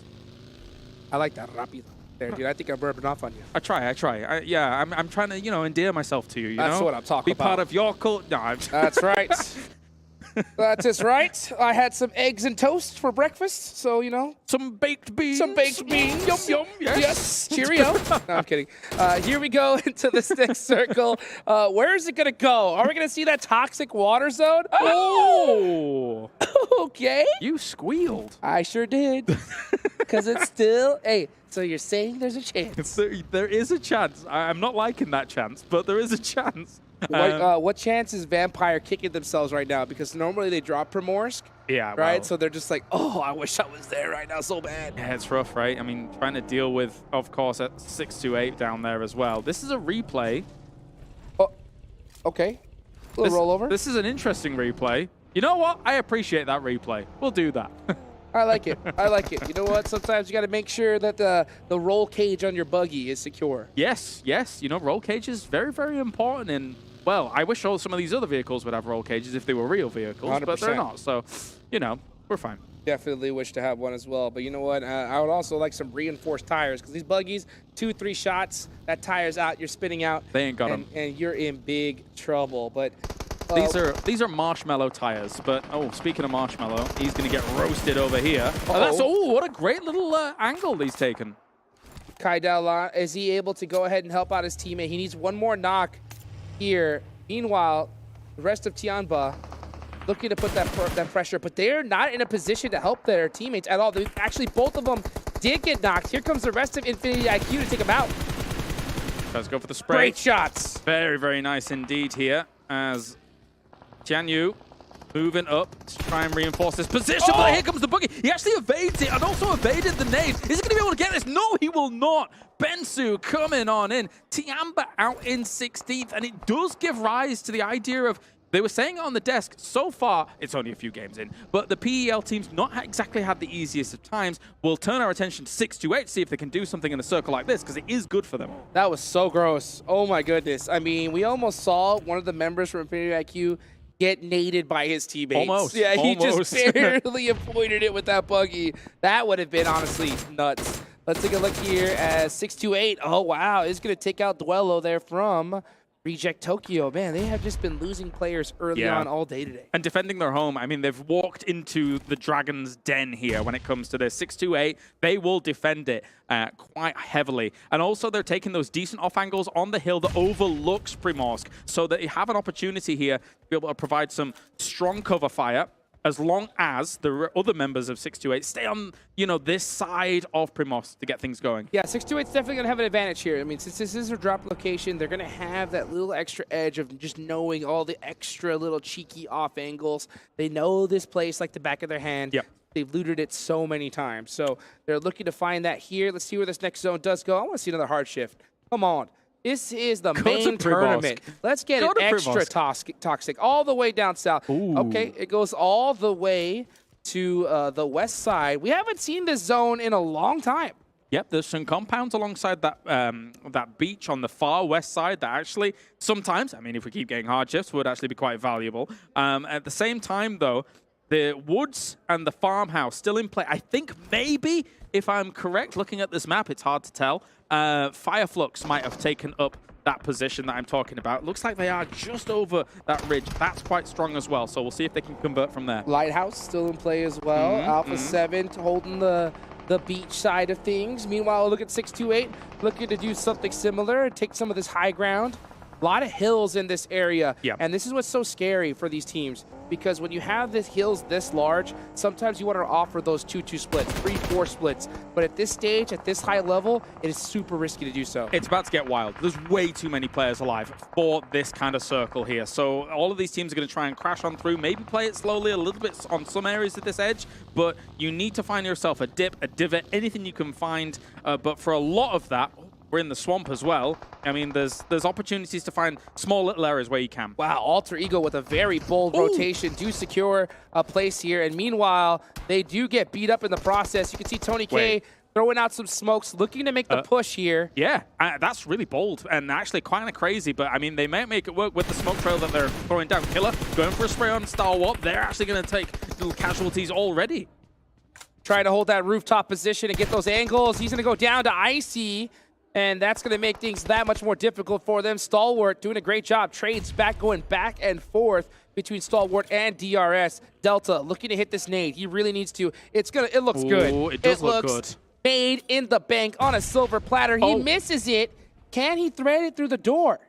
He thought they were in the shack. If they were in the shack, that hits, but they were behind it slightly. So they were playing with their opponent's expectations as to whether or not it was going to be good. DRS falling for the trap. Oh, he sees him. Dead to rights. Yeah, speaking of trap, I mean, just falling straight into it. Delta, can he get the 1v2? One more shot. Jump shot there from Stalwart. Does it hit? And Delta going to go ahead and use that broken wall to get a first aid off. So DRS Gaming absolutely crushing Stalwart Esports. Delta's played this fight really well, and Action's the off angle that just doesn't really have an angle on this from the long woods. So they've been kind of separated quite heavily in this fight. DRS has done a pretty good job of it. Icy's still here. Let me ask you the question, right? If you're DRS here, do you push and try to get that extra elimination on Icy, or do you cut your losses and try to get into this next circle? I think if you try and get into this next circle, you open yourself up to Action very quickly on the angles. So I think you probably have to finish this off and probably leave Action to his lonesome and then move.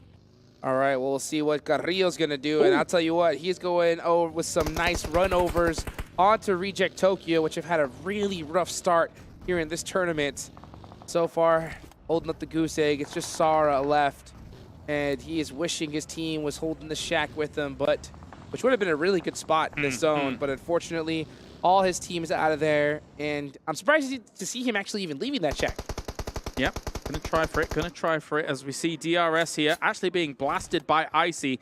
Icy is able to deal with this so heavily. They tried to leave, as you posed the question, but you can't leave when you're leaving people on off angles, leaving behind. They will just kind of cause you absolute devastation, and Icy was able to do so. This is exactly why we talked about it a little earlier, right? If they would have just pushed, took out Icy, got the elimination, they would have had a clear push inside. But instead, they prioritized rotation, and now they're paying for it big time. They lost pretty much everybody. Action has a spot in the circle as well. Icy could maybe send to it. Depends if he has a vehicle. But anyway, we're seeing Infinity IQ trying to dislodge the position of Gladiators. A lot of nades going forwards. That one's way off the mark. They don't have full information, clearly, with a throw like that. DRS is gone. Oh, DRS eliminated. So a mistake coming out from them. Hopefully they're able to fix that in a future match. You know, every time I see these nades, I start thinking about what you talked about earlier, right? How important it is, them. Yes, to hold on to them for that late game. Those blind nades just, oh man, they come to really bite you in the end. They can. They really can. Maybe he had some different information earlier and then trying for it, but as we look back, you can see a great play by Delta coming in. You can see on the minimap in the top right as well just how far Action was. He's trying to hit some shots against this wall, but when there's only so many small spots in the wall to try and hit that shot and your opponent's bouncing around with a DBS against a close-range opponent, it's hard to hit them. Yeah, and that's what really separates, I think, these insane top players versus great players, right? The ability to find that beautiful off angle that's able to support your teammate no matter what. Sometimes you can find a decent one, but if they're behind a broken wall like that, there's not really anything you can do. So, yeah, I think that he maybe figured that he had his teammate covered, but wasn't able to do so. So that's kind of tough. Let's see where this next zone's going to go, though. 1 minute left on the clock. We got a little bit of a standstill. This is the calm before the storm. Oh, yeah, definitely is. Icy's trying to thread the needle all the way through GK to get to Action. And it looks like he's going to be successful with it. He got quite far. And shot's going to be coming in, though, from Meku against Box. They still need to have a little bit of a movement themselves and actually get rid of Box before they can really make a meal of this. And let's see what Box is planning to do. They are holding the north side of that circle. They do have that entire road up ahead of them, a lot of different checkpoints that they can go to in order to do that, but they got to leapfrog. They got to cover each other and push little by little. Meanwhile, you got Gladiators, Kitsune on the other side of the north here with the rest of his team. Buggy's on fire. Gonna have to make a push, most likely into Infinity IQ in the next few seconds. Where are we going? If Fireflux gets this on their compound, I swear. That farm compound is so strong. The only vulnerability it has really is actually where Infinity IQ is, as the circle's about to pop. See where it goes. Are we gonna see it head on over to? Oh, it's in. It's pretty dead center here, so Fireflux not gonna move a muscle for now. Meanwhile, Vampire finding that center position along with Alter Ego. Yeah. So they are looking to just kind of share those compounds and just wait it out. Very, very strong decision from both these teams. Alongside the Swamp, yeah. Those two can see one another, and they've not... Vampire really wanted to push and get rid of them earlier on, but they didn't do so whilst that stalwart fight was going on. You see Twisted Minds here, down south, trying to get rid of 628. They, unfortunately for them, with a circle like this, which I would consider a decent circle for their drop spot, have been kind of slow on the uptake down at the south and haven't been able to really get much going there. No, you could see an off angle from Sunan on 628 on the west side of the map. So you could see them just trying to hunt down a position, but at a certain point, they're going to have to make the push, just like we saw D plus Kia do, but Satan was just waiting for him. Yeah, very, very scary. 628 might try and just barrel into the position of Twisted Minds, but likewise, I think Alpha 7 is also thinking to make a move now. So there's one really important location here that I need to talk about, which is technically, yes, Fireflux's compound's really good, but the most important part about their compound is having people also above it perched, so you don't allow teams to get a high ground overlook on you. That's why we're seeing some of them, like Soul K and Solus, take that spot. But here comes a fight. Here comes a battle here as we're starting to see 628 desperately trying to find a position in the zone. They're going to have to do it the hard way. They're going to have to push up onto Twisted Mind. Here we go, Esteez. I think he accidentally ran into that tree, but was able to get away for the time being. He did get a lot of information for his team. I think they realized that Twisted Mind is hurt, so I'm not surprised if we see them push this. Yep, here they come. Goes for an 8. Both teams charging it up. Good to go. He was already able to hit a little bit on them. And at the same time, trying their best here is Gladiators against Box. It's a very slow fight down towards the bottom. Rejects goes down, though. Yeah, Reject Tokyo eliminated. That's still 12 teams remaining. We transfer on over to this battle. We're going to watch Box Gaming throw some smokes here. Getting prepared for a push that we'll see probably in the next 3 or 4 minutes. I'm really interested to see this fight, though. Here we go. Easy, holding the Shack down with that DBS. The angle's coming in, though, from Zing. He's going to hit these shots eventually, though. Yep, here they go. Molly comes out from Easy. Very well executed from 628. Yeah, forces him out with the burn, and Roll Kiss here in the distance as well. They know where he is. He's also being shot from a Mafioso. There, Alpha 7 is rocking up on this fight. They could clear out 628. Alpha 7 had their ears all the way up. They heard that third party, and all it took was a nade to finish that off. And Alpha 7, with some beautiful timing, clear out the entire south side of the circle. Opportunistic. Love it. This is a great move from them to be able to get themselves well on the board. Meanwhile, still Gladiators and Box holding each other dead to rights up at the top. You can't move that much into those fields, because if you do as both of these teams, you'll find yourself in lines of sight of Fireflux, in lines of sight of potentially some of the Vampire members as well. They're going to try and make the move a little bit forward to keep their cars in the circle as time goes on. But it's a ticking time bomb. I don't know how they solve this without opening themselves up to a lot of the lobby. You have to make a commitment at a certain point. I think they have to just go ahead and go over that hill with that US and commit on Gladiators. But at the same time, I think they want to see some teams go out first to possibly secure themselves at least a couple of placement points. Next 2 teams to go out, Kalaris, goose egg in placement points. Rough stuff here. GK looking over towards Falcon as well. Gets the pixels of just ahead bobbing about. Goes for some shots. Doesn't quite hit things, but Falcon has got some fear in him here. Falcons looking to... Big commit. Yes, huge commitment here from GK. They're going to be making that full send on into this next circle. Most likely looking to push the Falcons. Meanwhile, Vampire up onto Box, battling it out as Box tried to make that send. They lose a couple players with that blind rotation. Yeah, it's a bold move, Cotton, and it's not really going to work out for a Box. I mean, they go ahead of Gladiators, hoping that this little lip is going to work out for them, but they were completely shut down. And again, it was Vampires that actually were able to get some of those winning shots on them, as GK once again spraying violently at Falcons. One team has to come in from this angle. Which one's it going to be? Ragnar just doing some blind shots through the smoke and does connect, and I believe that is Team Falcons out of there. GK, some great shots coming in here. Just understanding there's only a few spots that their opponents could be in. Not only ransack that, but here comes Gladiators as well, trying to ransack the position of Fireflux, and they're gone as fast as they enter.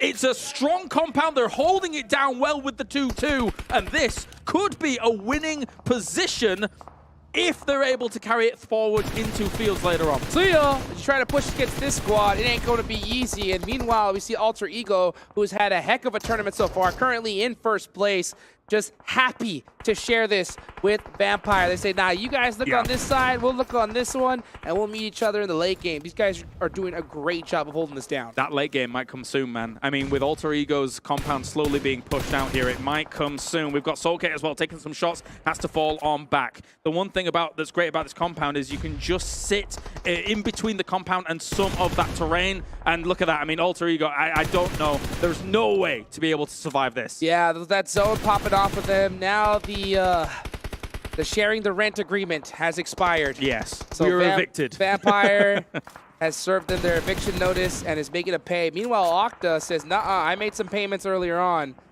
I want a piece of this action. He's gonna throw some smokes, looking to press up here. He's come back to pick up some of his belongings. Yes, he is. That's right. Yes, he has. He says, I left some stuff here. You have to let me back in. Rosemary saying the same thing, saying, nah, we were roommates.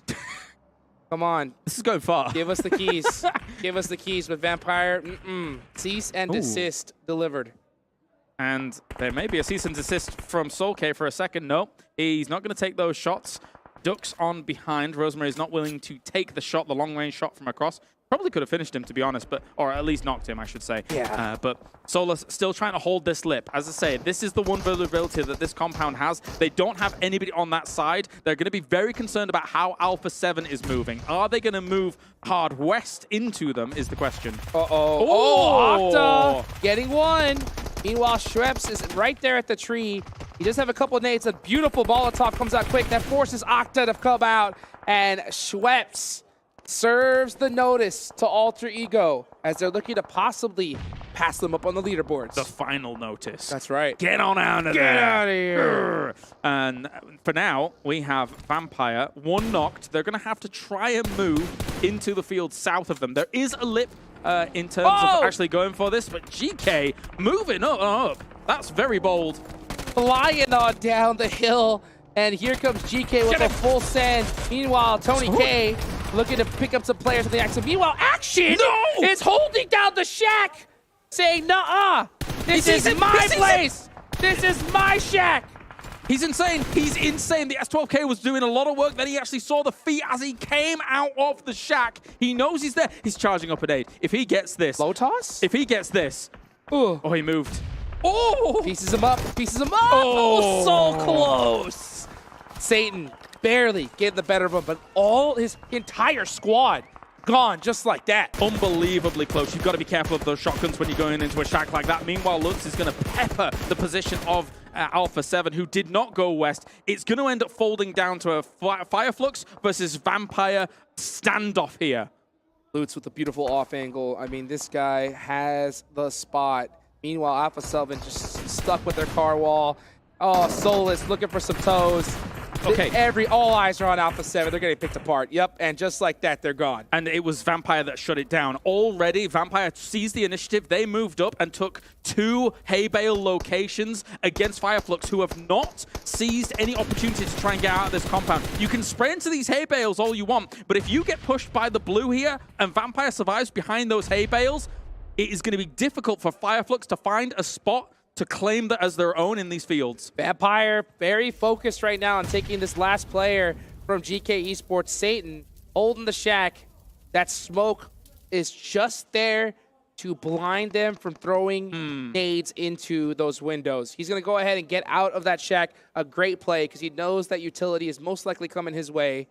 So Vampire, 2-2 split right now. Yep. Two players focused on Fireflux. Meanwhile, one focused on GK right behind him. Exactly. You have to keep an eye on him. And Fireflux is going to move down with vehicles, use some of these smokes as well now to try and find themselves a spot. That looks like they're doing it successfully so far. Satan being in that spot makes it a little bit easier for Fireflux to make this move because they just don't have as many eyes on the Fireflux rotate. Oh my gosh, that rotation for Fireflux makes things that much more difficult because now you have to focus on them instead of Satan from GK.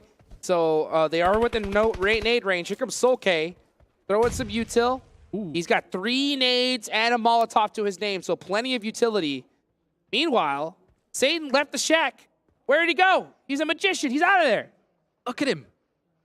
Crawling along. Sneaky snake. Sneaky snake. He snuck out. He threw down that, almost like a ninja, throwing down that smoke and just ejected out of there. I will say there's a slight curve on this field that allowed Fireflux to get out of there a little bit more unscathed than I thought they were going to. So that has helped them considerably. Nice nade to open things up. Solke with a huge nade. That was an eviction notice. Here it comes to one more. Right onto Schweppes. Schweppes down barely to 20% HP. You know he's got to have another. Oh, no. Oh, the beautiful anger from Solke. Oh.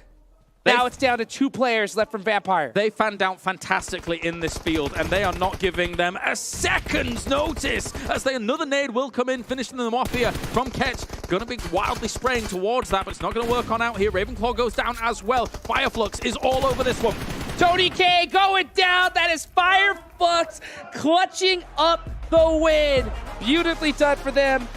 What a way to finish. I mean, Vampire Esports racking up a whole lot of eliminations, and not to mention Satan securing such a high placement. Those are some solid points for his team. Definitely, definitely. Circle 2-3. I'm talking about Fireflux and that compound. That farm compound is extremely powerful in this location. They were able to defend it well, making sure teams were coming from the west to try and encroach on their territory, and then towards the east, there's nothing. You just able to finish it up here, Hot Jukes. Yes, beautifully done indeed, guys. What a match. 3 more matches left to go today. Don't go nowhere. We'll be right back.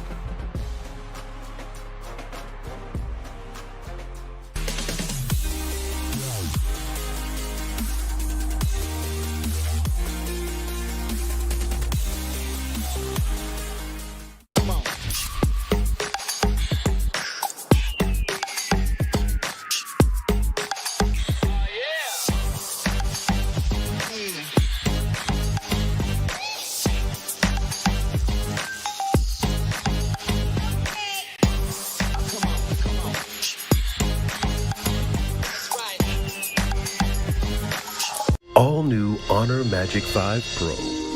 Freeze even fleeting emotions in just milliseconds. Take marvelous night shots with lightning fast exposure. The display reveals more details in bright areas with an astonishingly long battery life that just keeps going. The latest flagship chipset brings you exceptional performance. Unleash the power of magic. Honor Magic 5 Pro. Open your eyes. When you look into my eyes, tell me what do you see? Tonight I'm gonna show you the wonders of the mall. Hey, I got nothing to lose. I got nothing to lose. I need warriors.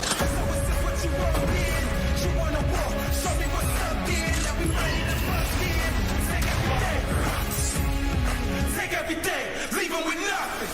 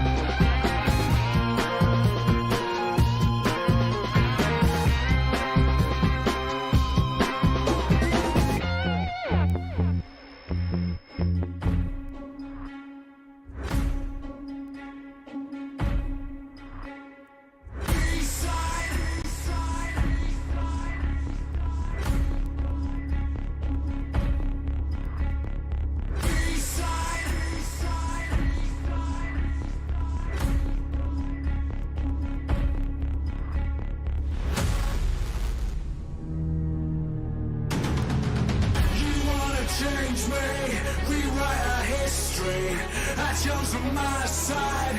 Drawing the front line. You want a safe face. Came to the wrong place. You raise a white flag. I get the B-side.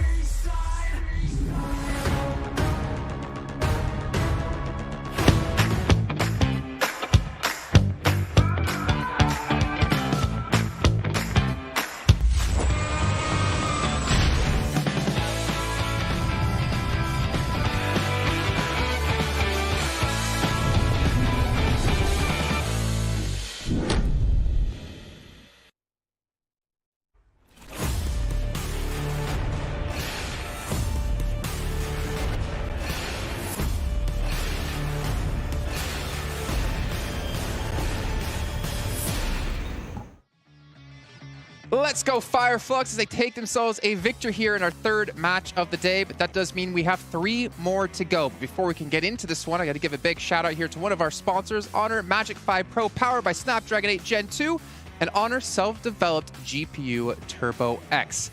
And not to mention, what you can use that for is play the brand new collaboration with Dragon Ball Super and PUBG Mobile. We have items, we have vehicles, we have a special game mode, and so much more.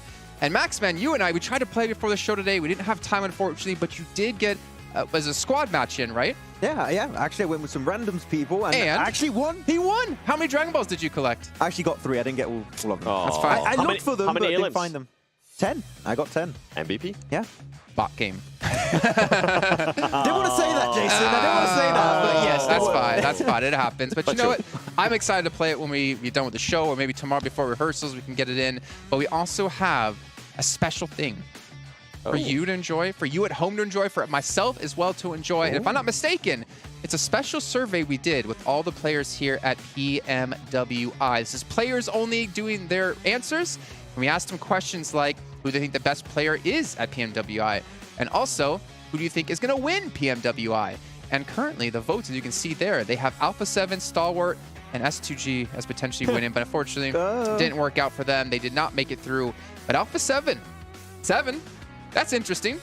It is, because, I mean, wait, hold up a second. What's this one say? Best looking player? PMWI players? Well, if Paraboy was here, we know Paraboy would be there. They got that PMWI Riz. Honestly, I respect that list right there. I'm sure a lot of people out there do. Let's see. I agree with the Tixie supremacy. Yes. What's our third one? We asked them a ton of questions here, and I'm curious, what was our third question asked? And it is, which 4 players would you choose to make a super team? We've got Revo in there, makes sense. Tone K, of course, with how he's been playing. Top in action. I feel like Maxman got in the back and actually changed some results here. I made 10,000 accounts. I made 10,000 accounts. That's a pretty strong team, to be fair. Yeah, you can't separate top and action. If you pick one, you got to get the other, right? Yeah. You're going to have some synergy from That's the like get-go. you go to play, the basketball court to play, and you choose like the older brother who's really tall, and of course he's not going to ditch his younger brother. What are you pointing at me? I'm not the tall one. I don't know. He's like the older On brother that that's really box, tall. I mean, I actually. am older, but I'm not tall. Stone cold face right away. Well, it was also Stone Cold Fireflux at the very end there as they close things out up against Vampire. They get themselves 17 much-needed points. But Vampire starting to run away with this one yet again. 19 points for themselves. And GK, I'm going to point out, they had 5 points going into this match. They over triple it, getting 17. And they eliminated another team here, Jason. Oh, they did. Yeah. We have been keeping a track record here, Maxman. Who's that team? The poor guys, D plus Kia, once again. Forest, but not in the good way. We've had 3 matches, and these 2 teams have eliminated each other every single time. Currently, GK is winning 2-1. And it's always 4-0 too. It's always one squad completely wiped away, and the other team just completely outliving the other. 4 players alive, 4 easy points coming their way. But GK currently, 2-1 currently, but they should just stay away from each other. If they come on, get past the start of the match here, guys. The thing is, it wasn't even the drop. They just rotated after like 2 full phases. So the odds of that happening are super slim, and it just keeps happening. I mean, are they super slim considering that they keep kind of hot-dropping on each other? Maybe they are just so used to having those paths that they don't want to change them, and they're just gonna keep on running into each other. Maybe. I mean, it was not a very obvious circle, so there were different entry points. But the fact it was them again is pretty funny. I like it. Yeah. Okay, well, you know what? Let's take a look at Fireflux here. We need to talk about too much with the Turkish team, though. We did, obviously, well, you guys didn't hear. We heard it here. The Turkish casters screaming from their boys from Turkey. You can see Ketch here getting 626 damage done across the board. Pretty even, though Solo's going to be taking the back seat here with only 200. But still, Ketch and Sol-K, 6 eliminations apiece, or combined, I should say. 7 elims total on the match, and a very needed closeout as well. I would say here, Ketch and Solis are the 2 players that did allow their team here, Fireflux, to get themselves the chicken dinner, because that mad dash over to the hay bale in the field, if they don't do that, they don't have the off angle, and they can't pressure Vampire Esport as effectively as they were doing in that game. So those 2 players in particular, that off angle just gave them the win pretty much. The utility out of Sol-K too. He continues to does it year and year and year. Over and over again. I know you want to talk about this, but I'm still going to make you talk about Vampire's player stats, because we got to hurry. We see 36 seconds left on the timer, and we can see Tony K again, 1,268 damage. I mean, let's ignore. Like, I don't even want to ignore that one play he did, because if he can consistently play like this, then maybe that was just the one time he doesn't make that play work, thinking back to the Erangel. He might be able to actually, I think, if he continues to perform like this, he might be able to pass Stone, even though Stone might currently have the most elims, but I feel like Tony K, once he got used to some of the other teams, on day 2, he was able to actually excel. And something that I do want to point out with Vampire Esports is the way they were able to just control their gameplay. At one point, I kind of blinked my eyes, they had 0 elims, and all of a sudden, they went to like 8 elims. The timing too was really good. Yeah. I'm starting to believe it. I'm starting to feel it. I feel like all the tech problems we've had are in the past, and we're starting to get our matches in one after another. And gentlemen, things are starting to heat up here. I mean, I'm starting to look really towards Vampire quite a bit. I'm really excited to see if they can do the 4-peat. Do this not only 1, 2, or 3 tournaments won at PMWI, to win 4 across 2 years. Come on, they got to give other teams a chance. If they win both events, that's $500,000 for that team alone. It could literally happen right now with the track record of last year and how they played so far on the All-Star stage, and already at the start of today. I'm telling you, the odds are really looking in favor of Vampire. I was talking about this with Blank, and we both agreed. We kind of want Vampire Esports to win both. He does. He's nodding. He's nodding over there. Yeah. It will be good to have a dominating team here at PMWI. Maybe this year they'll be able to transfer those skills to PMGC if they're able to make it there. Yeah, I was going to say. I mean, obviously they could potentially win an extra slot for their region. It's not them getting the slot. It's the slot for the region, which could be massive. But then we also have some special invites still to come out. Curious to see where exactly it will go. But there's still a lot of teams out there fighting, though. There's still a lot of teams like Alter Ego we've seen have a good start. Not as great as the 3rd match, I believe, but they still have more chances to come today. Yeah, it's going to be really important to secure that extra slot for your region, of course. I mean, if Vampire do get it, they might also secure themselves a spot thanks to that extra slot for their region. So it could be working out. Yeah. I don't think most people actually understand that if they were watching the solos matches we had yesterday. Special moments. Yeah, we actually, if you guys didn't know, we last night we had 2 show matches, solo matches, $100,000 total prize pool. We win 30 grand just for getting a chicken dinner. IQ ended up winning what, like $65,000? He made He won at least 30,000, I can confirm for sure. In an hour and a half. That's what it took. That's the best prize pool to game ratio we've had in a long time. That boy making that Mayweather money. Yeah, Revo too, actually, they're pretty decent. Got himself some good stats, some good damage, good elims and everything, but yeah, it was looking pretty close. True. It's also looking pretty close. Time to get in the game. I think I saw about 18 seconds, and we have some new casters coming in as well. Honestly, Kalaris and Hotchicks, they deserve the break as well, because we've had such amazing games so far. There's been not a single letdown here at PMWI, the main tournament. And I don't know what else is to come. We still have a lot of matches left. I want to continue to see good performances out of Vampire Esports, actually. I want to see Alpha 7. Oh, because we were gonna go into some of their stats, but you know what? We don't have time for it. So we're gonna head into the match with Jana and Blank to kick off our final Erangel of the day. Fireflux pick up a finish in the fields over on the Erangel we just witnessed. Turkey obviously very happy about that one, but Vampire still very, very close behind on their performance that match and have done so much so far this tournament. Blank, we're heading from North George down to Novo. Yeah, properly fair little playing path here for everybody in the circle, which is always nice to see overall. Down towards Novodobnoye, obviously that eastern side a little bit out of the way, but I'm pretty sure most of these teams should be able to get over towards there if they find their vehicles, the ones they need. We're looking out for GK as well as D plus Kia, seeing if they're still going at it here on our angle. I would be surprised to see it for a third time, but it's certainly possible to be happening. Flame path just about halfway through. Alpha 7 out early, taken North George from the Gladiators. They had a little bit of argy-bargy there over in the All-Stars. And the relocation came through to Severny, but the Gladiators seemingly going to their backup drop this time here. Blank Ferry Pier will be on the cards for them. Could be close to 6 to 8 there on that Gatka split, but should be able to get there pretty safely.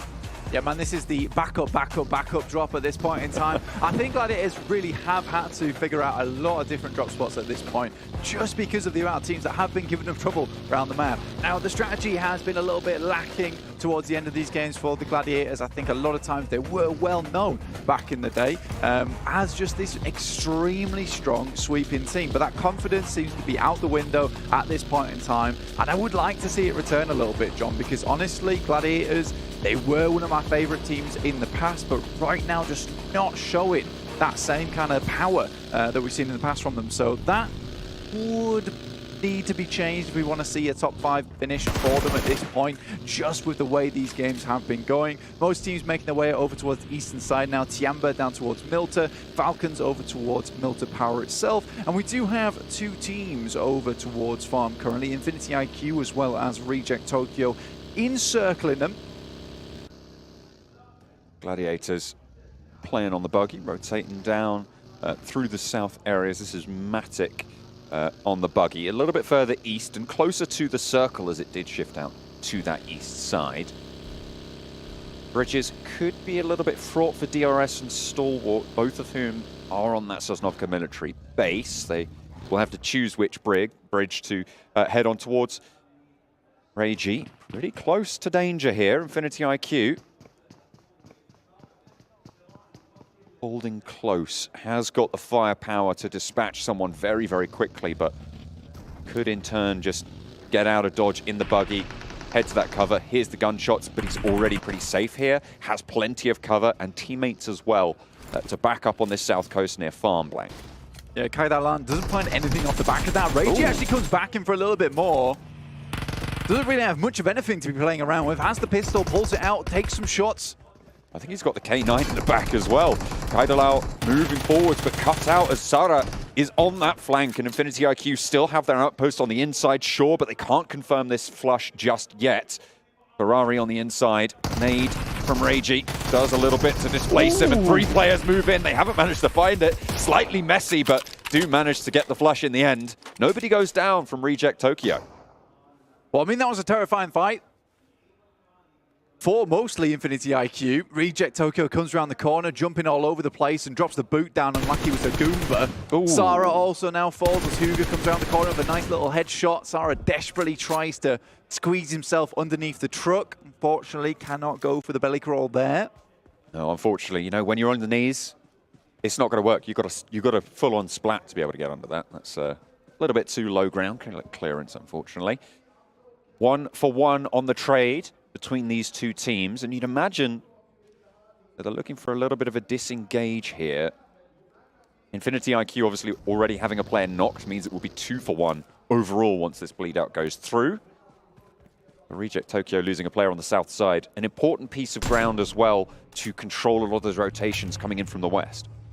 Yeah, man, it's an interesting play from Sara. I don't think it was a necessary one, to say the least. I'm pretty sure he did get caught on the burnt out UAZ at the end of the day. Kaudalan does fall, finally bleeds out there. Bensu and Hugo off in the distance. Bensu really has made up the majority of Infinity IQ at the moment. He is the powerhouse on the team. But losing 2 of their players right off the get-go, not an ideal start for them. And I think Reject Tokyo realized that, you know, this is not worth it. Most likely will need to start getting some loot on board. 628 actually stealthing their way over towards Gladiators. Matic, once again, on his journey in the buggy, gets away, and I think he has heard the vehicles rocking up towards the forested area. Certainly have heard that one. Yang unleashes the magazine, pops the reload to try and catch him in the open field. A tire, L2 actually go out there for Matic, but he's still got the momentum to get across to Kitsune and to relative safety.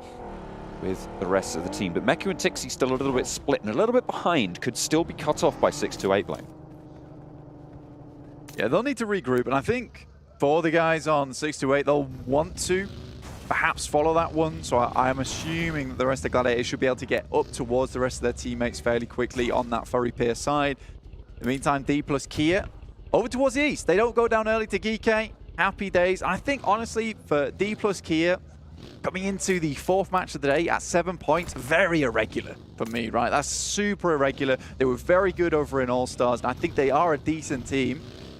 I just think that those first couple of games were really not so fun for them right at the start. I mean, as Max was saying on the desk, it was either 4-0 or either way, it was just a full squad wipe. So I do think for D plus Kia, getting over towards a different position on the map wasn't necessary because you have missed out on a whole boatload of points. Vampire already at the top with 47, Alter Ego with 40 points.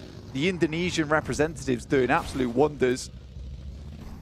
Absolutely. Vampire also just making sure that that title is defended of theirs, the PMWI potential, as you and Seven, and I'm sure a lot of other people are supporting for the 4-peat. Vampire have gotten off to a good start. They're currently playing towards South George. They're pretty late on leaving the rotation. Given that the plane path started over towards North George as well, they will have been on the ground for a very, very long time. So they're going to try and isolate some late rotations potentially. They should be as looted as pretty much everybody else in this lobby. Yeah, I think over towards North George, South George, Crates as well as Hospital, it's a pretty cramped zone in terms of the amount of teams that drop in that area. The good thing about this circle, though, is that it does really enable that long rotate up towards the northern side of the map, past Yaz Lake as well to move in there. It allows all these rotations underneath. So I think for Vampire, who were around the Hospital way, they wait a little bit for the teams up towards their north to move out, to get out of that location, and then start getting on their merry way. Alpha 7, not particularly a team that you want to get into early on. They are very good when it comes to those early team fights. Got some incredible mechanical skill on their side. Some of the macro definitely leaves something to be desired at the moment, but they're a team that starts slow and then gets a little bit momentum as they get through the games and get used to the teams they're playing with. That is really not what you need in a 3-day sprint in this kind of tournament. But I do think Alpha 7 can catch up. And after that last game, a little bit of momentum has been found, a bit more of that confidence as well. They had a big elimination count. So this is interesting for them. Plus, with this circle, the Stalber rotate has worked out fantastically well, holding almost 40% of the circle for themselves on that northern side. It's a great place to start sweeping through a lot of areas where you can stay fairly hidden in the forested areas, some decent compounds to chill out at. So I think for Alpha 7, this is an excellent decision that they will be benefiting from in the future. The ever-treacherous Yasnaya Fields encompassed by this next circle blank. They are such a difficult bit of terrain to navigate. We'll have to see if teams are going to be able to find any sort of sanctuary in that area should they opt to cross them. Don't have to go into them just yet, but certainly possible to see the finish there. The east bridge from the military island for Stalwart and for DRS, actually, both looking to get across near Milta. DRS allowing Stalwart to go first. I don't know if allowing is the right word, but Stalwart did get across first, is the upshot of it all. And the Gladiators are pushing him from the south as well. Yeah, Gladiators actually making that rotation from Ferry Pier now, have squeezed along that coastal edge and now making their way up towards Shelter Side. A little bit of a barren position on the map, but getting past this area is probably one of the most treacherous bits of land that you can go through, purely because it's very easy to get caught up in an engagement over Shelter, where suddenly you're just stuck in this almost a standoff between two teams, so it's not ideal. Alpha 7 look to start sweeping now. They find the elimination over towards Tiamba. Infinity IQ lose Bensu, just one player left remaining on that team now.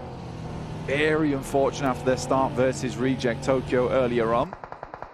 Reject Tokyo currently over towards Lipovka, trying to swing in from that east side. Box Gaming playing on the east point of Yasnaya. Resed up for Tianba. They can get some healing done now.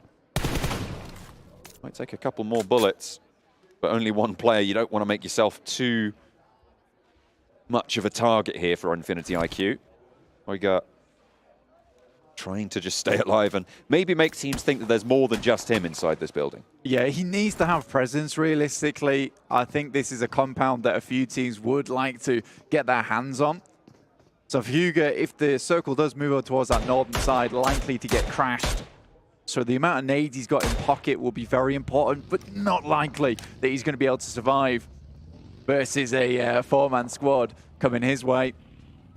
Alpha 7, though, did find that compound over towards the eastern side of the map. Decent stuff for them. Reject Tokyo over towards the eastern coast.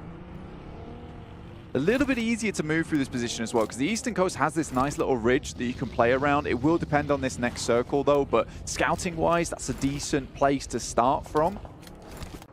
So many teams already in, and this just speaks to the level of the lobby at the moment. The rotations are very clean. Being able to get into position, the amount of teams we have in this final circle with the amount of fielded area that's still in, we're looking at a Yaz finish potentially, but it is leaning down towards that southeast side, towards Lipovka. So more of those grassy pastures, playing around the divots.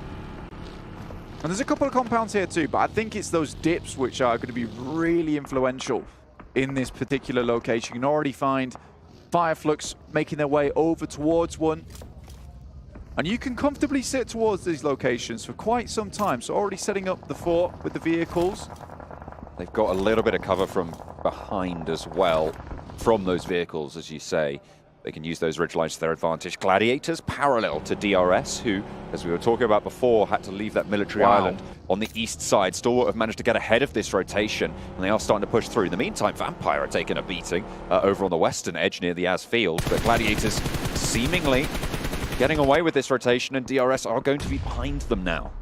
It's a really fast rotation. Kind of reminisce to what Mad Bulls used to pull off back in the day in EU. Gladiators obviously played alongside them, so looking to almost replicate that similar rotation, which just flows directly through the map. Now, they've headed up towards that ridge I talked about earlier that Reject Tokyo were trying to take control of, but they're going to wrap all the way towards that north side. I really like this play. I think they assumed that most teams would be on the south side, so this is going to give them the most amount of time to play around with where they want to head to in this circle, which is something they've not been afforded before. In the meantime, though, Vampire down to 3 players. They did get a huge wipe on a team on Twisted Minds, but instantaneously, the teams that came in for these third parties, including 628. Fireflux are ahead. You can see them just at the top right of the mini-map there. So the route out of this compound will be pretty tricky. We saw the position that Fireflux were holding with those ridgelines to their advantage. Can get pretty close before you're forced to engage them, but once you're that close, you are forced to engage them. But Vampire, though, trying to hold out on the inside. Against 4, an off angle also still in action for 628. D plus Kia have actually sent Forest all the way out behind this fight, despite 3 of them being much closer over towards Mansion, further east of this engagement. Maybe looking to third party onto it. Fabian also spiking out for D plus Kia. In the meantime, though, Ching lines up the shot through the hallway there. Schwepp spotted, blinked away. No, not quite going down just yet, but there we go. There's the off angle for D plus Kia, landing a shot over towards 628. The flush goes through onto Schwepp as they move forward. Got a nade from Tony to answer. Another one being cooked up, and they're forcing this engagement. This off angle is huge from Fabian, coming on through as well. I thought he was going to Fireflux, but no. 2 players from D plus Kia move in and force this engagement to go south for both of these teams. It's an incredible setup coming through from Forest and Fabian. It's 2 players taking on a single team. Incredible movements coming through from them. Circle heads up towards Yaz Fields on the northern side. Still a bit of that urban territory available towards the west. And the Vampires praising D plus Kia for the save in this situation. It was very much required. Now Tony K looking to finish off Xing. We cannot say that Tony K did not have a big impact in that fight either. Some incredible nades, and he's been throwing them all game long, all tournament long, even in All-Stars. Just like that one, in fact. Vampire felt a little bit Moomin Rider to the DK plus Saitama there. They rock up and say, don't worry, we got this. They control the fight. Fireflux cowering seemingly. I mean, they made a very fast rotation up from the position that we talked about a lot, that dip, that divot that they were playing in, and they moved very, very quickly to the northeast point of Yasnaya on the shift, with Fabian's attention drawn elsewhere, allowing that opening to come through. And somehow they've survived. They are all, however, gathered in one shack, and Box Gaming know all about it. Meantime, Huga on that building! Oh. As I talked about earlier, the nades had to be strong, but there's some support coming from outside, from Fireflux as well as Box Gaming, and Huga lives to tell the tale. Fireflux staying in for now. Could be under pressure from more of these teams on the south side.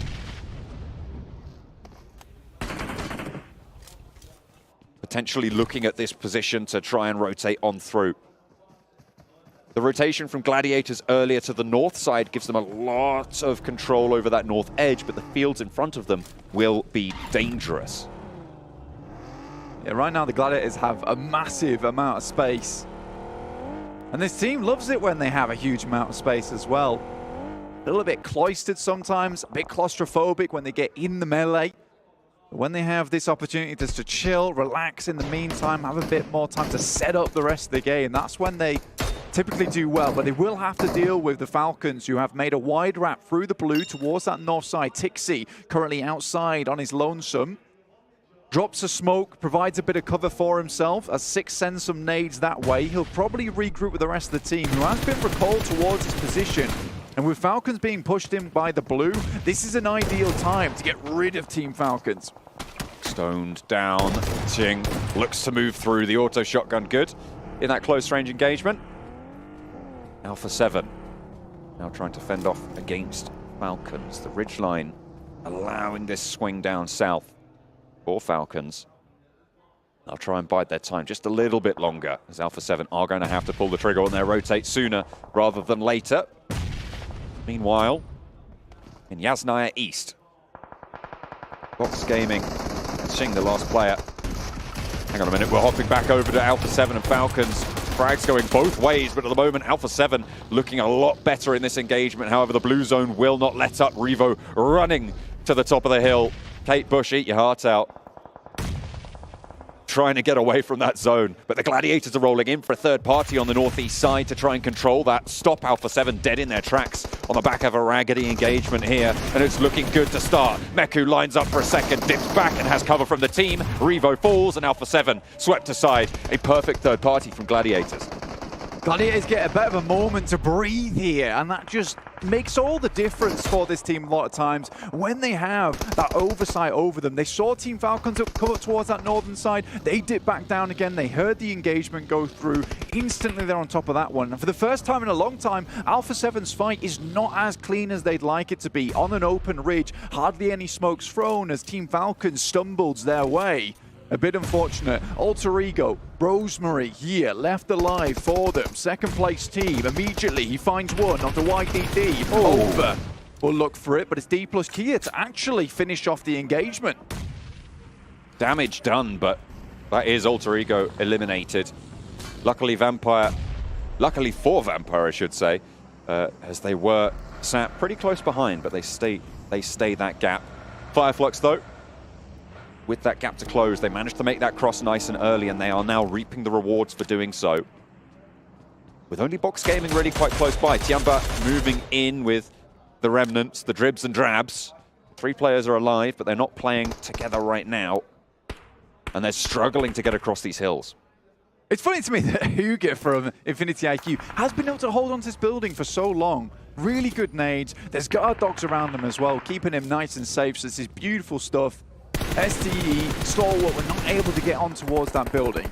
Now, Kike is sending some scouts up towards that northern side, towards Gladiators. They find over from Tiamba, that's down towards the south.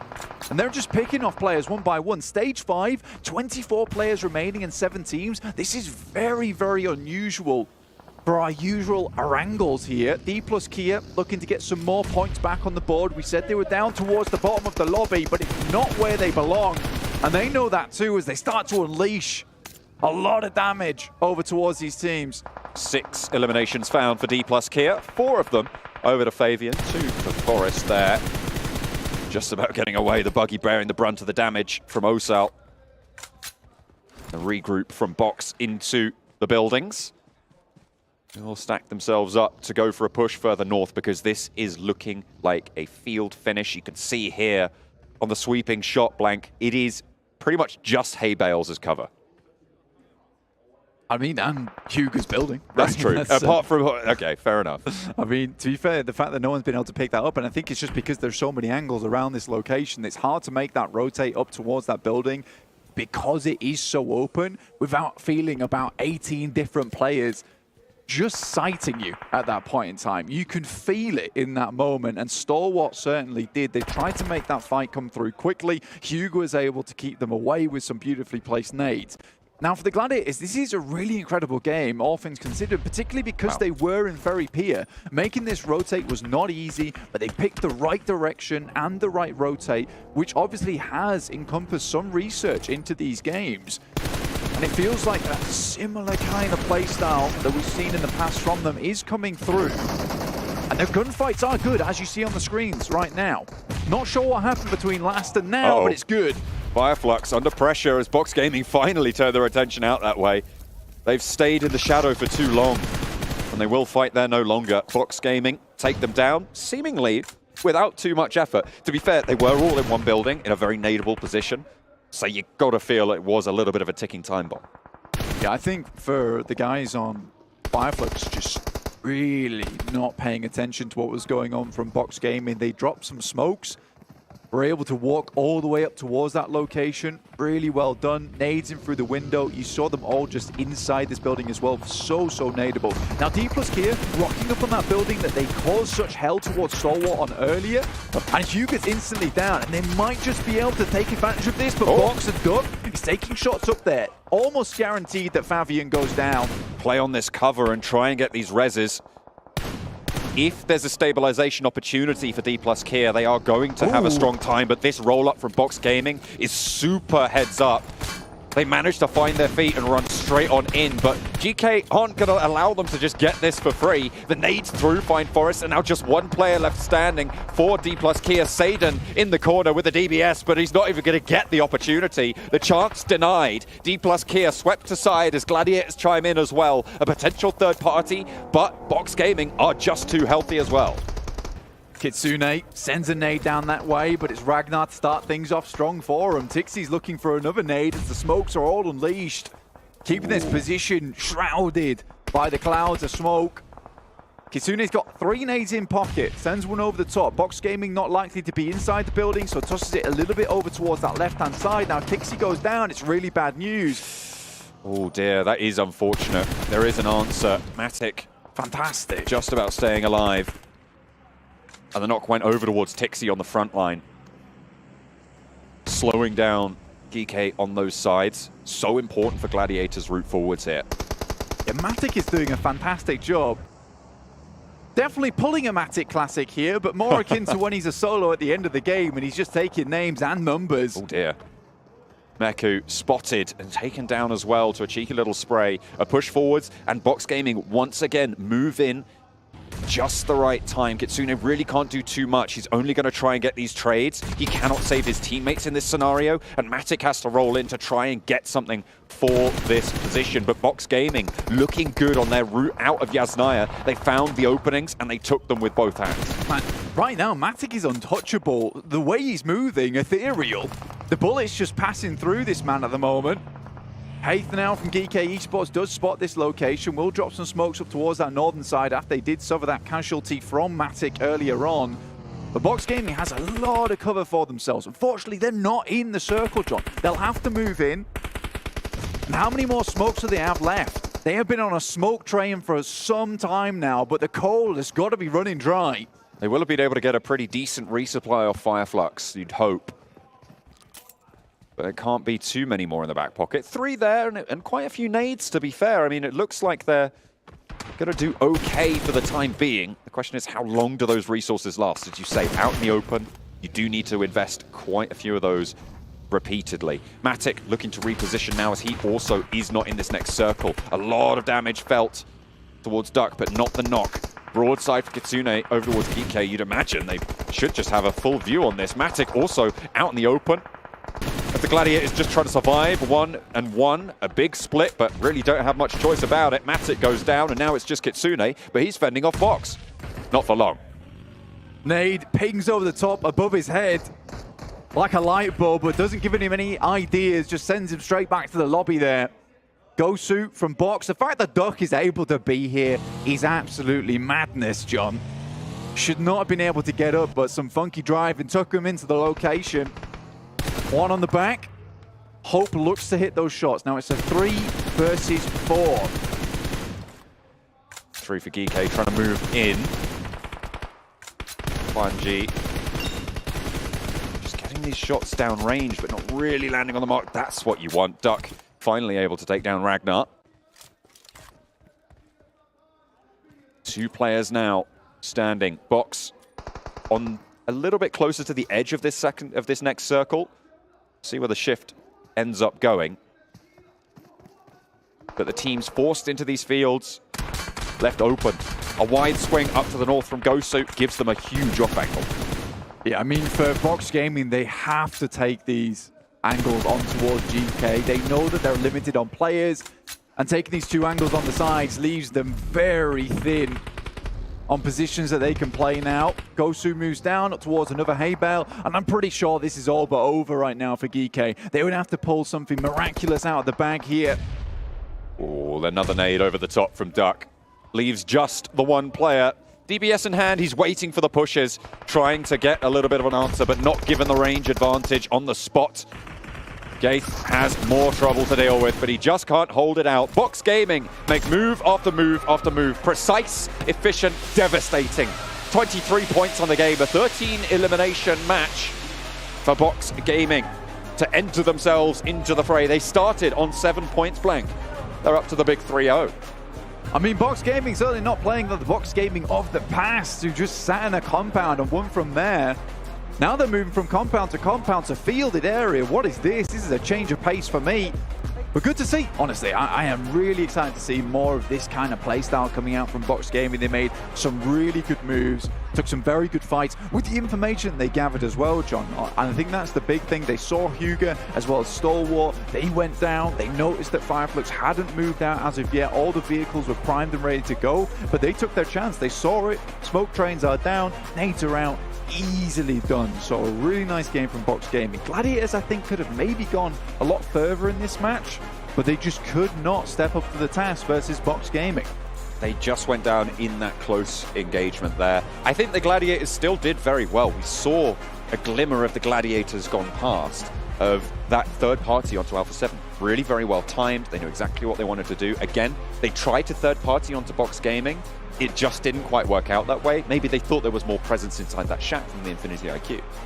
Yeah, I mean, Matic's angle up towards that northern side as well, looking down towards GK, yes, it provided them a little bit of support, but I think in that location, that time where you hear that fight go off, I think you just localize all your players on that side. Yeah, it was just a little bit too lackluster. Didn't have the pressure to keep Box Gaming in the box. And instead, it was Box Gaming to be able to take it home in the Yasnaya Northeast Fields. Fantastic chicken dinner for Box Gaming. Let's head back over to the desk. Box formation. Close things out. You don't see Max dancing on the screen. Close things out and get themselves a chicken dinner on the board and do it in quite a fashion as well, picking up a lot of eliminations behind this and really setting themselves forward with a good step to win a lot of money. But before we can break things down, you know what you have to do, Max? It's time to talk about Honor. Yeah. Magic 5 Plus, powered by Snapdragon 8 Gen 2. And Honor self-developed GPU. Turbo X. Nice. Look at that. One of these days we'll get 7 in on it as well, but I think last time he did a sponsor call out, it ended with him drinking an entire Pepsi can. I just... leave that there. At some point. It's a prop. It's not. It's not? No one can see it except me, but I can indeed confirm he almost opened it and almost drank it. This one, right here. Oh, we actually do have security like next to us on these cameras to make sure he doesn't steal this headset as well. Chug it if Alpha 7 win. It's fine. You won't be chugging it. So let's start to talk about this last match, though, because Box had to fight their way through quite a few different teams.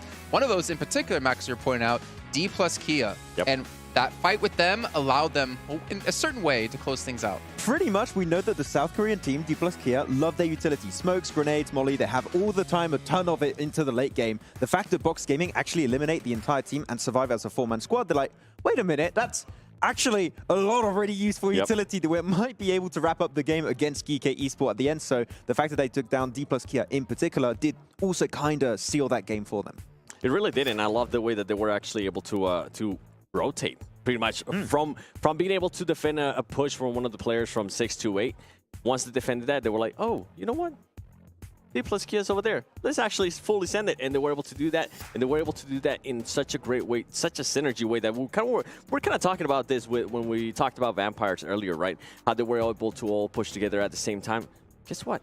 Box Gaming was able to do just that in that last game, and we were able to see the performance out of it. Yeah, I'm not going to lie, a team that entering this event, I was having them a little bit under the radar, not sure what to really expect on a PMWI stage, but out with an absolute bang here on this game in particular. And Fireflux, one of the most aggressive teams, with all the smokes that were like, what the hell is happening over here? Couldn't leave the building. Then nades and mollies just pretty much ended the fight instantly. Yeah, and I also like the push that they ended up doing on GG. Once they got those 2 knocks, they were like, you know what? Let's fully send it over there too. They got rid of them very quickly. And Maddox like, I'm out of here. I'm gonna go away. He was already out of there. He's always out of there. I mean, there's a lot we actually want to talk about in this match soon. We'll get to the rankings in a second as we continue to see Box close things out on the final moments. Confidence was definitely reigning for them, and they looked as confident as ever, taking them 23 points.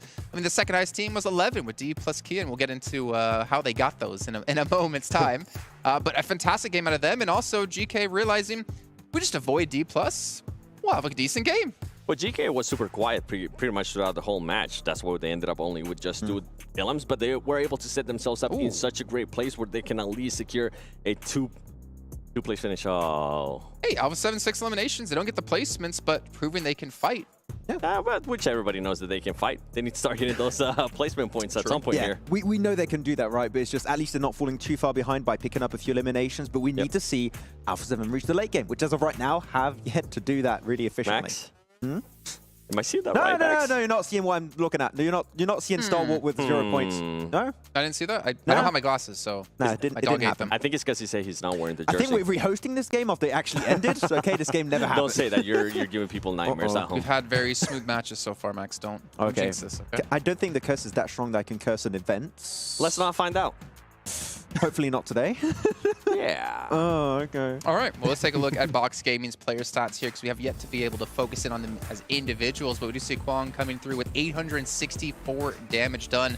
I mean, T-Duck's the only one, under 500 damage, but to be fair, didn't necessarily need to, as he had some stars on his team to help carry the weight. Yeah, Goso and Kwang going to be the ones to able to pop off here, and especially their sprays onto Gladiators, the way they just snap onto them instantly, right through smokes too, was really effective, because it's kind of predictable.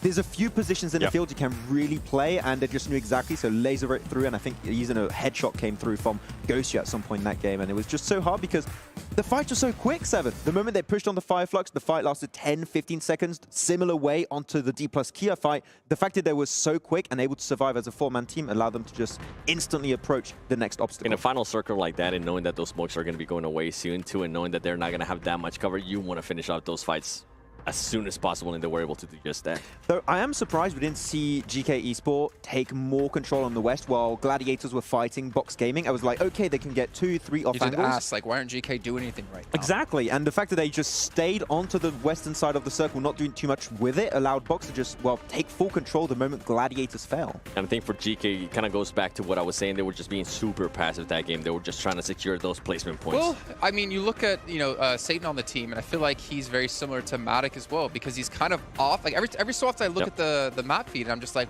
it's nowhere near his team. And maybe that's one of the reasons why they're not getting aggressive and pushing, though at the end I don't think that was the case necessarily. But I did find it a little bit weird that it's, or a little bit of interesting, I guess, not weird, that it's very similar to G Gladiators in some sort of way. Yeah, the Satan Classic, we'll have to find something that works with him. I'm not sure just yet, but... Yeah, and, I mean, with GK, they just weren't really forced to fight, and Satan was being that scout. He was very far away from his team, but he was able to find such a great locations there towards the west, considering that nobody was there. And I mean, at that point, GG was just worrying with what Vox Gaming was about to do to them. Yeah, I mean, GK were just playing the outskirts of Yasnaya Polyana, right? So they were just waiting with that extra information, playing from the rooftops, and then they just got involved the moment the circle left the city finish position. The Hope and Satan able to give themselves one nice pick each. That's nice. I mean, I think I was telling to you before, Max, when we were watching this game, I was like, I've known Satan since 2019, since PMG Season 0. I remember him there playing. I can't remember the team off the top of my head. He's got a wealth of experience, and we know GK can be a strong team, but they need a little bit more. Maybe that solo play of him, he needs to try to get a little bit more out of it, or maybe they need to switch some things up. Yeah, and Gaith has had an amazing season last year back in Arabia, and Ragnar is actually the MVP of the MEA Championship of Spring 2023. So when it comes to fragging power, we have 3 players that are looking really good. Hope is a player I have a few questions about as to how he can perform on this kind of event, but the 3 other players, I feel like they can definitely bring the heat. With Satan, kind of feel like we're talking about Carrillo again, right? He's always the one that's away from his team. He's always the one that's really wasn't, maybe needs to start putting up more numbers. And I think if they're able to do that, if Satan's able to become a little bit more aggressive and start confirming whatever knocks he ends up getting, or maybe stealing some millims, that might be the push that the team needs.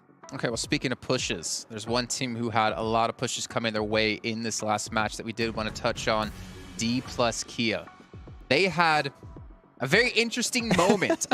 It was quite a few teams. It was, how to start off, Max? It was Alter Ego crashing onto them. Yeah, so it was Alter Ego fighting versus D+Kia south of the road when it was going towards Yasnaya Fields. And Tiamba being like, okay, we don't want to do a mad rush anymore. We want to try and go for a smart play. Let's just third party that fight. Alter Ego fall down is looking great so far. Then D+Kia start to say, no, actually, we're going to start pushing back. And Tiamba instantly regret their decision, thinking, let's just zoom back onto the other side of the road and just bunker down. And D+Kia like, no, you're coming back over here. Chase them down, get all the squad wiped pretty much instantly. So it's pretty comedic, but you don't want to fight D+Kia if you're not ready for the heat. Which is crazy, right? Because with Tiamba, it's something we've been mentioning. I feel like they're just being too passive. And the moment where they actually had a chance to be aggressive, they decided to back away. All right, well, we're going to back away here from the stage. We're going to throw it on over to our commentators to kick off our first Miramar of the day. Mirror, more of that, please. Let's go into the first of the day in the desert, over from the east coast down to the southwest in Minas del Sur. Let's chop the southeast quadrant. I didn't like that. I did not like that one bit, I'll tell you that right now. But nothing. Absolutely nothing. What did you like? I think I've blocked it. I blocked it from my memory. It's fine. What are you talking about? Los Leones, though, down towards Minas del Sur and Los Higos. Most teams should be able to get up towards that northern side, honestly, just because they drop out straight away. It does mean we might have a cluster of teams up towards that north, in which case you're probably going to see a couple of these squads dropping a little bit later and going far north from that position. Bots Gaming down towards Puerto Paraíso, well, Impala for them. D+Kia down towards Puerto Paraíso themselves. And this is the first time we've seen Miramar in the main tournament, so it'll be interesting to see how a lot of these teams play. They've done the tried and tested over in Erangel. Now they've got to play on a bit of a bigger playing field. Now, for a lot of these teams, this is going to be quite different, especially those who qualified from All-Stars. We're back to 16 teams. This is going to be far more easier to hit these rotates. There are going to be less players crowding up the match and the map itself. But Circle heads over towards that western side now, John. Power Grid, Monte Nuevo, San Martin. A lot of high ground to be played around with here. I'm looking for the rest of Alpha 7 because I've spotted 2 of them on the northeast side. Revo and Senatexa both breaking up towards Tierra Bronx. Oh, it looks like they're all in that vehicle on the on the south vehicle. Okay, I was wondering, is there really 2 of them there? Are they playing a super split drop? But no, they're going to be playing up towards Campo Militar and Tierra Bronca. Picardo, looks like that's going to be GK's for the time being. Reject Tokyo playing Los Leones on a bigger split. And that south side, Gladiators, split position there. Miramar, very much more common to see these split drops on non-large POIs.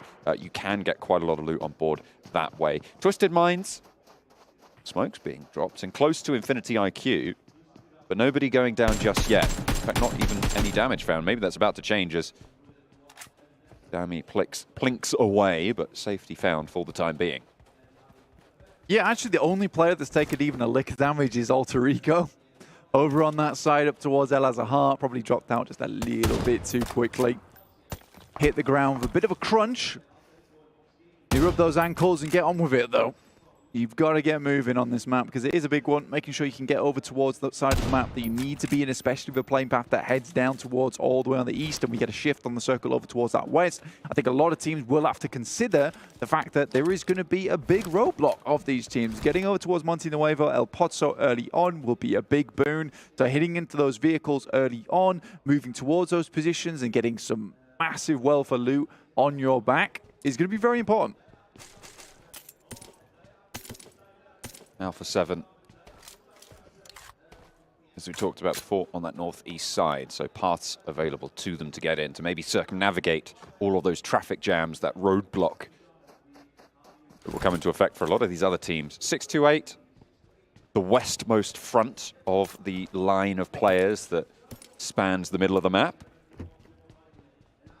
We'll look to push probably further west. Aren't seeing too many early rotations out to that western side just yet. No one's swinging for El Pozo. Yeah, I think most teams are going to try and bleed a lot of this land dry of loot, right? And I think for 628 in particular, this is going to be a case of taking North Picado drop, transitioning to Power Grid, and then maybe heading to Monte Nuevo or one of these high ground positions up towards Crater Fields. That would make the most sense to me. Most teams just trying to get as looted as possible, understanding that, you know, towards that western side there's going to be more loot available to them. So it's a smart play, and I think a lot of these teams that headed west nice and early will have the lion's share of the loot going on in this game. Teams like Box will have to just do with Impala, albeit that is a big place. With our esports setting in play, you will be able to get as much loot as you need. I think the difference for Box Gaming is that they'll have to get moving a lot earlier than some of these teams. They don't want to get caught up in that crunch. You know, even a heavy north rotation could work out for Portapati ISO and then Impala. D plus Kia, though, are going to head on that south side. Maybe try and move up past La Driera, or we see Team Falcons play on that south edge and buy them up. Very much a reasonable play, in my opinion. We do get that heavy shift on stage 2, so a lot of teams will most likely be waiting for that. Not too sure what he thought he saw on the top of that building, but whatever it was, it's not there anymore. DBS shots making sure of that, but no points found for it. Nobody going down just yet, and of course, a return to a little bit of normalcy with the 16-team lobbies. Not only is the first time we're seeing Miramar in these in the main tournament, it is this first 16-team lobby from this whole tournament as well. We haven't seen any of it over the past 3 days. It's good to see a lot more spacious positions in these first drops, a lot more what we're used to seeing, a lot more what teams are used to playing as well.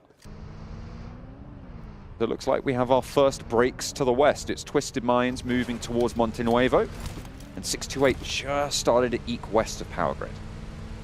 Yeah, sort of interesting we are seeing Stalwart not really pumping the damage meters and those points meters as much as we sort of expected. I think there was about 4 of us over here that predicted Stalwart to win this tournament, in fact. It's true. At the end of the day, it's just not coming to fruition. I think it was only Barney who predicted Vampire. Yeah, he's a smart guy. He's a smart guy. He knows what he's talking about. And you guys at home would be smart as well to pick yourself up some PMWI special awards. You could pick that up in the 2023 PMWI crate, and that's only available through July 15th to August 15th. You do see some of the players in-game actually sporting some of that equipment. You should be able to get an eye on what you could potentially snag, because it does look very cool. I'll tell you that. For nothing. For nothing? Wow. That's pretty good value. I get free information. I don't even have to give a cent. Amazing. Perfect. Big fan of that one. Yeah, man, I'm just giving out free advice. Left, right, and center. That's what I'm all about at the end of the day. If you had some advice for gladiators right now, I'm thinking this is the team that we've watched for in the region that we've covered for so long now. And they just aren't performing quite at the level that we've expected from them. We did see a little bit from them in that last game, but if you had any advice for them, what are you thinking is the best sort of thing that they could look to address?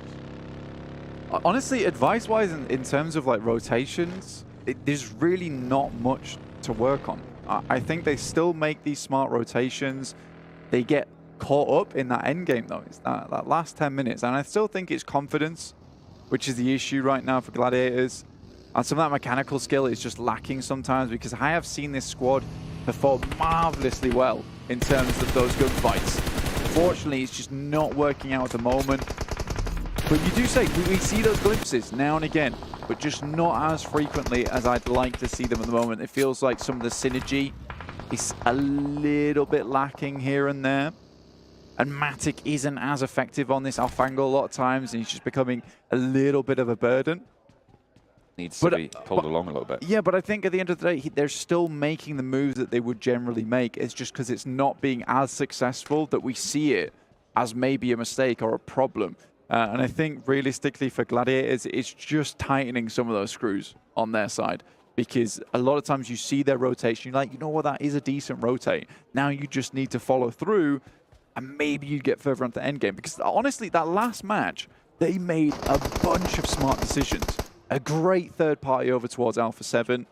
And that end game, again, just a little bit lost between figuring out whether they should be fighting GK, holding them off, or should we be fully focusing down on towards Box. And I think it's because they've got so many ideas in their head, because they're very aware of what's going in the lobby, that it leads to a little bit of indecision. So I want to see, you know, Gladiators just look a little bit more decisive, a bit more confident, and that would change a lot of things. Because honestly, at this point in time, I don't think even I'm qualified to give them much advice. I really like that breakdown. I think you hit the nail on the head. I don't think there's much more I can add to that. Hopefully we'll see those problems being addressed by the Gladiators in the future, because I think we had... Did we have a Gladiators prediction to win in the talent rotation? I'm not sure we did. I don't think so. It was certainly on my mind as to whether or not to predict them. But no, it was Alpha 7, I remember, because I was like, oh, regional champions, things like that. You know, it's easy to predict Gladiators getting into a main stage international tournament. Yeah. Qualification, 100%. Doing well in the actual tournament, that's a different story. They have a lot of times run into some unlucky moments. Vampire, on the other hand, they've got their lucky break here in PMWI. PMGC, not so much. PMWI, on the other hand, that's where it's at. Why would you talk about Vampire like that and immediately they lose a player? You did that. That was look, you. man, it's fine. I think Vampire has their ups and downs. They still get relatively far in a lot of these games. True. Every single team is going to lose a player here and there at the start of the game. Vampire is not impervious to that, unfortunately, for themselves. But 51 points, they've still got a nice little buffer, a nice little lead between them and third place. Alter Ego with 45, trailing behind them by not a lot whatsoever. I think you have to congratulate Alter Ego as well.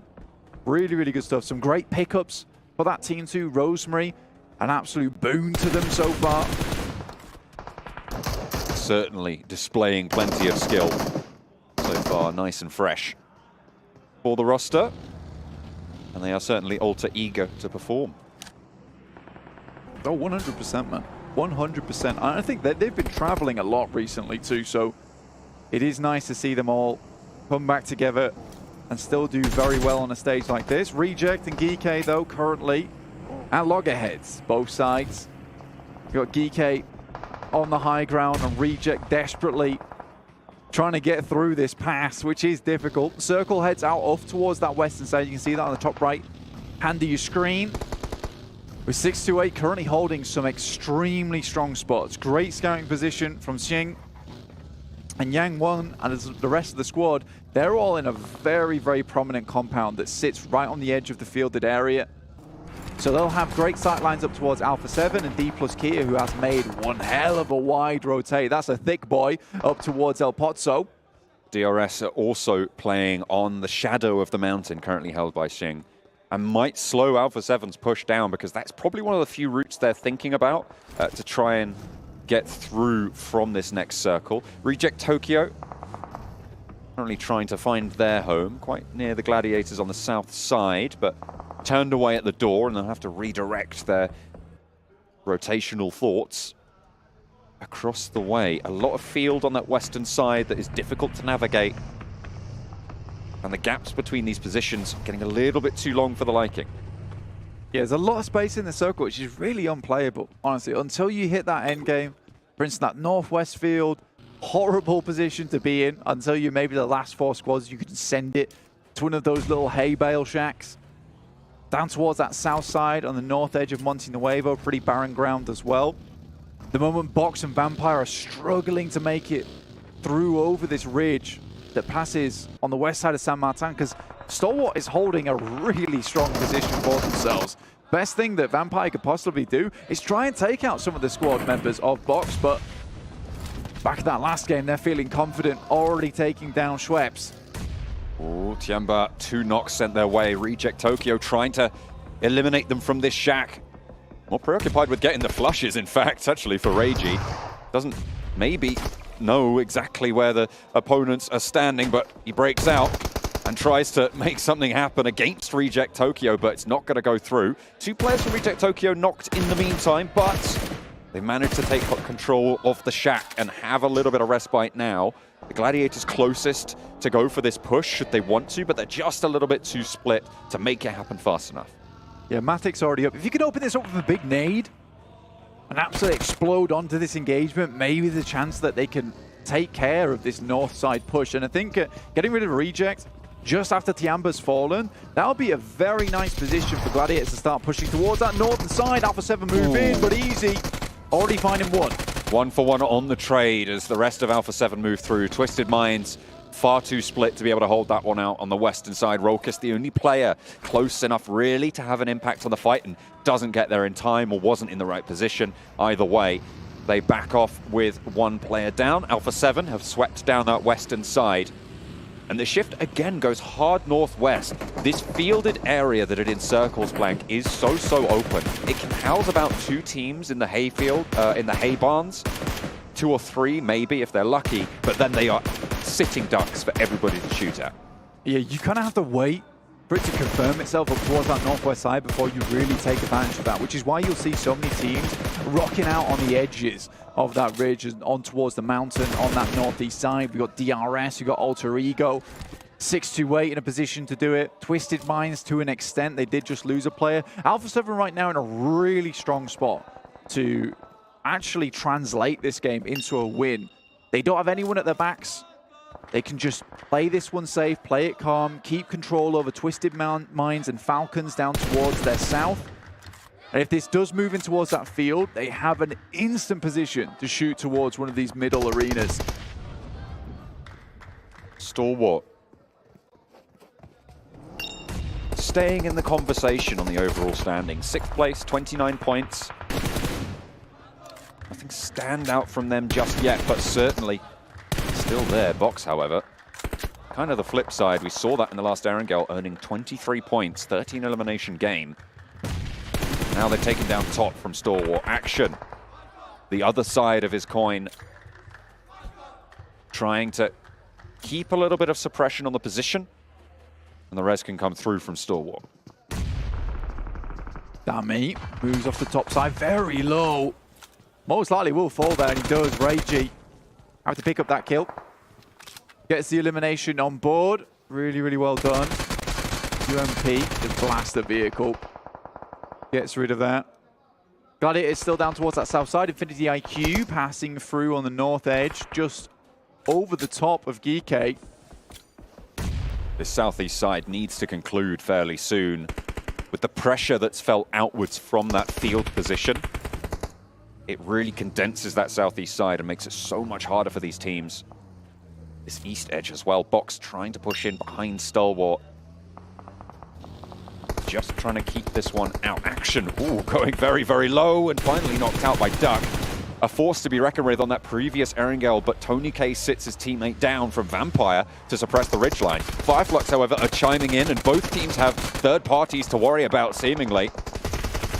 It's not fantastic, but the spray is good, and Gosu under a lot of pressure here. Reload comes through, and the UMP finally finds the mark.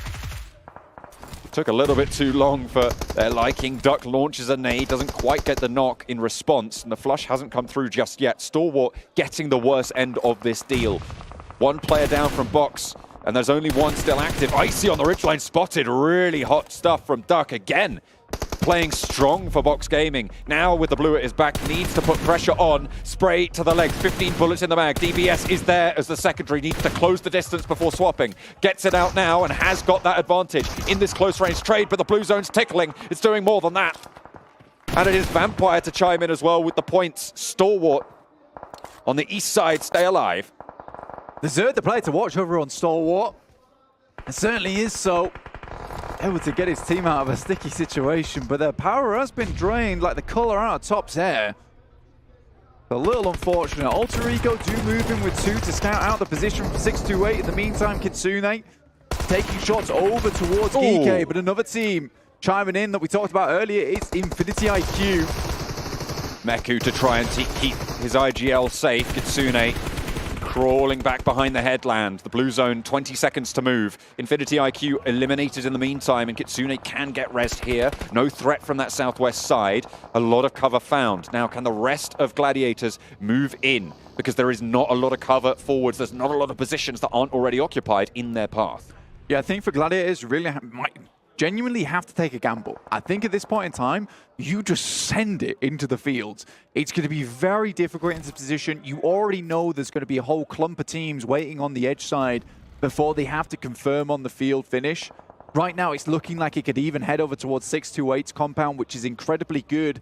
It has a building in there where you can lie flat on the rooftop, have some great angles, and people just can't see you up on that position if they're not playing the high ground, which is why you haven't seen 628 employ that position yet, because still some of this high ground on the ridge is available. But as we push into that further end game, that's when it's going to become very influential. Rules takes down Stone from Vampire. The fact that they've made it this far is a testament to the skill of this team alone. I think Stone and Tony K are probably the 2 last players I would want on Vampire, to be honest. Final player as well for Alter Ego, Octa on the north flank near DRS. As Alpha 7 clear up Twisted Minds on the southwest side. 1 player for both of the top 2 teams, and Fireflux do have to push in a little bit further. There is a chance for them to come out swinging from that southeast side. They've got the Gladiators to contend with ahead of them. The remnants of D plus Kia, two of their players still alive. Oh, this is nasty from Satan. Hiding in the building with the Grozer as well. Swaps out to the M4. Just gets both of them. Handles business. Yeah, it was a really nice play. In the meantime, Fireflux have to send out, and they go straight down towards D plus Kia's position. A real nice pickup. 1 player is down already, and I think Gladiators are looking to capitalize off the back of this one. They've just been waiting for their moment. The third parties have been strong with this team for the last game and this game as well. They'll carry that pressure forwards. Gladiators now looking for the back line. You can see the nades just rolling out, desperately trying to keep Ketch and Lutz safe. Nades still, though, sending in a Tixi even closer. Matic launching forwards. Tixi given that platform to springboard through. 3 players from Fireflux are down, and Tony K chiming into the fight. They'll hear those Mini 14 ring across the hills and get to cover where they can. Tixi goes in for the backup as well, and Fireflux with 1 player still alive. Not going to be too much of a threat on their flank. The crawl back from Solke slowed down, in fact dispatched by Reiji. Such a funny position that Tony K is playing, because you see so many teams actually head up there and get a lot of success from this position, especially when the circle's a little bit further towards that northeast side. What he can do is just pick up eliminations from this spot. He's fully aware that he's not going to get a very high placing finish here, but what he can do is steal away some of those points. Killer also in a similar situation, but he's got way more players on side. Matic takes a tumble. Kitsune is in position to try and go for this res. The ridgeline is pretty solid for cover from this high ground, even with the elevation that DRS are operating with. DRS moving into a 2-2 split. Gladiators know how to play this position as well that DRS are in. They are aware of the threat points. They know where has cover from it, because this is their normal drop spot. Moving down from La Cobraria into this area is some of their bread and butter rotation play. Still taking shots here. A lot of bullets for this Mini 14. Pulls out the scarf. Oh my goodness me! Pulls him out, wrestles him to the floor, and Giante's not getting away with that one. Out in the open though, he's got pretty happy knees there, being able to wibble and wobble his way around to stay alive a little bit longer. He's had enough. Tony K though expending a lot of ammunition, and in fact his life, to get that flush. Yeah, frustrated, slamming the desk there. And it's fair play. I think right now for Gladiators, realistically, they just need to wait for these players to come off the high ground, and then they can start thinking about assaulting this position that 628's holding. They just want to get rid of these angles before they move in. A lot of teams down towards that south side, though, and Meku, on his approach, gets exploded in the vehicle. Luckily, it's just a knock. It is resable. And they have the cover to do so. Reject Tokyo can't swing onto this position with Falcons in the way, with Alpha 7 just over that ridgeline as well. The main fight for me, as you talked about just now, Blank, is Gladiators into 628's position. Yeah, realistically, it's the winning play for Gladiators. Unfortunately, this spot is quite difficult to assault, especially at this late in the game. I think their main boon is the fact that 628 only have 3 players. So moving on to that spot, it's not as covered as it could be. But again, those angles you gain from this building, which is such a prolific compound here on Miramar, is really, really big. And moving across this road with the sightlines coming down from the teams on that southwest, like Team Falcons, Reject Tokyo, as well as Alpha 7, that's what makes it tough. Reject Tokyo healing up, getting ready to make their move. Reiji, unfortunately, takes a lick of damage there. That might slow his roll just a little bit, but they don't really have too much time to worry about that. 5 eliminations so far. Sorry, 8 eliminations for Reject Tokyo. Miscounted that on this game already. So they've been successful no matter what. With 6 teams remaining, they'll want to ladder up a little bit further. I mean, getting the hydraulic press between Team Falcons and Alpha 7 is never an ideal situation, though. And the best they can hope for is for both these teams to take shots towards one another, just scare them off from this position. And now it's confirmed. That compound is a winning play. 628 have been so happy with the move that they made up towards this position from San Martin. Alpha 7, though, Carrillo steps into the fire just a little too close. Gets burnt, forced back. Reject Tokyo taken so low, but they can just get these heals up. Falcon may be looking to actually move further out and in for a third party. Alpha 7 with Carrillo down, maybe looking to move forwards and get this res, but the nades from Falcon are trying to get a third party onto both of these teams. Pretty prime real estate for them, but the damage hasn't really been done either way to facilitate that for Falcons. DRS in the meantime move up towards that compound in the center. Reject take a knock towards Sarah. Alpha 7 look fairly healthy. Carrillo got just a little bit too close, right? And I mean, the hair gel, it is quite flammable. Ooh. Reiji taken low, but his teammate not so lucky. 2 players now for Reject Tokyo. Delta also, DRS, sorry, from the northern side for DRS, trying to move in. 628 rebuffing them as Reject Tokyo getting cleaned up on the southwest side, unfortunately. Their run will be drawn short, but they did get a whole helping of points there. Gladiators, they're swinging out wide. They're not going into the compound blank. We thought that was the winning play, but they move out and go for a third party. It is a refreshed Gladiators playbook, and they are playing it to a T. I mean, you would have thought they'd go for the third party between DRS and 628 whilst their attention was compromised, but they think that this position and the side swipe is way more important. Nade actually a little bit closer on the smoke goes down. And Alpha 7 sent away. Matic out into the blue will swing back towards a position they know is clear. Now it's just one team. I think they're going to rock back up towards their original spot on that eastern side. Ooh, really smart stuff. 628 move out. This was much needed from them. The respite that they got from hearing that third party, they just wanted to clear up the remaining players. The north side of their compound now just kill it, nowhere near to assault them. This position for Matic and Tixi is dangerous. There's not really too much cover. You can see they are just going to go down the lowland to regroup with the rest of the team for Gladiators. They know the push they have to make. They know what they must do, but do they have the strength to do it? They've played a very similar circle before over in Europe. Weren't able to make their way through. They actually assaulted this from the north side because they usually drop in that Cobraria, but to come all the way from the south of Los Leones to make it here is pretty impressive. They're clearing out the longhouse at the moment to move up towards that spot. In the meantime, the players are also holding down Alpha 7 who are being pushed in by the blue. So information being gathered over towards 628 who have all repositioned over towards that south side. To rebuff these players of Gladiators, provide a bit of a better defense. In come the nades though. They know they need to clear the close angle because they need to cross this open ground fast. With Alpha 7 on the side swipe, you saw the open angles that Carrillo had. You cannot waste any time out in the open worrying about 6 to 8 players. Push them back off these windows, get into the building, and try and take that fight linearly. It just doesn't work if Alpha 7 are third-partying you and spraying you down on the side. They force you into a losing fight. That was a gorgeous nade coming through from 6 to 8. I think the good thing for Gladiators at the moment is that while all this is happening, Alpha 7 continue to be pushed in. More utility used. They have to pour everything into this push.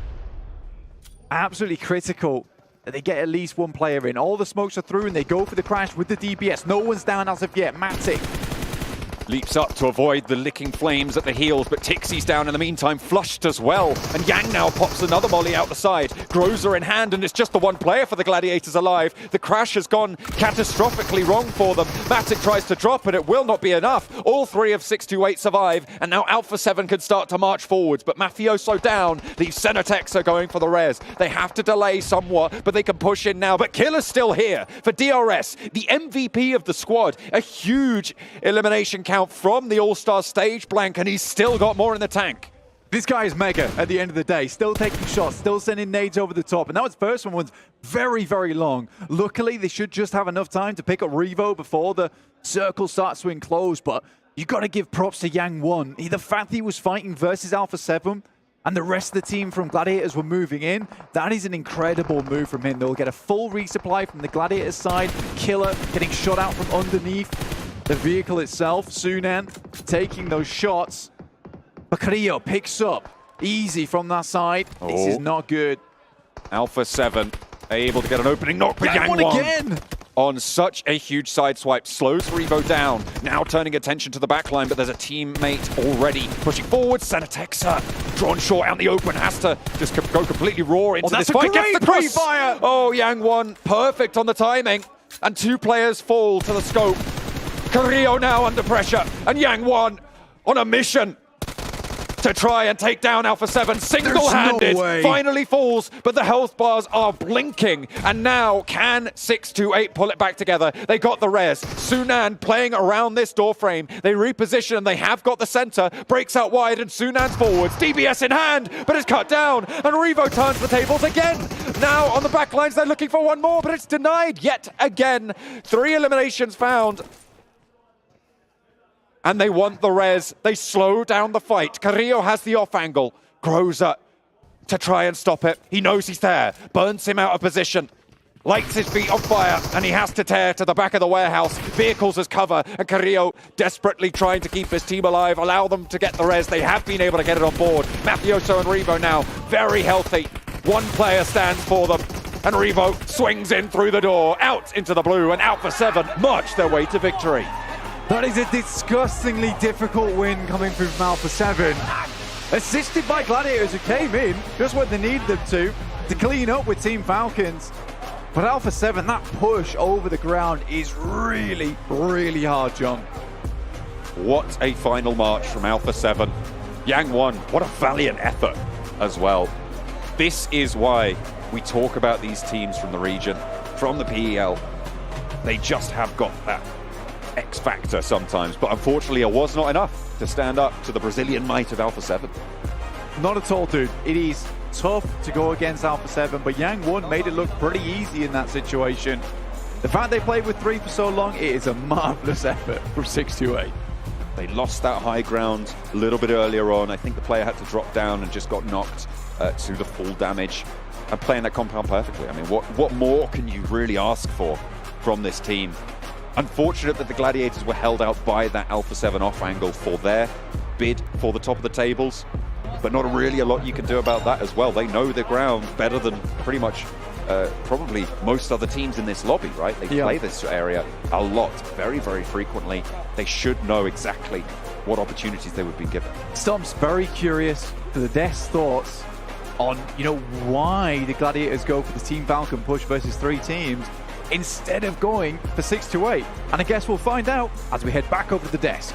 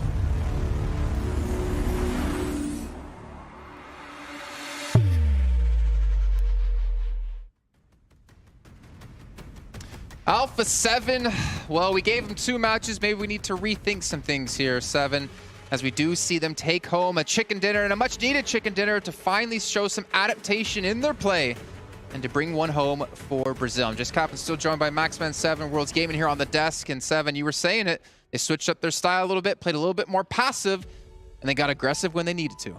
They did. They were waiting to pretty much get all 4 people alive until the end. And something that a big switch actually between this game and previous games is who they were sending out to scout or who they were leaving behind to be an anchor.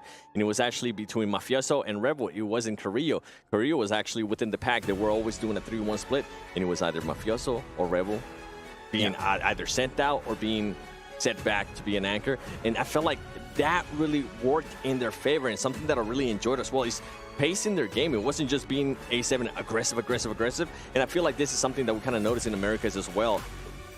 They decided to just slow it down, don't be aggressive, wait for other people to take care of each other, and find those openings that you can actually third party, and it worked out great for them. Don't be aggressive. Actually, them playing passive is really important here, because at some point there was a 3-way fight on the Western Edge. It was Reject, there was Falcons, and there was Alpha 7. And actually, because of how the circle was going, consistently shifting over to the east, Reject were forced towards Falcons, and Alpha 7 kind of understood that. Like, we don't have to get involved in this fight. It's going to happen regardless. We can just move north of it and wait for the fight to break out. And the moment it does, we get involved, clear the entirety of the West, which actually didn't end up happening because Gladiators just ruined everything and just cleared the teams themselves. But that was the game plan, and I feel like if it did go that way, the execution would have been really easy because that third party was pretty much a given. So let's go back in time, actually. Let's start from the end of the game and go backwards, right?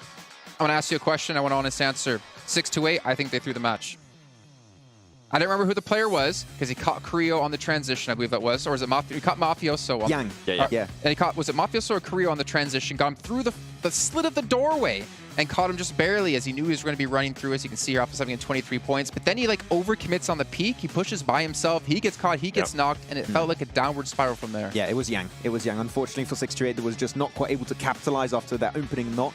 And they were just able to crawl out of sight. And because of that, as we know, we saw Alpha 7 here playing passive again, stalling things out to be able to get those reses. And the reses at the end here, 7, is what enabled them to secure the win. And in a way there, at the end, they were kind of being forced to play passive because you could see that they wanted to go third party to fight between 6-8, and Gladiators. But somebody from 6-8, I can't remember the name, I think it was Isuna, and was able to hold off a great angle. Knocked him. He knocked him, and it made Alpha 7 fully back off, and it allowed, and I think this is why you're thinking that it was 6-8 to win, because that allowed 6-8 to kind of set themselves up, but at the end, it didn't end up working out. Well, even got to credit to Carrillo, too, just to stall stall it out, right? We were actually watching, we're like, that's a great play by Carrillo as he ran into the warehouse. He kind of ran between the vehicles as well, buying time for those reses to come through. But yeah, even before that, you had Gladiators crash, like you mentioned before, but that same angle Gladiators came from was there was too many teams there. We had D plus Kia. They got overwhelmed by Fireflux. Fireflux got overwhelmed by Gladiators, and then the Gladiators eventually made their move through.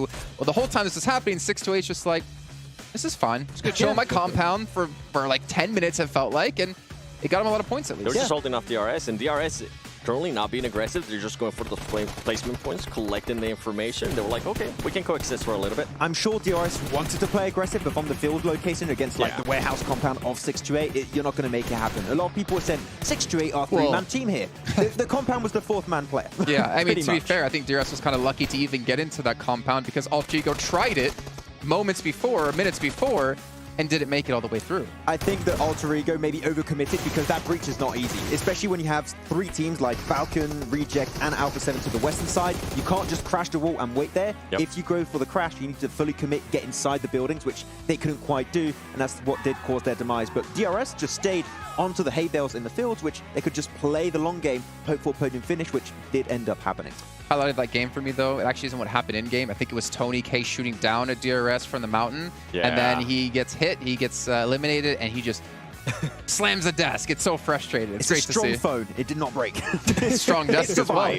Let's take a look, though, at Alpha 7's player stats in this last match. Again, we have to focus on them because we kind of almost started to count them out, and we can see Mafioso. Usually it's Revo we talk about. 1,085 damage. I mean, you said he was a really good anchor point here, and he was doing even more than just being an anchor point. He was also securing that off angle for his team. And for him to be able to secure 5 Willems, and this is one player, remember, we're talking about when Korea was able to step it up, Mafioso was the one that was kind of slacking a little bit in regards to Willems. It's good to see him being able to actually stop performing in regards to the Willems, and maybe now they have found pretty much a position where he can excel at. If it is going to be anchor, or if it is maybe a little bit of scout, or just a combination of both. Do you feel now, Seven, that this is the one game that's going to put them on that momentum, that streaky playstyle we expect to see from them? Because I feel like this is a change of pace from the first, then 4 matches of the day. I felt like the second Erangel, actually the third Erangel was a momentum one, because they were able to perform pretty well, and they were able to carry it here for Miramar. Okay. Well, we haven't checked in with these in quite a while, but I think it is time to take a look here at our overall stand to get an idea of where our teams currently stand going into the final match here of day 1 of the main tournament. And we can see 57 points for Vampire, but Alpha 7, you know, we've been kind of counting them out here, 48 points. They have secured themselves 2nd place at the moment, as well as Alter Ego in 3rd, Fireflux in 4th, GK in 5th, and you can read the rest. But Stalwart, they're not out just yet, Max. Yeah, they had that one good game. It's fine, though. I'll give them a little bit of a break. They can come back. The last time we talked about a team having only 1 good game. Careful, Max. We didn't talk about that. There's a big drop-off, though, between 9th and 10th. You can see Gladiators at 30 and Falcons at 19. Remember, it's $400,000 for 1st place. Also, an extra slot for your region for PMGC. A lot to play for here. Where is D+ Kia? Where is Forrest? I need to see more of him. That's all I really have to add. Yeah. Well, it is time to head into our final match of the day. It's our second at Miramar. Not going to mess it up this time, and neither will these two gentlemen. John Allen and Blank, take it away. No messing, Blank. We're getting into Miramar for the final time today, for the 2nd time today. We're going from middle of the west side of the map down to Puerto Paraíso. Yeah, we basically got the same playing path, just opposite. Just switched it around a little bit. So the completely different playing path. Yeah. Opposite. It is different. That's what opposite means. Yeah. Yeah, oppositely different. Okay, yeah. Same sure. but different. Is that same, okay? same. Same but different. There you go. You're on board now. I like it. We're all on this plane together. We're all feeling good. It's the final day. Final match of the day. Goodness not the final day. Goodness not me, the final day. Not the final day yet. All right, we've still got 2 days to go. All right, I'm getting ahead of myself big time. Trying to go to the future. I don't want that. I want to see all the games because I know they're all going to be just as good and as action-packed as last one. I think the funny thing is for me on that last game is that the 3rd party came through over towards Team Falcons from Gladiators. And I think the Gladiators actually kind of ruined their own game for themselves. Because if they hadn't helped with that engagement, they would have had more time to get in towards that compound for 628. Alpha 7 wouldn't have been able to 3rd party because they would have been still dealing with Team Falcons at that point. Because Alpha 7 actually played a big role in that engagement between 628 and Gladiators. There was a lot of firepower coming their way that Alpha 7 were able to capitalize on. So I think that is just an unfortunate scout, really. I think you don't expect 3 teams to be existing in that area for such a long time. So you hear the 3rd party, you assume it's just 1 team remaining. So I think Gladiators, again, making some correct decisions. Just a little bit further into this game this time around on Erangel. They had a great game there as well. So Gladiators starting to warm up just a little bit. But I think for Alpha 7, fantastic match. Once again, Revo bailing them out with the auto shotty. Doesn't have the DBS, doesn't matter. Still does work.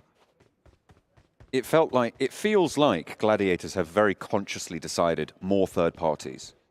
That's their whole sort of shift that I think I've seen over these last couple of games. I don't know if you'd necessarily... You're looking like you want to say something about that. I mean, that has been some of their playstyle for a long, long time now. They've been very good at it. I think it was quite difficult to do in the All-Stars just because there are so many teams there. It's difficult to go for a 3rd party without inviting another. That's probably, yeah. I get that. Which is a struggle, but I think Gladiators have always been a very opportunistic team, and they're great at it. They did it in European Championships. They did it over in PMPL as well for EU.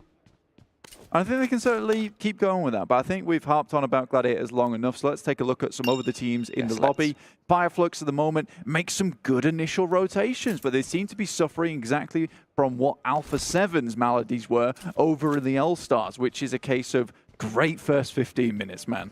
The rest, questionable. I think they are just sitting around in compounds a little bit too much, and I think it was acceptable on the map where they won, where they just sat in a compound and the circle came to them. I think they'd love that every single time. Oh, that'd be great. That'd be great, but it doesn't always work that way. So I think for Fireflux, it's just those extra couple of minutes on top of there. What's your next rotation? What's your next move? Low, almost landed it. Almost landed it. Nearly stylish. Yeah. Unfortunately, he didn't stick the landing. Scuffed on the hems. Yeah, not great. That is actually in style, by the way. Scuffed hems? Yes. Is it? I have some T-shirts like that. I don't define myself as the epitome of style, though. Yes, you do. Don't try. Don't. No. Don't. No. You can't, don't back down now. People can't even see me on camera. It's fine. Blank thinks of himself as the height of a fashionista. And I can't say I disagree most of the time. I'm pretty tall. What is the height of a fashionista? Well, 188. 6'1". 188. 6'2". 6'2". Yeah, I'd say. I'm like bordering 6'2". 188. You're never 188. I'm probably taller than that. It's been a while. What do you mean tall? No. Pull the other one. What do you mean? There's no way you're that tall. Okay, fair play. You're smaller though. Fireflux, on the other hand. I'm a perfectly appropriate height. Thank you very much. Okay, fair play. Let's get Seven in here to talk about Whatever this. you say. Yeah, 7 would make me feel better right now. Let's get Kalaris to talk about this. Yeah, that'd also be nice. Twisted Minds not having the best of tournament so far. 16th place, 10 points. I think we've seen a lot of these names. It's a little unfortunate because we've seen Rollkiss over in EU. We have. Has done great work over there. He did. Obviously never on the top of things. Crypto, on the other hand, an amazing player. Real clutch factor coming through from this guy, but they are just not matching up to the weight of the teams in this lobby, which is pretty crushing. There is some incredible teams here at the PMWI main tournament. The best teams in the world. Which is to be expected, honestly. I think we've invited a real good slew of amazing teams that we could probably expect to see through to the PMGC, at least some of them. The majority of them, maybe. At least 2 of them. A medium amount. Maybe 3. Maybe. And one of these teams will win their region another PMGC slot. That's true. And I feel like that is, as the desk was talking about earlier, right? That's probably one of the biggest factors here. It's pretty big. Is it's going to introduce more, quite frankly, prize pool into the region, allowed for more investment in their region over the long run. Not directly, but to indirectly boost that region's longevity would be such an incredible asset. And if you have a bad tournament, you have a bad PMPL or a championship, and you come second place in the point standings towards PMGC, you still make it in. True. So you secure yourself another break point. Because some of these regions, I think they've got 5 slots. So you pull it up to 6, which is really, really nice. But then you can also suffer from the fall-off factor. You could be an S2G. The S2G factor. The S2G factor. The Game Lord factor before that. It can be a real problem when you have these rosters, these teams who come through, perform incredibly well, grab themselves one of these spots. I'm not saying that they underperform because they feel the pressure's off, but they, for some reason, don't do as well as they did in the previous season. Then they turn up to PMGC or to the next global finals, PMWI for S2G, and they just don't perform in the manner that you expect them to. And it takes a real strong-headed team to be able to try and carry that over and ride that wave through, because it's not an easy thing to do. It's a lot of it's a mental task. Absolutely. And you can make some waves at home on your own PUBG Mobile with winning some of these PMWI special awards, because people will be taken aback with the height of the fashionista you will be with these items. They're only available, though, from July 15th through to August 15th. You were wearing that yesterday. I was wearing that yesterday. You couldn't see, but I was all spangled up. I was good to go. Obviously, I wasn't carrying the large weapon around with me. Light blue's your color. It could be. I maybe could pull that off. I did pull it off, actually, yesterday. Keep it on. I will. Yes, of course. Fireflux, though, back to the game anyway. Back to the game at hand. Fireflux find themselves another little dip to play around. Tiamba off in the distance. Those dips that Fireflux currently find themselves in, they're very, very dangerous. The nades just funnel themselves into your pockets. Yeah, Fireflux is just a tortilla chip team. They love the dips. They love the dips, man. 100%. But it works well. It does work well. They find themselves some good scouting. They don't always stick in these positions for a long while, and then they move on. I think it's quite a good play style. Again, that first 15 minutes is really nice. They obviously have very good knowledge of a lot of these maps, and it's to be expected with Solke being on the team, who has been around in PUBG Mobile for a long time. And I kind of expect Fireflux to continue doing well. I mean, they're 4th place at the moment, 37 points, which is fantastic. Tixi close to danger. Bensu, the powerhouse of Infinity IQ. Neither of them pulling the trigger. They're playing do-si-do around the car, and Bensu's got the better end of the trade so far. Tixi overzealous, split from the team, not playing with them, and pays the price. That is really unfortunate. I think that at the moment, Tixi is probably one of their best mechanical players on the squad. It's really unfortunate losing him because you lose a big amount of that clutch power on the side. Winning out those fights a lot of times has come down to Tixi making some real good moves. Not as impactful as we've seen him been before though, John, which is a little bit sad to me. I mean, Tixi supremacy is just not here at the moment. Tixi mediocrity currently. I need to stop coming back to Gladiators. What? Don't put them back on the screen. Stop that. Well, when they're taking a fight, it's fair enough. But yeah. When we're looking at Vampires trying to hold a central position and Fireflux taking plink shots at the compound, certainly talk about that. D plus Kia send into the Labendita crater, and they might have some neighbors to worry about. Goodness me, Reject Tokyo don't want to let them get away with this one. Fabian is a little bit isolated, but the rest of D plus Kia, they are establishing a high ground, and that is what you want to execute with. Forest able to suppress that close range position and keep his teammates safe. They send one down in, they lay the trap, and it looks like Reject Tokyo might have just bit. Yeah, Lufa tries to scrub Forest off the top side, not able to quite make that one happen though. Forest finds that cheeky little angle. I think they expected all of them to be heading in towards Labendita crater. Not to be. They gave them the old fake out there. Sunan, 628, taking the shots over towards Geekate. Taking a bit more stock of this circle as well. Hacienda del Patron involved, Saint Martin. So some real big amounts of elevation inside this circle from the eastern side over towards the west. So we are going to cut a lot of these teams off into their own individual battlegrounds for the time being. 6 to 8 again in a pretty solid position. We saw Yang Wan, be a devil in his own right. Tianba able to use the backup with the DBS and the auto shotgun. Really not much you could do about that. Duello goes down. Reiji trying to get away from it. Last player standing for the squad. They were able to get quite a few eliminations. I think it was 8 overall, Blank, in that last Miramar that we just saw. This time around, they're not so lucky. Reject Tokyo, it feels like a team that has always consistently had that chance, but just never quite pushed past the line.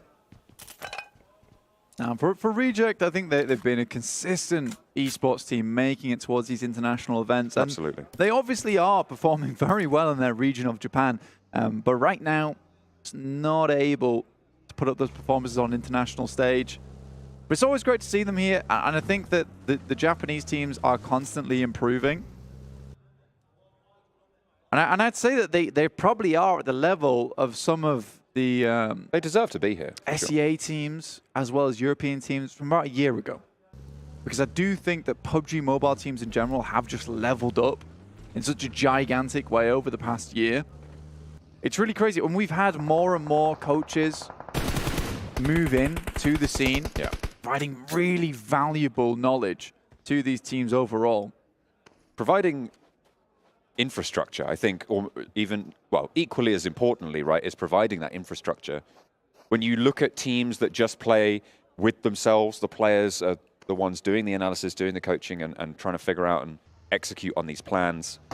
It's not as, it doesn't have the longevity that having a coach, having a real infrastructure behind a team gives. You see that with teams like Vampire.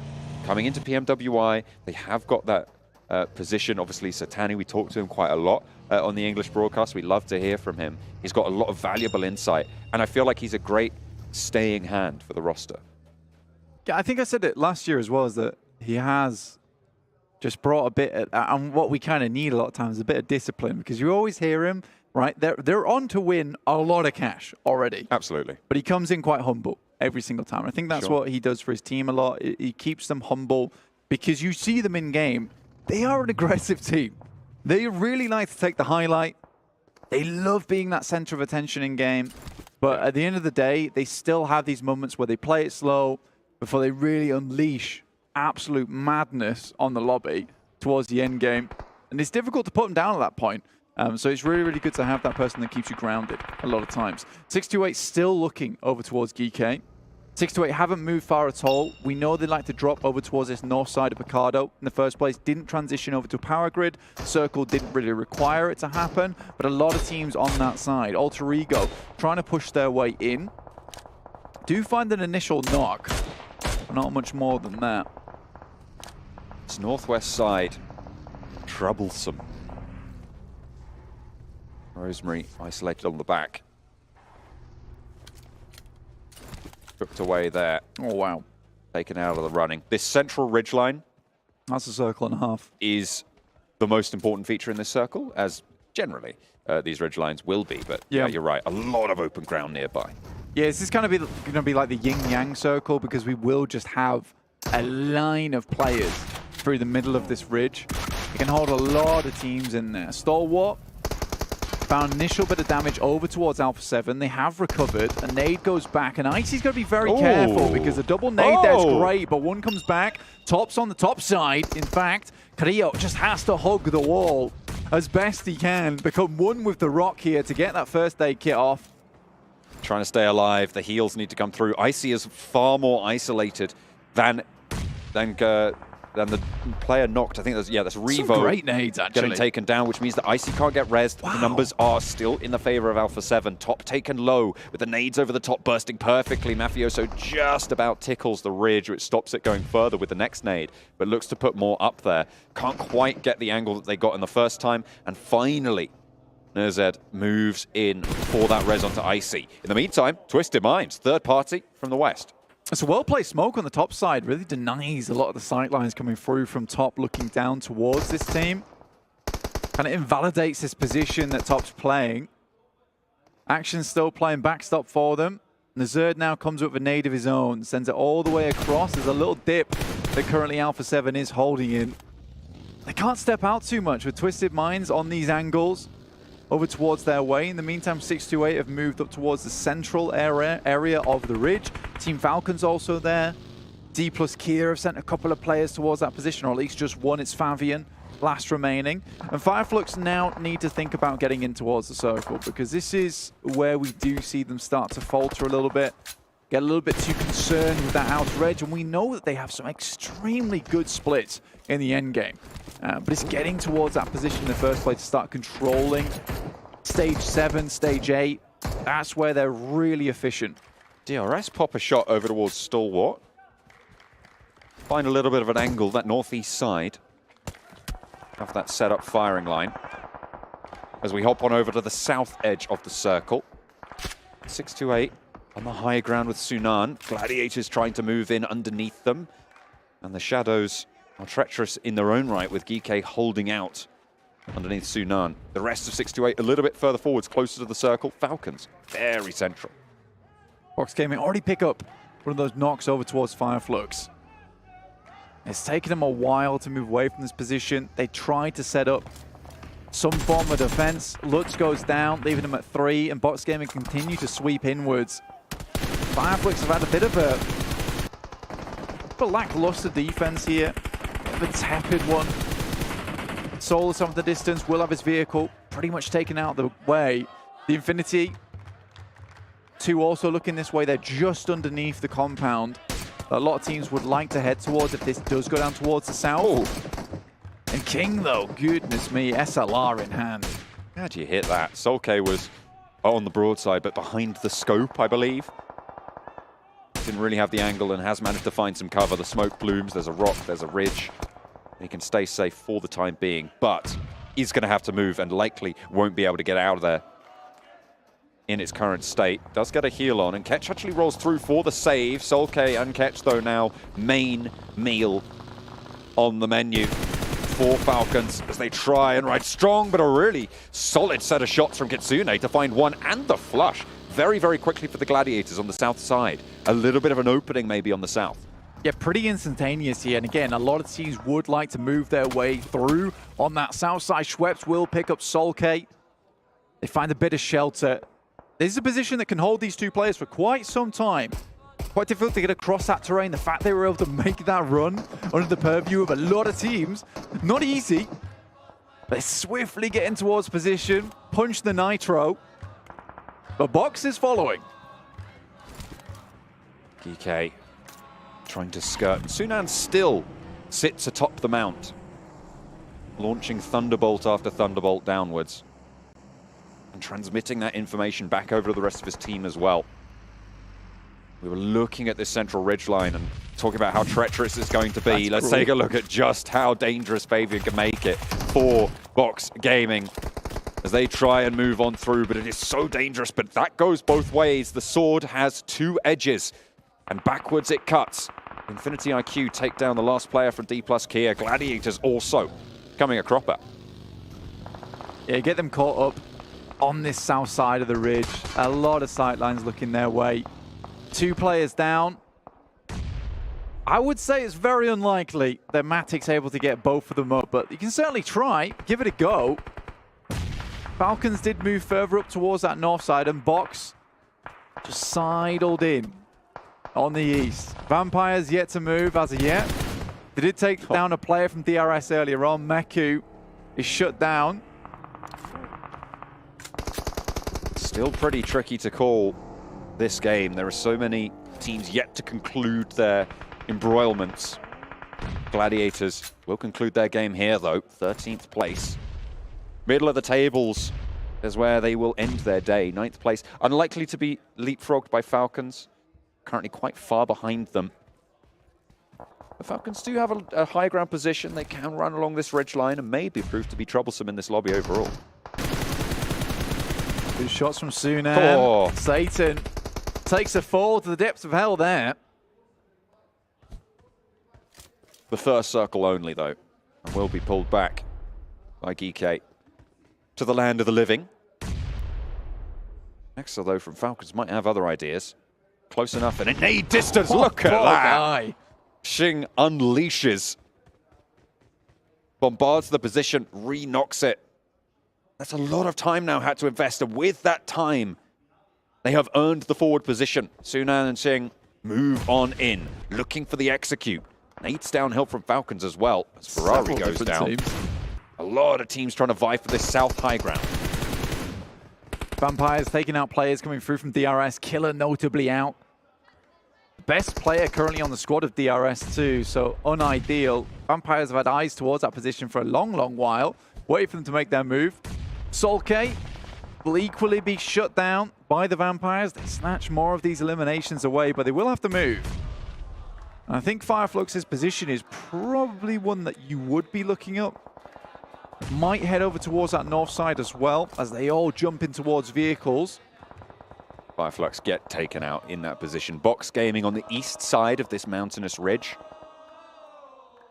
Will have quite a lot of control there, but they have to get up if they want to get to the west side of the circle at all.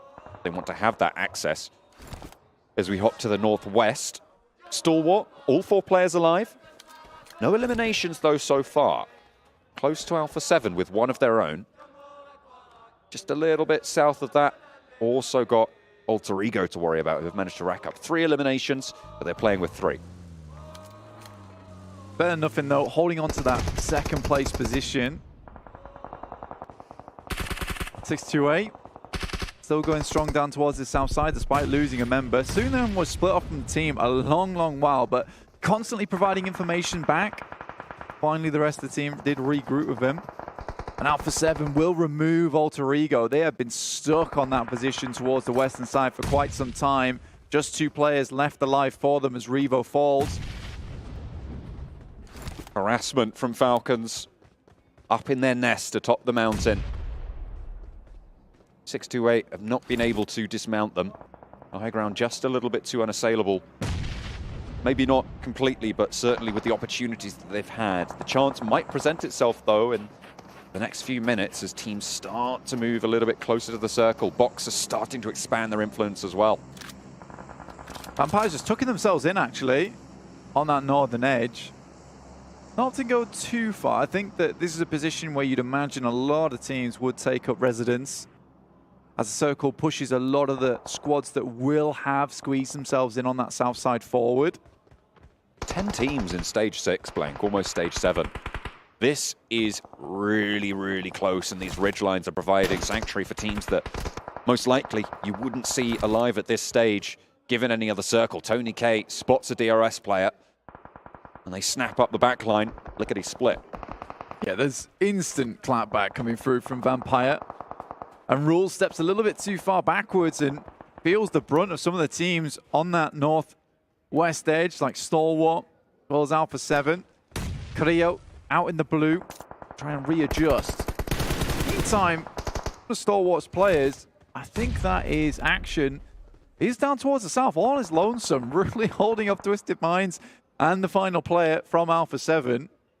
Creo towards the blue, needs to be careful. Icy has got the opportunity to swing out should Action get into trouble as well. Circle goes very central here, Blank Box. We'll be able to hold out all these teams on the south. Well, they'll certainly have the chance to. Vampire probably looking pretty good to try and push on in if they can get past DRS's sightlines. I think DRS is a little bit preoccupied with Stalwart, currently taking that 2-2 split on the northwest edge to deal with Twisted Minds, Alpha 7, and DRS. So I think for Vampire, taking that long stroll up the slope to perhaps try and third-party versus this would be a really smart idea. Currently, Box Gaming, though, they're about to get a whole heap of eliminations if they play this one right. As a lot of these players on the south side will have to drop off from their high ground down towards Box Gaming sightlines. Scary prospect. Okay, trying to move past, but Axa has other ideas. Wow. The pump action. This late in the game, still having that in the arsenal is a risk, but it's going to work out here. Falcons hold out a push, and still there's more to do as GK Esports trying to stop the push from the south of 628. Axa continues his bombardment, his barrage of bullets as they roll downhill. Unfortunately, his teammates not so lucky. His opponents either. 628 moving through, swelling the ground on the south side. Just to put that in perspective as well, Axa had to miss 0 shots on that SG to make that happen. Yang's got plenty more shells to unleash from the auto shotgun here, though. And it will be good for 2 knocks. Falcons dismounted. And now 628 can play on with 3. We saw what they could do on the Erangel. Can they in the previous map on the Miramar, can they convert it this time around? The 3-man 628 buff. There's no 3 in their esports title. There's certainly 3 in the game here, and they're doing fairly good work. The Infinity still alive. Vampires have now taken control of that northern side. If they win out this game, they will have found themselves a massive buffer going into day 2. It feels like a repeat of the All-Stars. Finished that first day off with 78 points. Bear in mind, there was a lot more eliminations available with the 18 teams in the All-Stars. So can they break their own record on a day 1? Already up to 5 eliminations. An extremely good spot for themselves. Finding Yang 1-2. Wow. Really, really solid stuff from the north side. Stalwarts drawn a little bit short here. A knock sent their way as well. They're grouped up. They don't really have any forward position. They will have quite a lot of info over the ground, and it's quite a flat area that they have to push across. Vampire also going to have to breach that ridgeline. Who's going to be able to get forwards first, get that stranglehold over this next part of the circle? Stalwart cut apart as 3 players from 628 take aim. Xing finds Ravenclaw from Vampires, though, and Bensu, once again, that powerhouse from Infinity IQ, will pick up one of the players from Box who have just not held onto this spot very well. Stoned is sent back as they res their player, Ravenclaw, and Stalwart will be finally forced out of the blue, and I think Vampire most likely will turn a lot of their attention over towards Stalwart. In the meantime, 628 descend upon the guys from Box. They need to take care of the threat from downhill should they want to move forwards. Boyga and Bensu for Infinity IQ. trying to play even further below that. Another shot sent over towards Stalwart, and another knock from a nade on Vampire's squad. Flushes coming through, and Vampires can really start to isolate this team now. Very, very difficult to move forwards with the threat of Stalwart there, but once they have removed that, they can start to march in. Icy falls next, and the Vampires yet to lose a player. 6-8, dastardly daring in this lobby at the moment. They're just taking fights all over the place. Oh. A lovely nade over the top will do a good amount of damage, and just top remaining now. Not long for it, I'd imagine. The blue zone will push him in, if nothing else. 3 seconds until it goes in. The fire not quite touching him there. He does get lit up. Has to hit the deck and go for another heal there. Doesn't really have anything left in the back pocket. Action crawling forwards, trying to get info. And Vampire need to move in along this ridgeline to stop 628 from getting control, Blank. Luckily for Vampires, it's such open ground that a lot of these teams have to push towards, but they have been lacking on these elimination points, and 628 is lapping them up themselves. Stalwart finally taken down. No further will they go. Gosu from underneath does damage, but no more than that. Yang Won stays alive. Vampire get the final knocks there, the final points. 2 teams now remain, and there's knocks already. Jing trying to stay alive, but Vampire looking to shroud the lobby in darkness, and they'll be able to take everybody down. From the northern side, they play slow, they play efficient, and they devastate the lobby. 20 points on the final game of the day, and their day one here mirrors that of the All-Stars, Blank. Goodness me, they go for the 3-peat, and now the repeat on the day one of All-Stars. 78 points accrued total. I mean, that is perfection, right? That's the way you want to start it. Satani probably told them, can you just do what you did on day one? And they were like, exactly what we did on day one? No. Just do what you did on day one in terms of strength and power. Okay, we'll get the exact same point. It's absolutely fine. That is ridiculous coming out from Vampires. What a way to end it. That was a masterclass of terrain control, of biding your time until the right opportunity presents itself. They saw a Stalwart player go down. They just kept that pressure up, and then they moved when they needed to. That's what I've praised them for so far today, over the course of the All-Stars as well. And I'd love to see it come through in the final game of the day. Man, you can't count out 6-8 as well. True. That was ridiculous stuff coming through from them. I didn't quite catch the amount of eliminations they had at the end, but they were blasting out of their minds. That 3-player buff for 6-8, really coming in clutch for them. I just wonder what they could do with 4 players at the end of the day. Where's your final whoa, don't be ridiculous. That would be too much, That would be unnecessary. Either way, we are going to close out the day. We're going to go over to the desk after a short break. Thank you so much for watching. That's Vampire Esports showing us exactly what they're made of. We'll see you in a bit. All new Honor Magic 5 Pro. Freeze even fleeting emotions in just milliseconds. Take marvelous night shots with lightning fast exposure.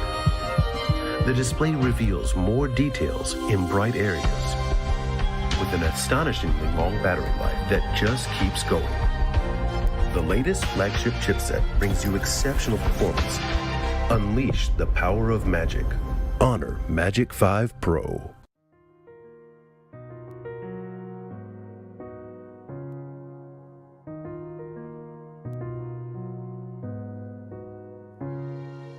الحياة لحن، ولأننا جزء من مقطوعة عظيمة تحركنا، تلمسنا، تصنع من لحظاتنا ذكريات بديعة. لأن الوجبة، التجربة، المغامرة، حياتك بعد جديد في هيلتون الرياض.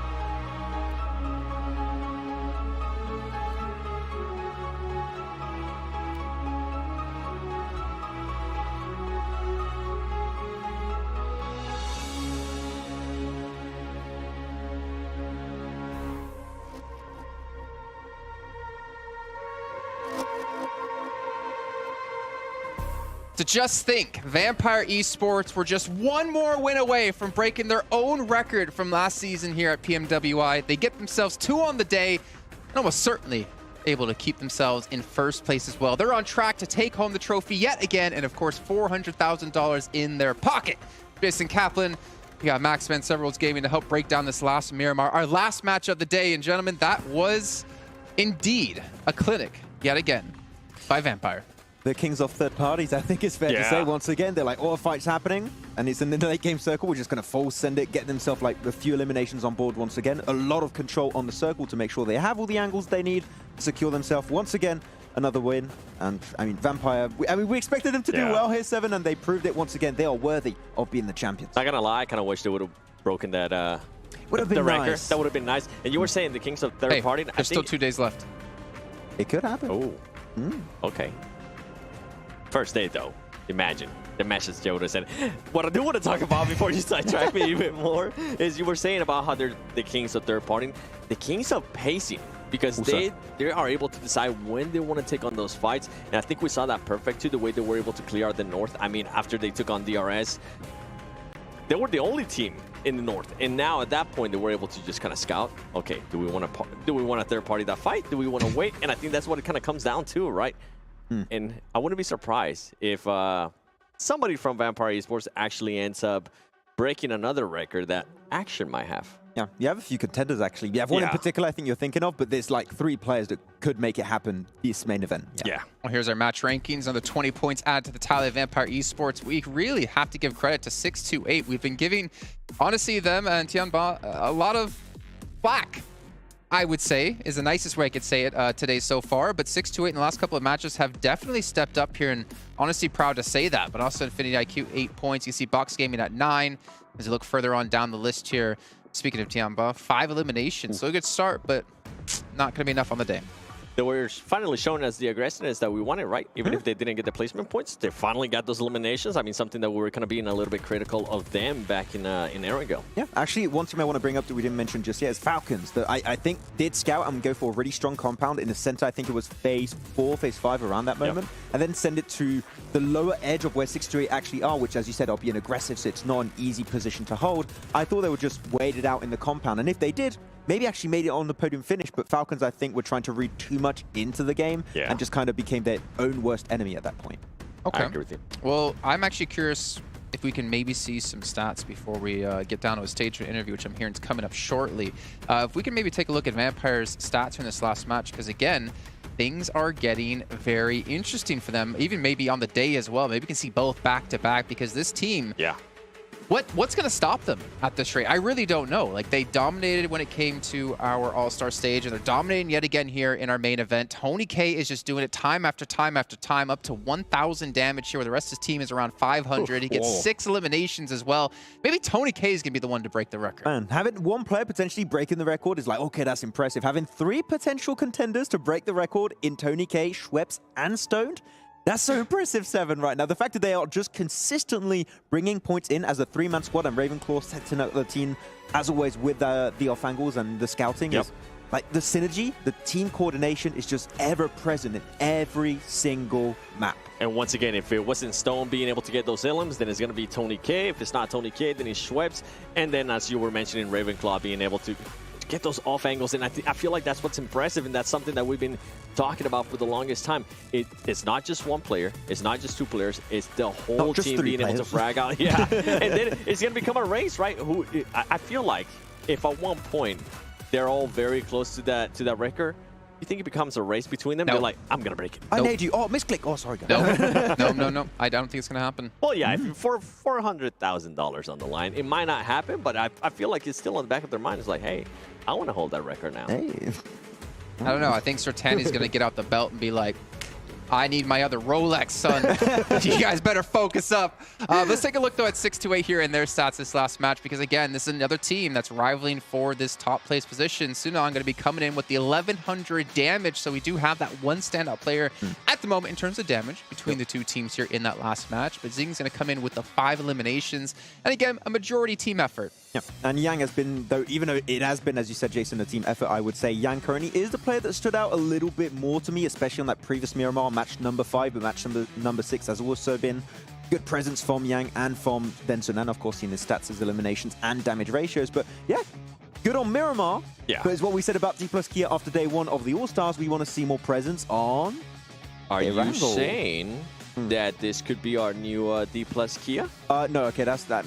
Maybe not that far. But we want to see more from them on the Wrangle because Miramar is just not going to cut it. And I feel like they have showcased their fragging power, though, right? Because if we went back and look at their games, I don't think they have averaged less than 3 ilms per match. It was at the beginning of the day where they just weren't able to get those placement points, and at the end, they were able to get those placement points and those ilms. So we could see something along the lines of what DRS was able to do on the second day, and also D+ Kia. Yeah, some teams just need to take their shot and just stop waiting, just go for it. You know, when you feel like the vibe's there, just make it happen. And hop on your Ferrari and go for it. Yeah, hop on your Ferrari and just take a ride, and maybe you'll find someone else with a Ferrari. Who knows? But you know what? We are talking about teams who have done well. Fireflux, unfortunately, hasn't done amazing so far today, but at least for us, we do have an interview on the stage with Barney to actually check in with the team. We are joined by Lutz from Fireflux. An impressive performance today, we have to say. You know, the desk have been talking about it. We've been talking about it backstage, but we want to hear from you. Obviously, a difficult final map, but how do you feel your performance went today? Thank you for the question.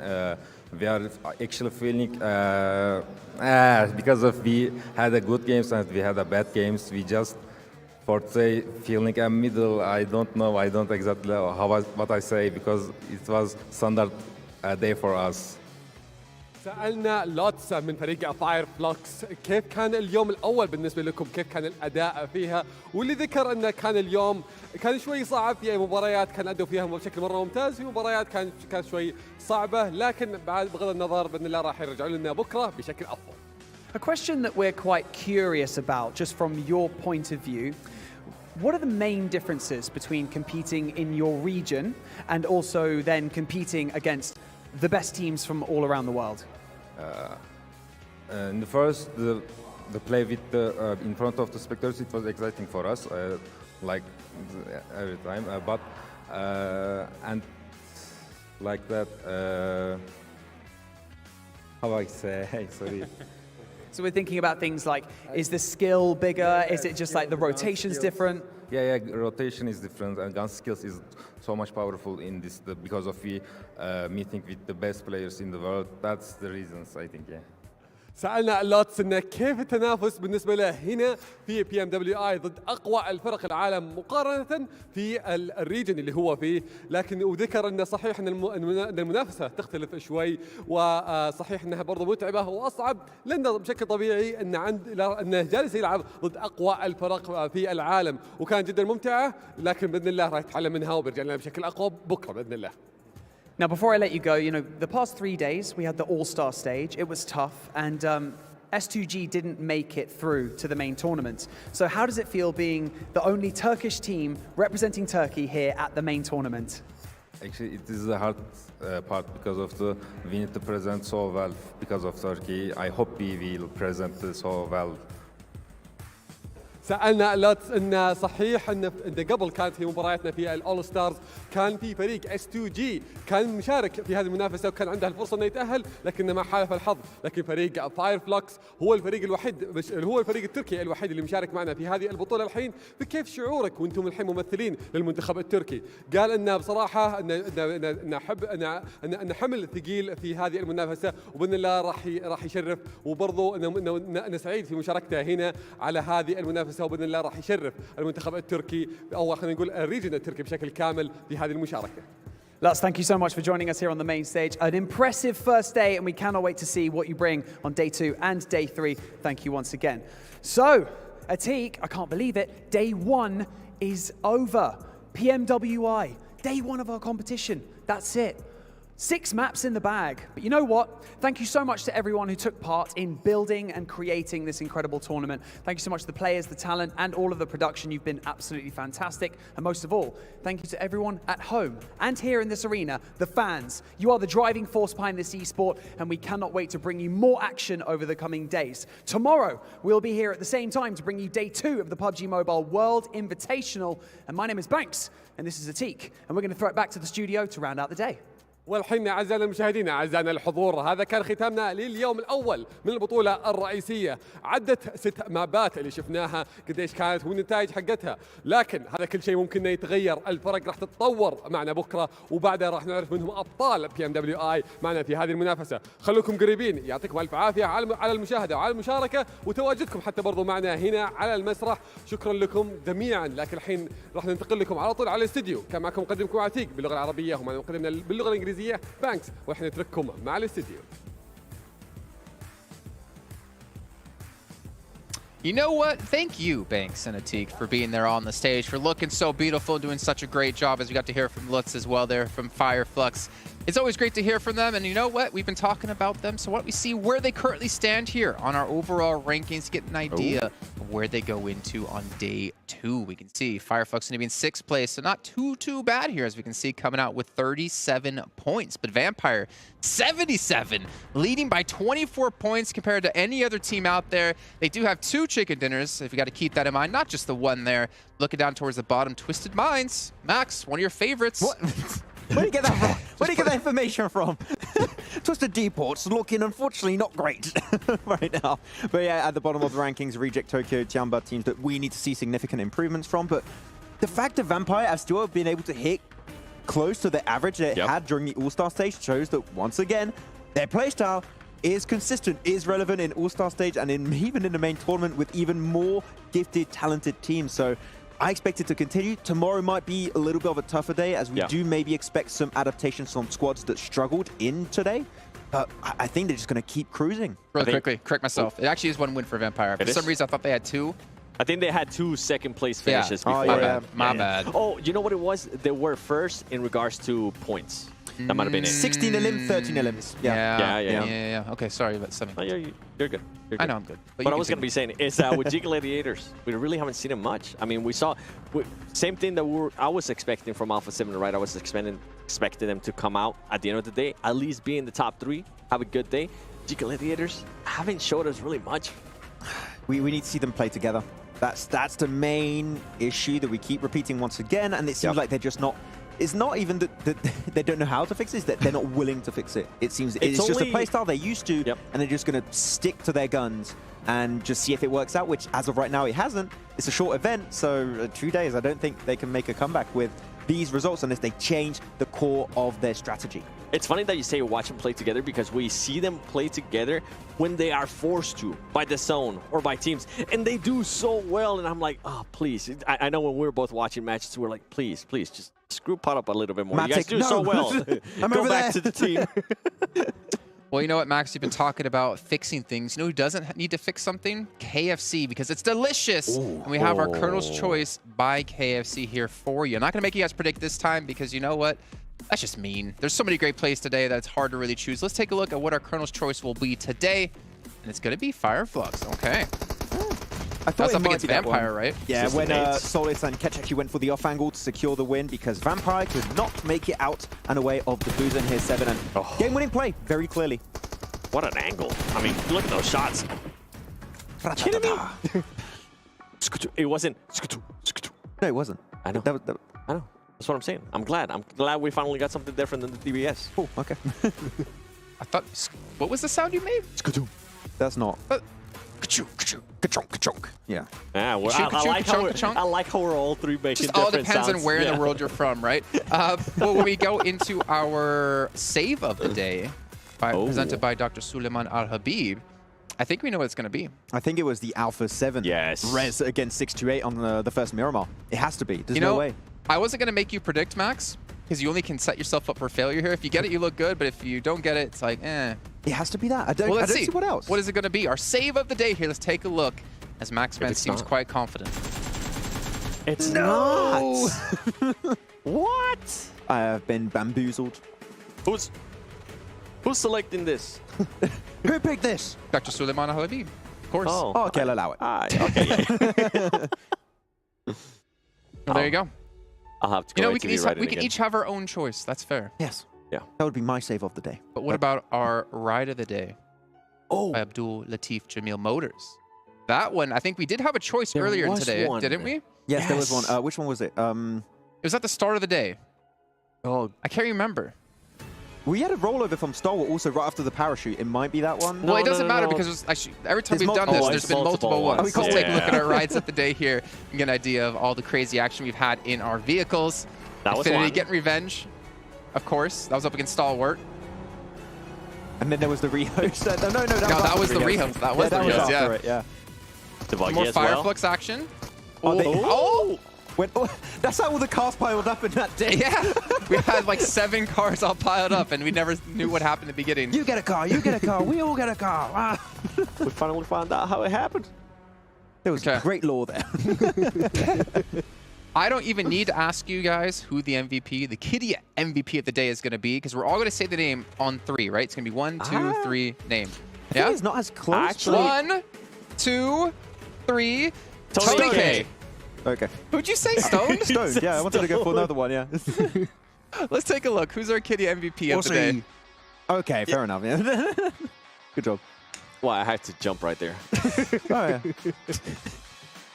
You know what? To reach and go. It was so nice. We're gonna have to do it twice here. 3 average eliminations for Tony K. I mean, obviously coming into the roster as well, like he has been a fantastic pickup here for Vampire.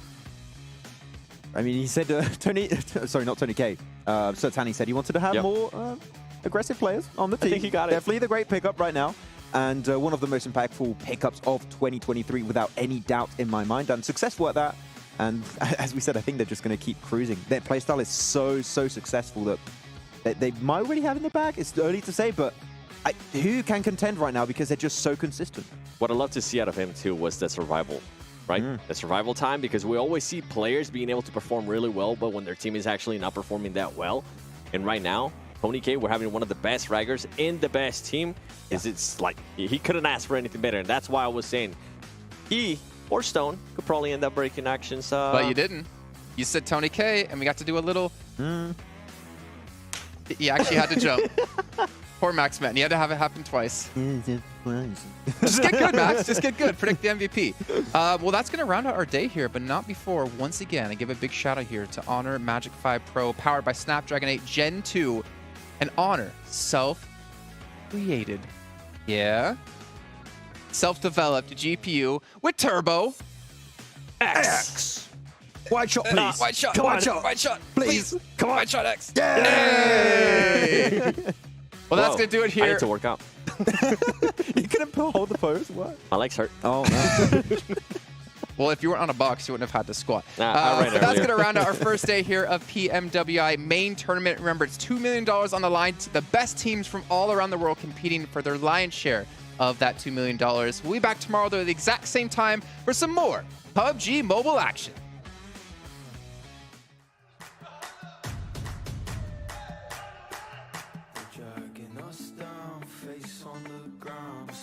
So proud, just look at the crowd, making some noise, making some sound. We got a choice, they're hearing us now.